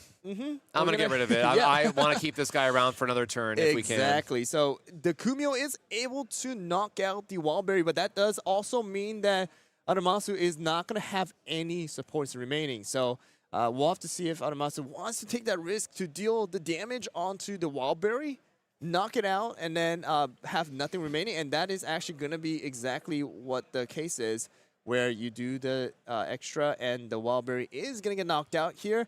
And then we'll see if HL does decide to play the Pattaya. No, just going to move on to the next turn. I want to see what I draw because, obviously... keep that slot open. We were able to keep that slot open. Pattaya does not cost anything to really play. We're going to put the Tartar Town down as a support and play that Pattaya Dragon. So this one's the one that we kind of talked about. We wanted to see, but wasn't able to see last round. We kind of instantly put the Kumio back into the break area now, and Pattaya is able to do a total of 4 damage for 4 cost if he wants to. So he is gonna first check the 3 onto Adamasu. Adamasu does not have any supports to be able to play anything. Yeah, There's worth of- another HP flood Jeez. coming out. Oh my goodness, this man is just built Man's with on fire, built different, right? yeah, built with HPs. I have not seen this many HP flips actually coming out in a game. I am never this lucky when I play, so. Yeah, and important note here too is like we had the perfect amount of damage set up from the red player's side to deal all 5 2 Millennial Cookie in a turn with the adventure if we really wanted to try and knock it out in a turn. So Admatsu looking at the board, I mean, I think you just have to discard so you don't lose your Millennial Cookie this turn and set up a rather big swing back on the following if you can. So we can't see what's in his hand, so we can't really see how difficult the choice is, and maybe he has just a really good hand he doesn't want to give up, but that Millennial Tree Cookie is going to get a lot of value if it can stay alive for this turn. Exactly, but it does look like Adamasu only really has 3 cards in his hand. He has been constantly discarding because of the fact that these HP flips do come out, that it does come with the risk where your hand size starts to get low, and if this Millennial Tree doesn't survive this turn somehow, and it does look like there is going to be possibly 2 cookies in hand. I do see the smoked cheese. I do see the counterattack. I was not able to make out the last card in his hand, but he's kind of counting, hey, how much damage am I going to take here? Do I want to play this? Am I safe to play it? Or do I just, yeah. Well, in the end, he's going to make the decision of, having that HP. Check the rest of the damage. The 3 damage goes through. We're going to do 1 more damage with Pataya's effect. Draw flip comes out this time around, allowing 1 more card to be in hand. And we're going to do 1 more damage onto Millennial Tree with the Adventurer to, leave it with 1 HP. Like you said. Just a very honest 1-for-1 sometimes. Exactly. That's all you need. But, again, we had enough to knock out the Millennial Tree. Just didn't have the luck, I guess, because the HP flip did come out, keeping the Millennial Tree alive for 1 more turn. Now able to possibly knock out that Adventurer as well, or just do 4 damage onto Pataya if another yellow is played by Adamasu. So we'll have to see how this turns out. We'll have to wait on the support, and it does come out right there. And let's see what the move is. So Smoke Cheese was that other, card in hand that we did see. So we'll see if there's what cards remaining. I believe there should be 3 cards remaining in Adamasu's hand. So let's see what the decision is. Yeah, at this point, finding a way to push the damage with the Millennial Tree and then also still make sure that we find a good level 1 that we want to use so that we can actually get this secondary effect.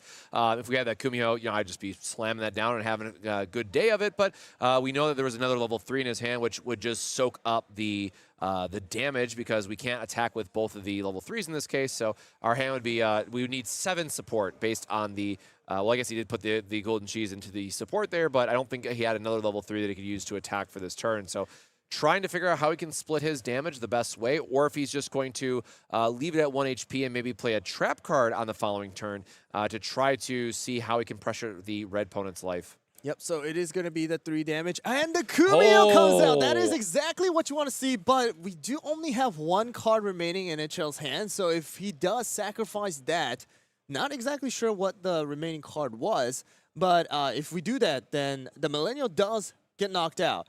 And then you're just left with no hand until the next turn. So we'll see what the decision is here, because that Kumiho is able to prevent at least even Adventurer from being knocked out. Or just Pataya taking more damage. I like the idea of being able to save our cards here because, again, it will, at any point that the cookies, lose that last HP, it is just going to make sure that our attack ends there. So the Kumiho is actually like a break and a heal, effectively, because we're not taking the rest of the damage that the Millennial Tree could be pushing out. So it was the Wild Berry, it looks like, for the 4 damage split. So I think we are just trying to check it and say that I'm keeping my, my board alive. Yep, so it is going to basically knock the Millennial Tree down. And then I believe you still do check the rest, which is just 1 more damage. Yep, but our Adventurer Cookie is going to stay alive. Yep, so that is going to be how the whole battle does end, because the Millennial is not able to use the Den effect because it has been knocked out from that battle instance. So we do need to make sure that Adamasu does put down a card in response. I think, yeah, there was no Cookie that is yellow as well to actually use the Millennial Tree's effect as well. Anyways, Oh yeah, true, right? It has to be in play for the yeah, effect. exactly. So there is no other extra damage that is actually going to be coming out. So now we're just waiting on Adamasu to see what the response cookie is, because Millennial has been knocked out. We're at 8 now for Adamasu. I think probably the highest he has gotten in a while here as a yellow player. I mean, we really haven't seen too many of those timekeepers yet. It does look like he is able to use it if you know, he has it in hand to have, you know, enough supports. But yeah, I mean, I don't. Healing the snake fruit, I mean, still would just be like a huge one just for the sake of healing 2 here, or even the churro cookie that was played out very early on. But, you know, we are still able to pressure a lot of damage from the red player's side just with what's on board. So you have to be very mindful about what you're able to actually play out here to pressure a lot of damage and get Adamasu to that 10 break limit. And it does look like Millennial Tree, our second one, is going to come out. We are tapping 1 in order to go, and I believe bring back a Kumio. Yep, a Kumio is going to come back into the battle area. And it does look like that, or actually you can attack with the Kumio to do 2 damage. And I think that it's going to be a case. We'll see how it goes. But if he has a trap, then he might not do it. But it does look like he wants to kind of do the damage. Hey, do I want to use the Kumio and try to knock out that Pattaya Dragon? Or, you know, do I just keep those supports alive and active in order to possibly use any traps in hand? Man, I would be so scared about, you know, yes, he has no cards in hand, but if we attack with this, we know that there's a number of plays here that could be a double top deck, or just even getting another Pattaya, clearing out the Kumiho and losing the protection and then just slamming across the board. So, like, for, you know, my instinct would be to just keep up the support, make sure that we have a trap card in case the red player has one of the many removal tools that they have access to before losing our Millennial Tree and going up to 10. Yeah, so we're just kind of seeing how many flips are in the trash now, going to do the rest of the damage onto the Pattaya. Pattaya is going to get knocked out, and that is going to put it at break area, or level 8 now. Moving on to the turn for Itchel. Draw 2 cards, and it is going to be a Soul Jam and Berry, Royal Berry coming out. So I don't think he is going to put down any support. It does look like that Soul Jam might have to just be used here to do some damage, but it does look like, I'm going to be honest with you, this might be game. Depending on how it's played out, because again, we don't have much to deal with that Millennial Tree. And the Millennial Tree is very, very healthy, has that 5 HP, being able to do 4 damage if the Kumio does not get knocked out. We really don't have any heavy hitters like Hollyberry or another Pattaya. So we're going to go with the Soul Jam. So the Soul Jam is going to come into effect here. I think this is the first time we actually got to use the Soul Jam here. And that is going to select up to 1 of your opponent's cookie. That cookie receives 2 damage, and the Kumio is going to be the one targeted, and bam, there's going to be a draw flip, 1 more here.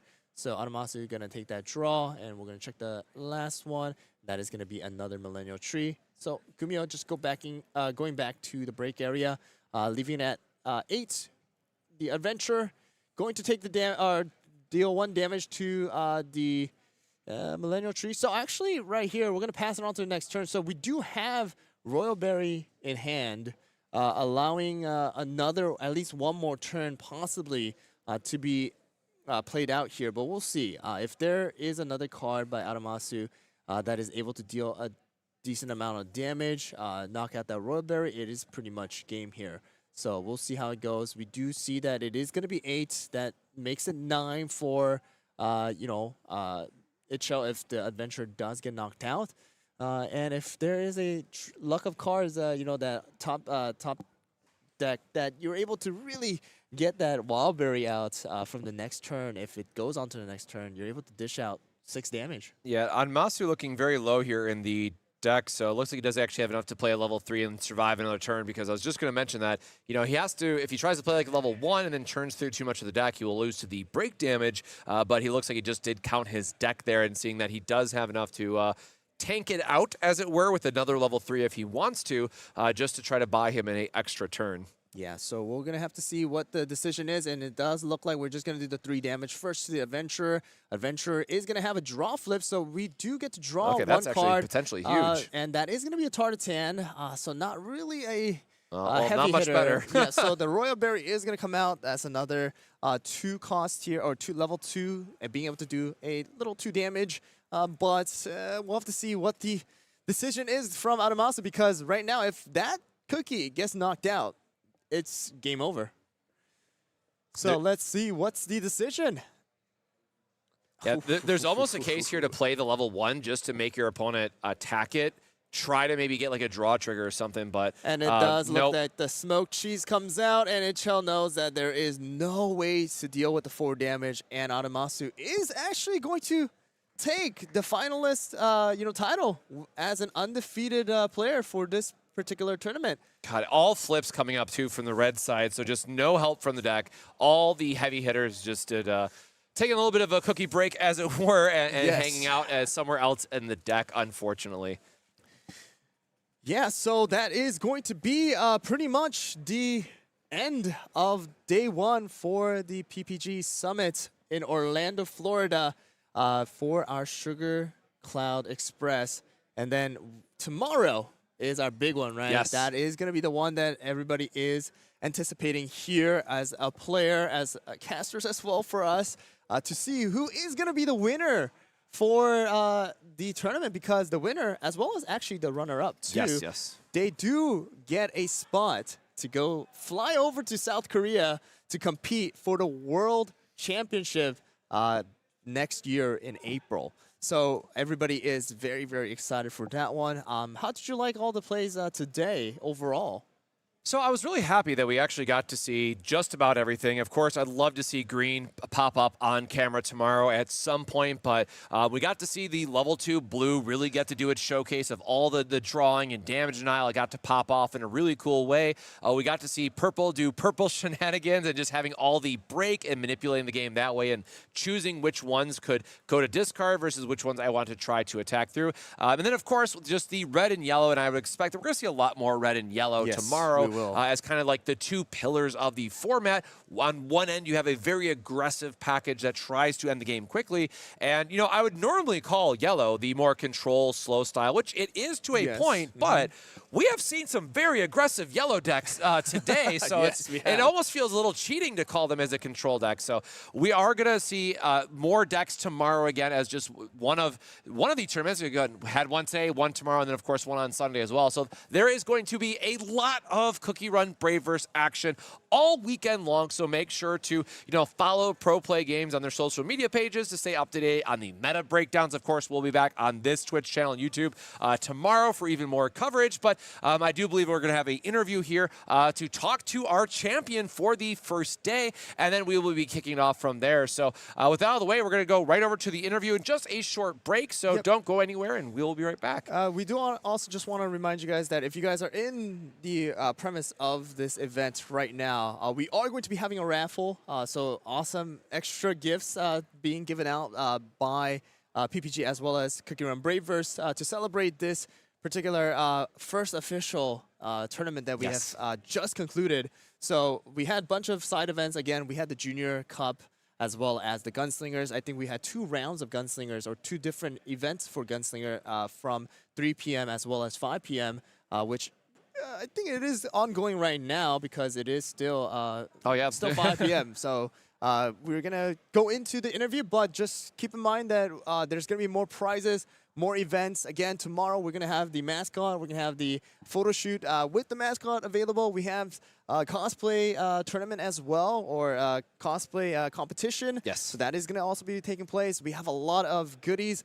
I believe more promo packs are going to be given out as well. So don't miss out on it. If you guys are in Orlando, Florida, just kind of drive over and participate. Everybody is welcome to come in. The windows are, I believe, open to participate in these side events as well. If you guys do bring the deck of cards, for you guys to play. And also, we don't forget your beautiful merch. Yeah, exactly. We have merches. I believe we do have more playmats that are going to be coming out tomorrow, as well as, again, the Obsidian collection, along with other, I believe, boxes of base set 1 and 2 are able to be purchased here on site as well. And also, we do have a lot of different vendors that you are able to get singles from if you guys would like to complete your deck with different, like, maybe alt arts or some cards that you were kind of missing from opening boxes. But we're going to go quickly back into the interview after we get it all set up, and then we'll kind of do that and then go into the raffle and just kind of wrap up for today and catch you guys tomorrow at the same time here on the Twitch channel as well as the YouTube channels for both my channel as well as CookieRun Braverse. So yeah, we'll go into the interview.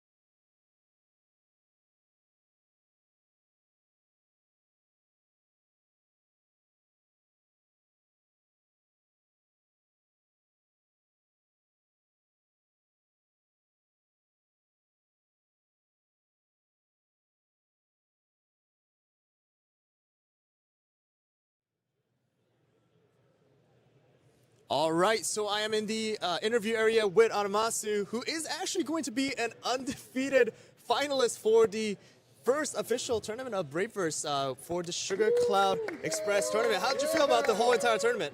I think it was really long and kind of tired, but I had a really good time. Are you coming back for tomorrow? Of course. Yeah, right. Yeah. So you got to try to get that spot for you to be flown out to South Korea, right? Yeah. Okay. Let me ask, since you played so many matches today, a total of 8 hours of the tournament, what was your hardest matchup? Because you played against Red for the final, the round and different ones. So yeah, I would think that the yellow matchup was my hardest. Okay. There was a lot of good games, especially in the top cut. But I would say the mirror match is probably the hardest because the card Kumiho. Kumiho, yes. Yeah, that pretty much makes or breaks that matchup. Exactly, yeah. If you see that first, then it's an uphill battle if you don't, Got it. Have you played other colors? You seem like you're very solid with that yellow deck, but have you played other colors that Braverse has? Yeah, to be honest with you, I was going to play green tomorrow. Oh, really? Yeah, I didn't know if you guys disclosed the deck list or not. We actually haven't, so we really, really wanted to see green today because we actually did not get any green to be featured during the live stream. So if you actually do bring green tomorrow, that would be very, very, very interesting because green has a very unique playstyle, right? Yeah, I mean, after the results today, I probably most likely would stick with yellow. Okay. Because it seems to work against the community right now. Yep. But me personally, you could ask my friends who I've tested against. I think green is probably the best overall deck. I mean, the deck I was playing, the only reason why I didn't play it today is because I didn't know whether or not you're going to disclose the deck list or not. Okay. I didn't want to show up for the next day. All right, Yeah. sounds good. Well, I don't think we're going to be disclosing the deck list that's today. Most likely tomorrow, once the whole thing is Yeah, over. Maybe right, that's going to be the case. But yeah, I mean, would have been awesome to see your green. I can show but you the list. I'll definitely After. look at it. But Yeah. definitely seeing that yellow, it did work out really, really well for you. I mean, Yeah. going undefeated is not an easy task, especially with Swiss plays as well as single elimination. So it's awesome to see how you played. It was very, very clean matchups as well. Any last minute comments or shout outs that you want to make to for the live stream? Oh, I play a lot of TCGs, and this one in particular, I think that it's very well made as far as like the intricacies, the interactions, and the calculations. You have to be extremely to the point. So I really like that about this game. I feel like there's my favorite thing about this game is the deck building part. Is that I think that's very, very important. The fact that the deck building is just as important as the gameplay, I really like that. Some games isn't like that, so got it. I appreciate that. All right, well, I will be looking out for your gameplay tomorrow as well for the official championship cup. All right, and yeah, good luck to you, and we'll be back tomorrow at the same time again. But congratulations to you, and I hope you enjoy the finalist prize, that mat as well as the trophy card and everything. Yeah, no, I appreciate you. All right, thank you. All right. All right, guys. Well, thank you guys all for joining. And again, we will catch you guys at the same time on the Twitch as well as YouTube channels. So we'll meet you guys then.